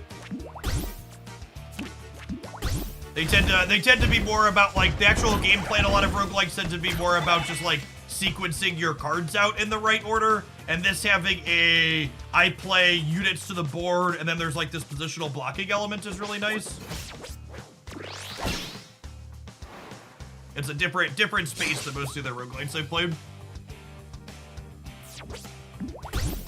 I like that the kind of blocking aspect of the game is positional, because it keeps the gameplay going quickly. Like in Magic or Hearthstone, you have to kind of choose where you're attacking with stuff, and the fact that this is just like, okay, you attack straight forward is a big deal. Man, the bombs really put us under a clock here, huh? Let's play this out. Oh, actually, I want to play 2 things out this turn, right? So that way I can kill all their stuff. I'm trying to avoid having bombs. Okay, I think I'm just putting all of these into play here, just so I can clear them out. They're also at 16 with 2 armor, though. Oh, I guess having all of these in my hand, though, is also thinning the deck for me to draw more bombs, right? Maybe that's actually bad. Now I'm torn.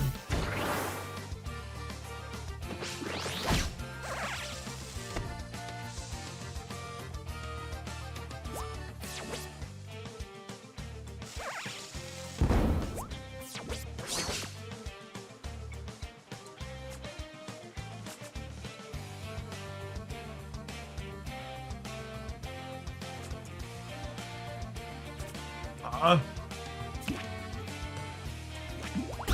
think it's this. Into this. I need to avoid hitting 2 bombs next turn, but I also might not be able to avoid getting 2 bombs next turn. Oh, if I fill my hand, I don't draw. Oh, that's good. Does that fill my hand? 3, 4, 5, 6, 7, 8, 9. Yeah, someone said 10 was the hand size limit. So do we just not draw now?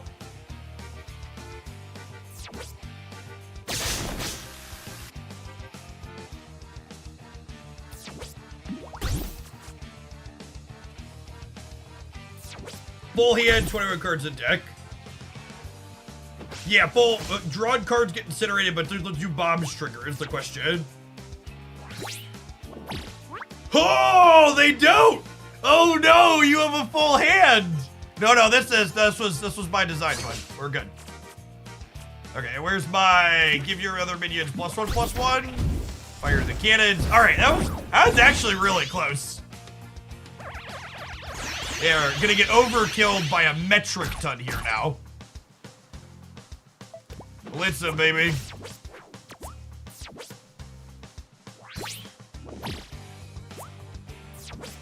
Yeah, at first I thought the barrel pumps were bad, but filling our hand to full is actually kind of good, huh?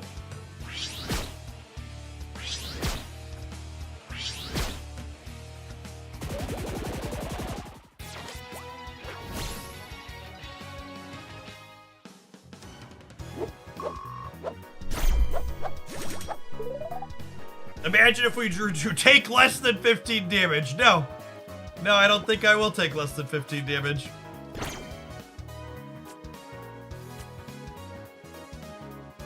Cannons can target the enemy hero, summon 2 cannons in adjacent spaces.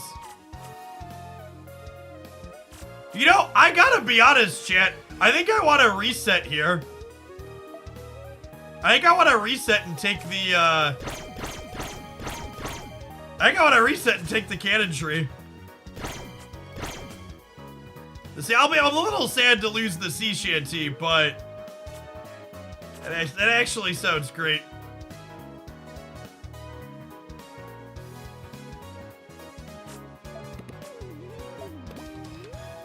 All right, let's try a little bit different build here.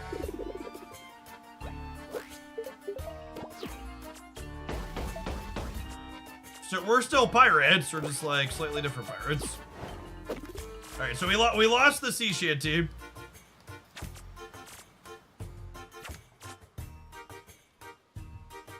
Summon 5 cannons. Your cannons target the enemy hero this turn. Fire them twice. That seems busted, chat. Yeah, I have a cannon payoff now.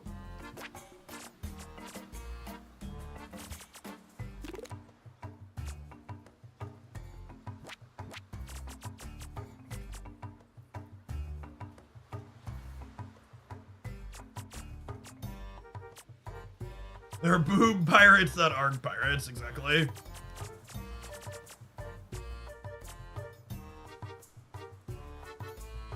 Maybe I only want 3 of these. It's probably just only 3 of those.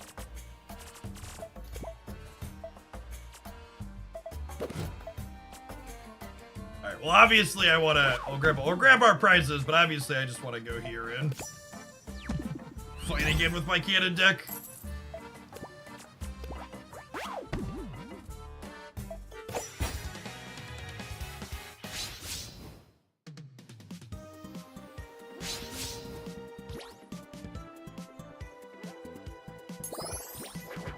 That's true. Board space is something of a concern.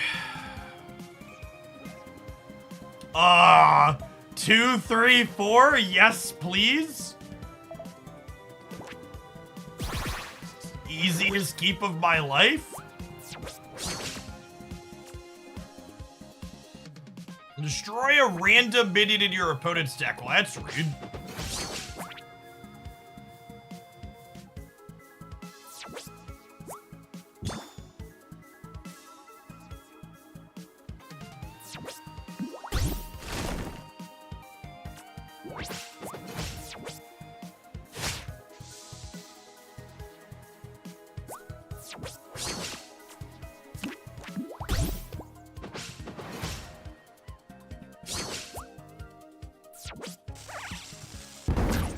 Wow, rude.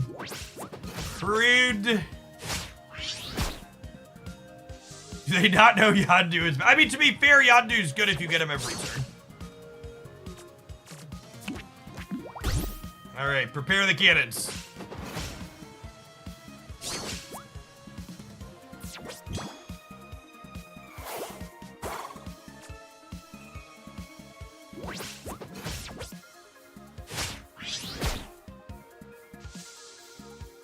The 6-drop that buffs could be anti-synergetic because it buffs your cannons and could cause them to kill us. I mean, to be fair, I could just wait to play those, right?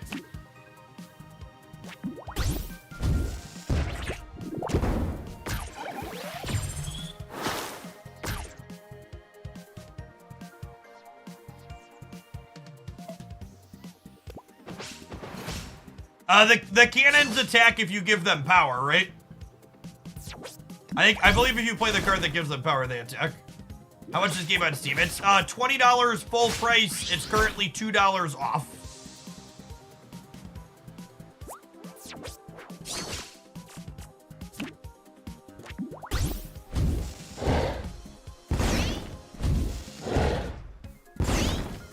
Oh, you know what? I shouldn't have put him in front of... I shouldn't have put him in front of that. I wasn't thinking. Just click in. Well, they have inanimate. They can't attack. Oh, okay. We're cool then. Does it get bigger every time it gets hurt? Yeah, they get to treat this now, which is not ideal. Yes, more. All right.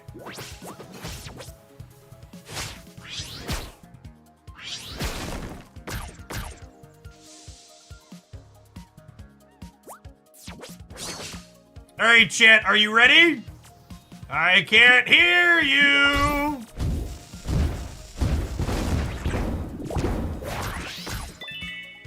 Blitz! Blitzer, baby! Ready, aim, fire!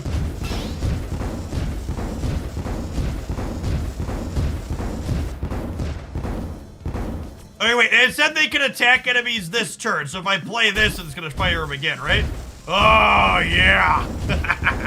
Okay, this is way more fun than the other one we were cooking.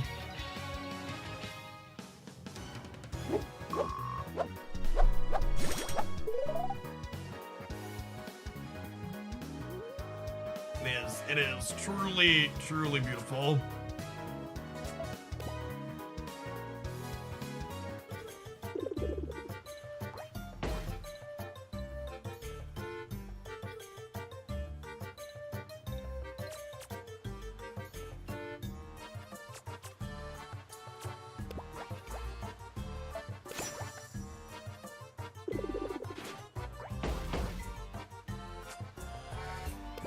Shop!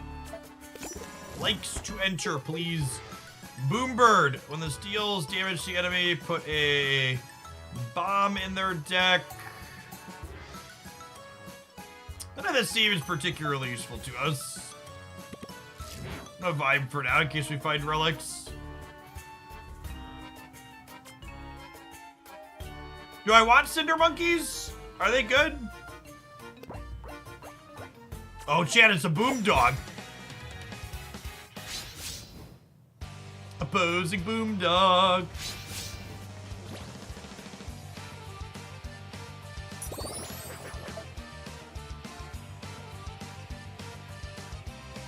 All right, so I think I'm just full mulliganing, looking for cannons and 1s and 2s here. An insane curve for us, but also fine.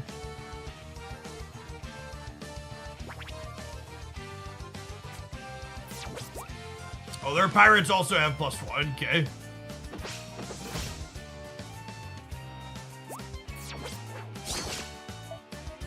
Definitely just passing on 1 here. I don't want to use my extra resource to play a 2-drop. Probably go like Brown Tooth on 2 and to use the extra 1 for the Flintlock on 3.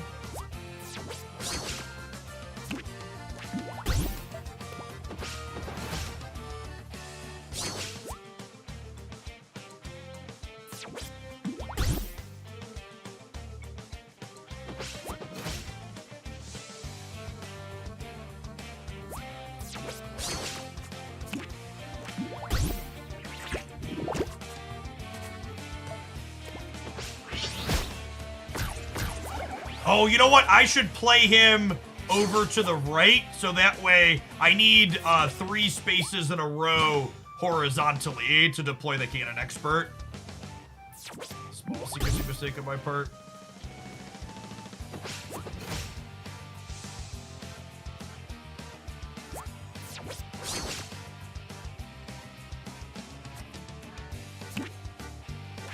Likes to make all of my pirates cheaper.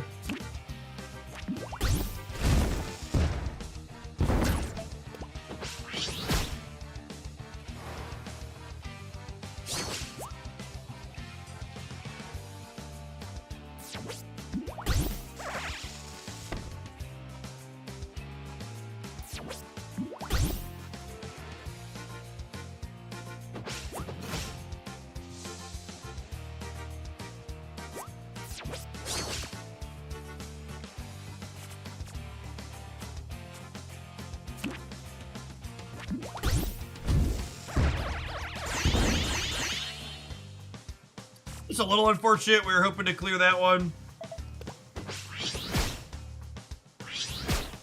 Trades here in the center.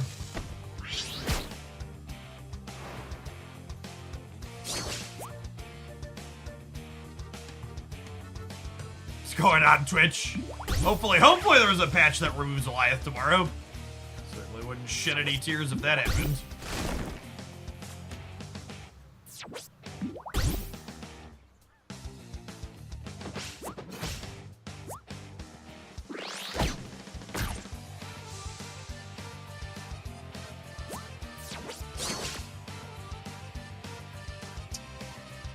So I spewed a little bit. It can only make 1 cannon here, but I think I just do that into this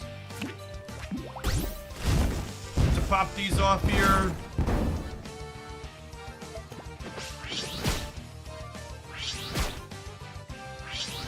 Do Goliath on reveal destroy a random variant in your collection.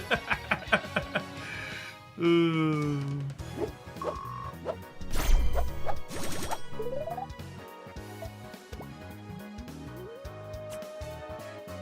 Honestly, I'm not sure that I even need a lot of these. I guess just when I get more hearts, so.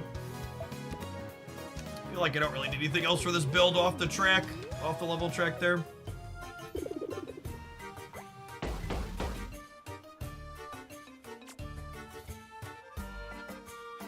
Really waiting to forge any new cards, I don't think. Hothead fleeting, played. Fire a friendly cannon, it can target the enemy hero. Oh, yeah, someone said I should go back and get the relic that gives me 2 of these for free. I don't think I want this in my deck because it's not a pirate, because we're like pirate cannons. That's probably good to get for free from that item. Do I want more flintlocks? I'm gonna meld 2 more of these just in case. I might want 2 more flintlocks.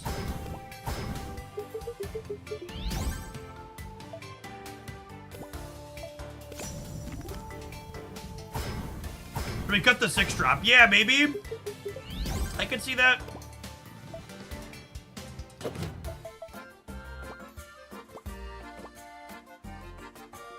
Can I quick move inside of here, or do I have to like walk all the way back? I think I have to walk all the way back. If someone else has played this, there's a fast travel that's escaping me, let me know.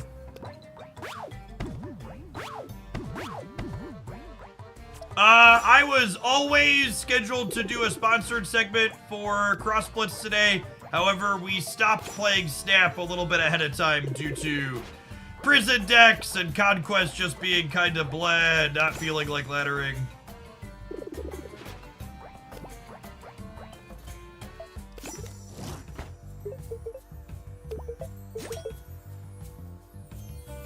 I was always planning to close on this, but we did less Snap today than I was originally planning to do because,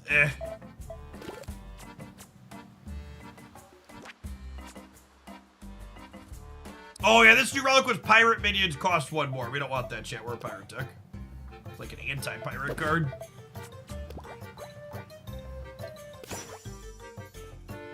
But I wanted to cut the 6-drops for more of the cannon workers, right?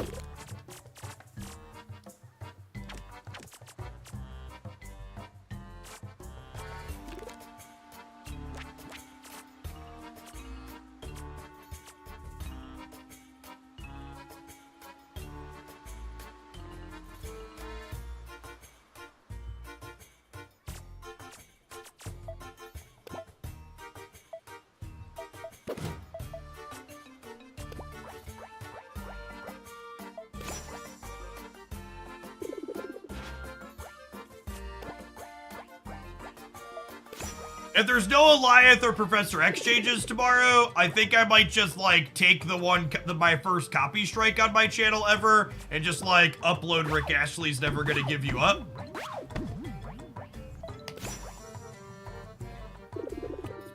A worthwhile use of resources.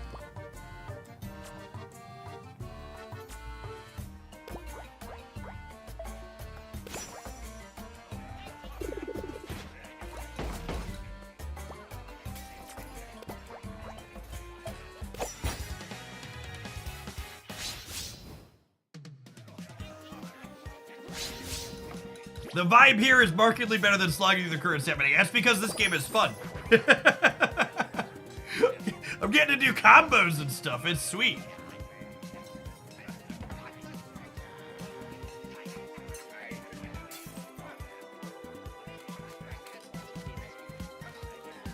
I almost want to mulligan the mutt. It's probably fine. I don't know. I have a 2 and a 3.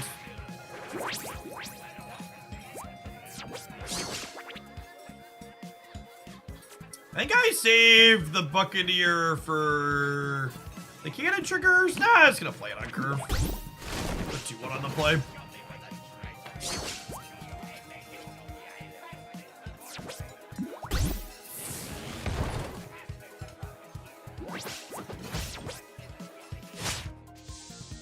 Oh, this is the shark that eats my stuff again. Your 1-cost minions have rush and fleeting. That's interesting.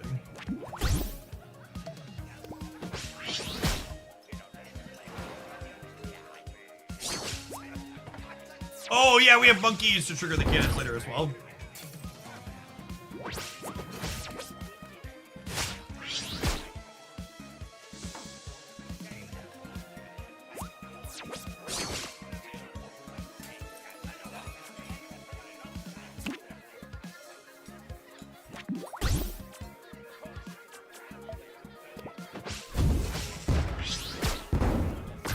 Correct. Get it. Actually, best draw on our deck there.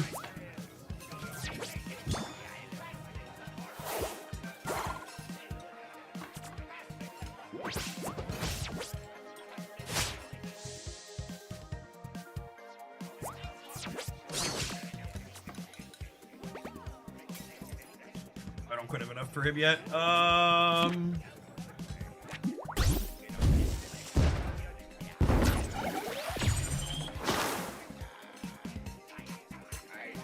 Guess there's no real advantage waiting on this.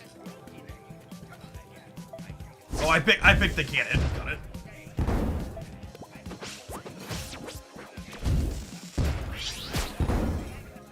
Oh, playing this lets this cannon hit the enemy hero. Oh, that's better than I thought. That's why you target, because that particular cannon can then hit the enemy hero.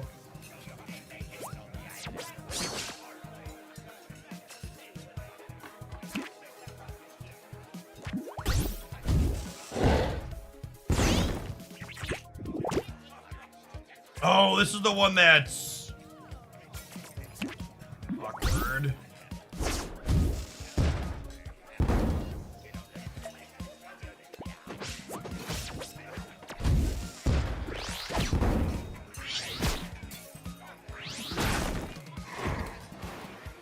Our board's getting a little full. Kev Bo, thank you for the 7 months. I appreciate that. Welcome back. Excuse me, what?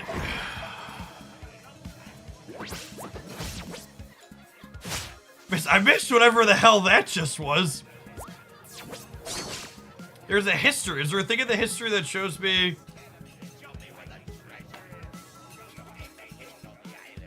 Sweltering Smash.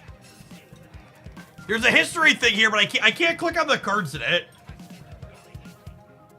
4-cost card dealt 4 to everything. Okay. It's a little crazy.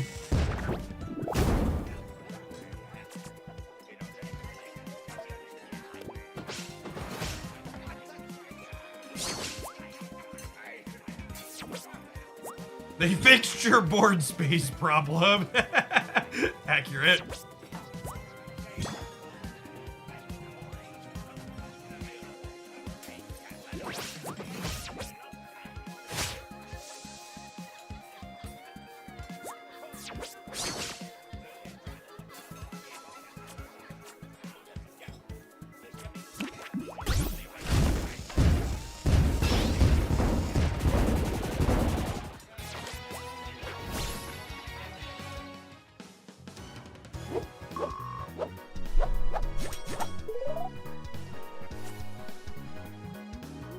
Hothead.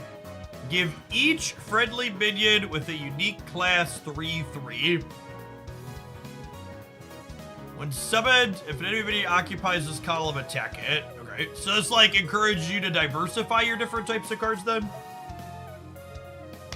Would be my understanding from reading it.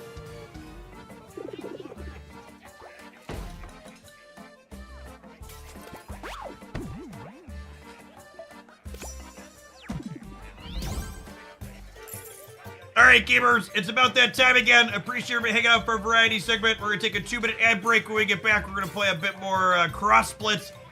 Got an easy way to support my content. Check them out on Steam and consider picking them up or wishlisting the game.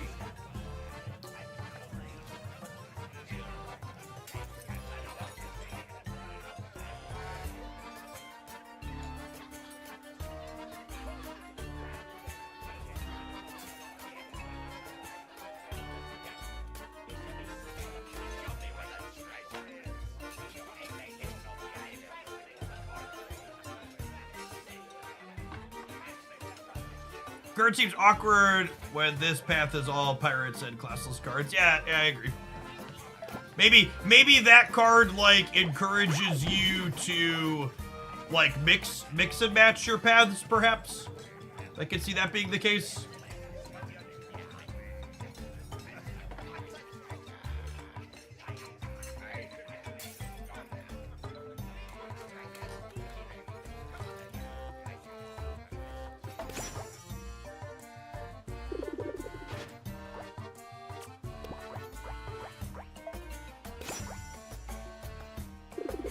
Yeah, maybe it's better in the roguelike mode as opposed to this mode here.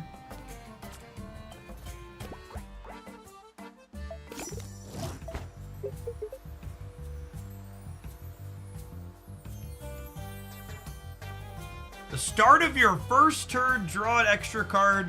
Your 1-cost minions have Russian fleeting.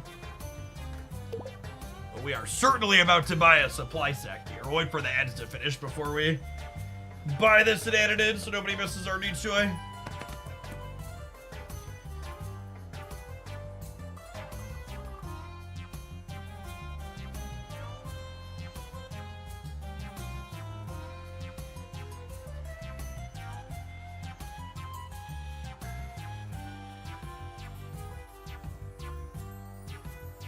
Free card draw with no drawback seems strong, definitely.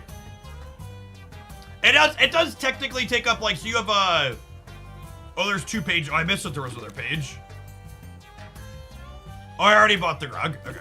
It's just the same shop as before with 2 more options in it. Fleeting is they disappear. Or they disappear after they attack. Okay, so supply sack. I think I have 2. You technically have a limited number of relics your deck can use. So technically it's occupying a resource slot. So we have 1 more. This is an anti-pirate one. So obviously our pirate deck's not playing that. Likes to fight this.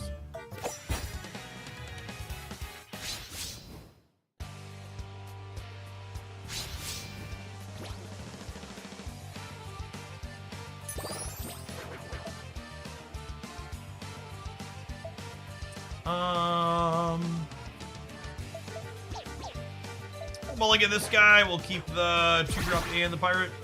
Or the cannon maker.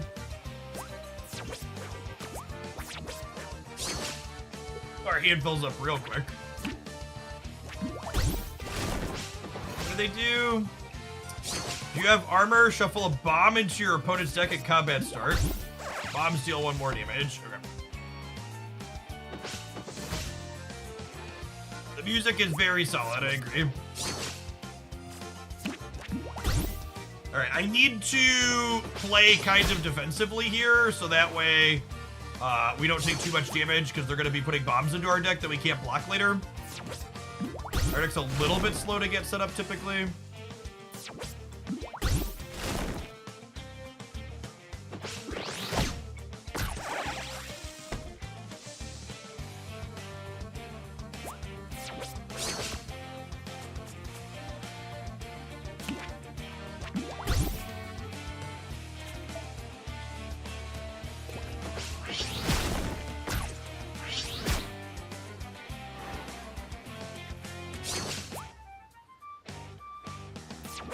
Yeah, I hope Snap finds a use for all of their old seasonal menu music at some point. It would be a shame for it to all just like go into the Aether and disappear.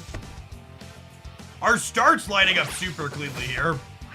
We get to go, Flintlock over here into the Cannon Expert to fill these three. Gonna min-max all our positional element. Cannons fire here.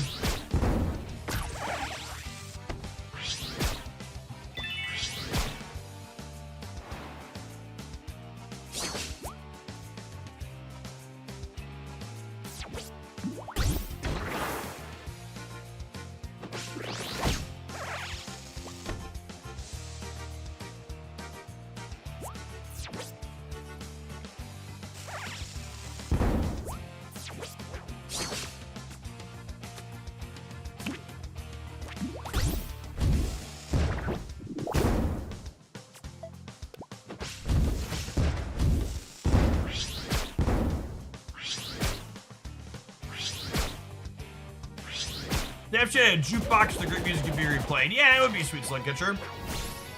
Another thing that I think would be good, so a lot of other games like Runeterra and Magic Arena, they use different music on different game boards. So if they added different game boards, they could reuse some of the music on those.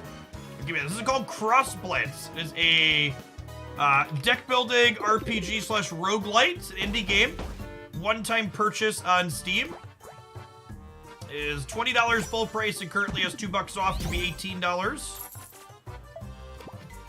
But I really enjoyed the gameplay so far. It's got I really like the positional elements that a lot of these roguelites don't often have. There are a lot of neat synergies during deck building. The deck building / adding new cards aspect is well done.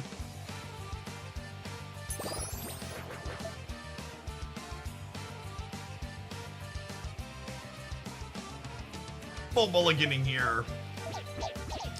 Just look for cheaper cannons. Those are really like what I'm looking for full combo draws, but we have a 2-drop into a 3-drop, so aren't too upset about anything.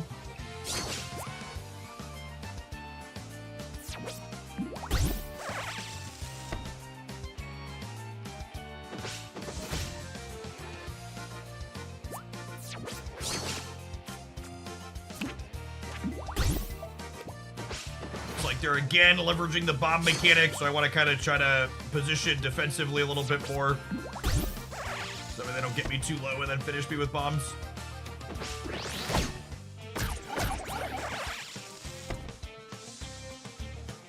It's a lovely one to get at random. We get to throw that in the way here, so I get to put you out, and then play this here.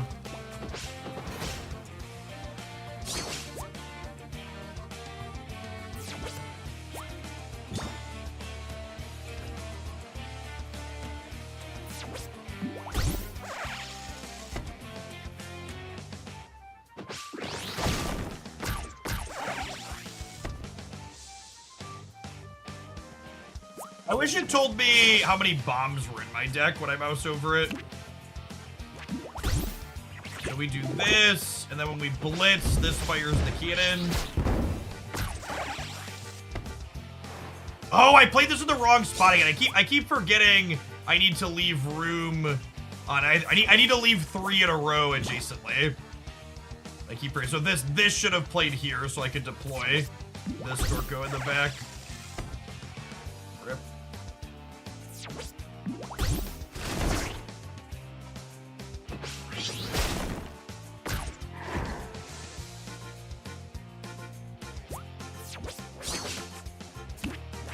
Let's do you. We'll do you. Blitz, so these things can fire them at their base. Does not work in the corner. So it deploys cannons in adjacent spaces. So I can play it and only get one cannon, but to get maximum value, I need 3 across. So we'll probably play it and spew a little bit next turn because of my mistake, but ideally it would be better than it's going to be. So I'll put it here and we'll get only 1 cannon out.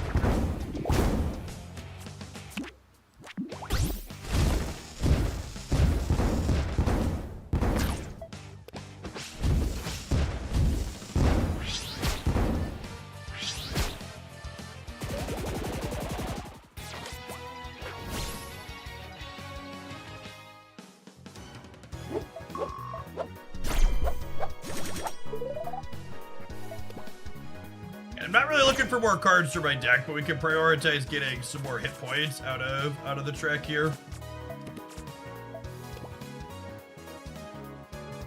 Yes, it feels like we hit a critical mass and just go. All right, our 2 hours for the sponsored segment is technically over at this point, but you best believe I'm gonna kick the crap out of this last boss before we leave. He's coming to get some, champ. After a harrowing trek through hostile pirate territory, Redcroft and his friends finally arrive at Fort Bilgebaum, the near impregnable fortress of the dreaded gentleman pirate Loyal Coxswain. Impregnable, chat. We have lots of cannons. Okay, we are ready to pregnate the crap out of this fortress.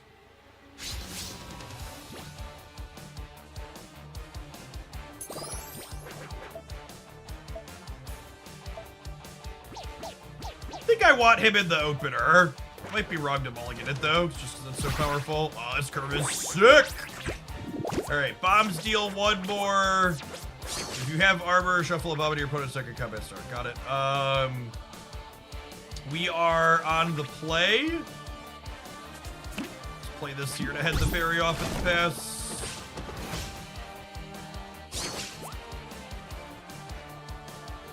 Oh, there are 2 more. You're right.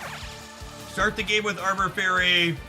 If your opponent draws a bomb, gain +1 armor. Oh, that's a combo right there, chat.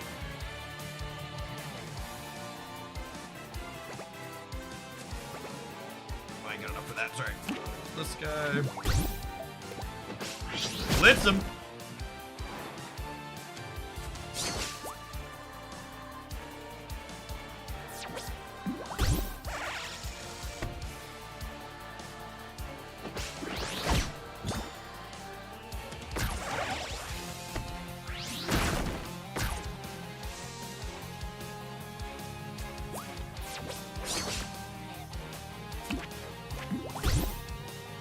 I think we...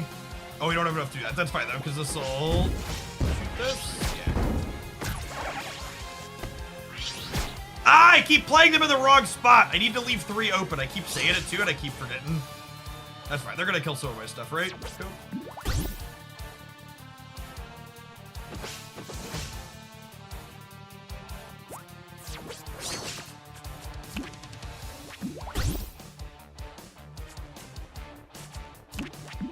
I feel like we're just like done from here at this point. It's like feels like they're not catching back up.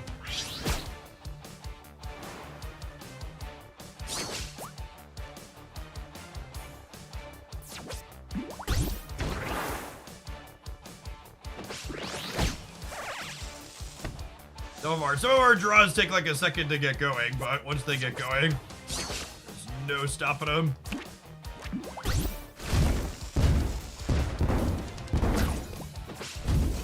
Blitz.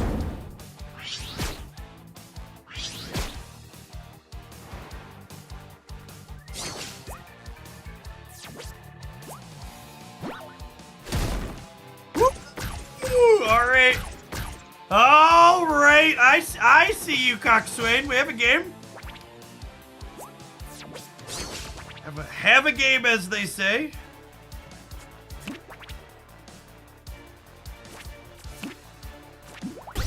Alright, I would like to deploy these to draw some things.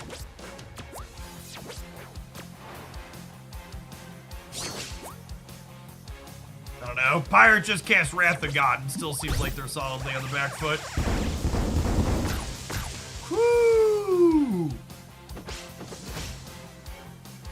Deal 2 to random enemy minion for each bomb in your opponent's deck. Oh, golly.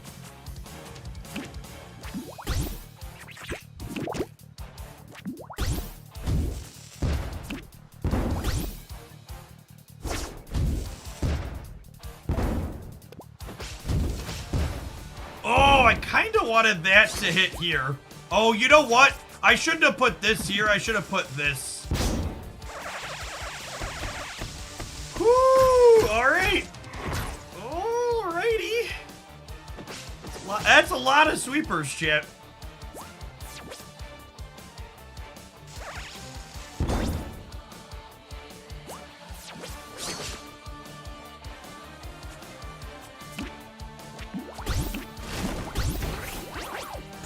I think we're cool. I think we're cool. We get to blitz him again here. We haven't drawn our best guy yet. Yeah, there he is.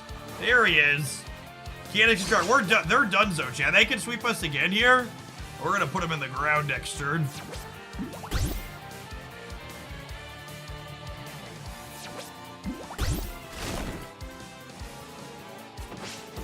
Our little barrel butts. They are tops. We need to wait. That's you deal 9. Holy shit. All right, I clenched for a second there, chat. There was a small possibility. There was a small possibility we could have gone belly up. Things could have gone belly up there. Fire the cannons!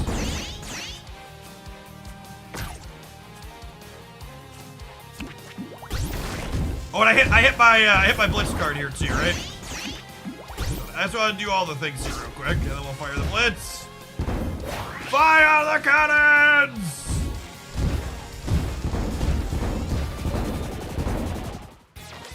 We said chat easily pregnated.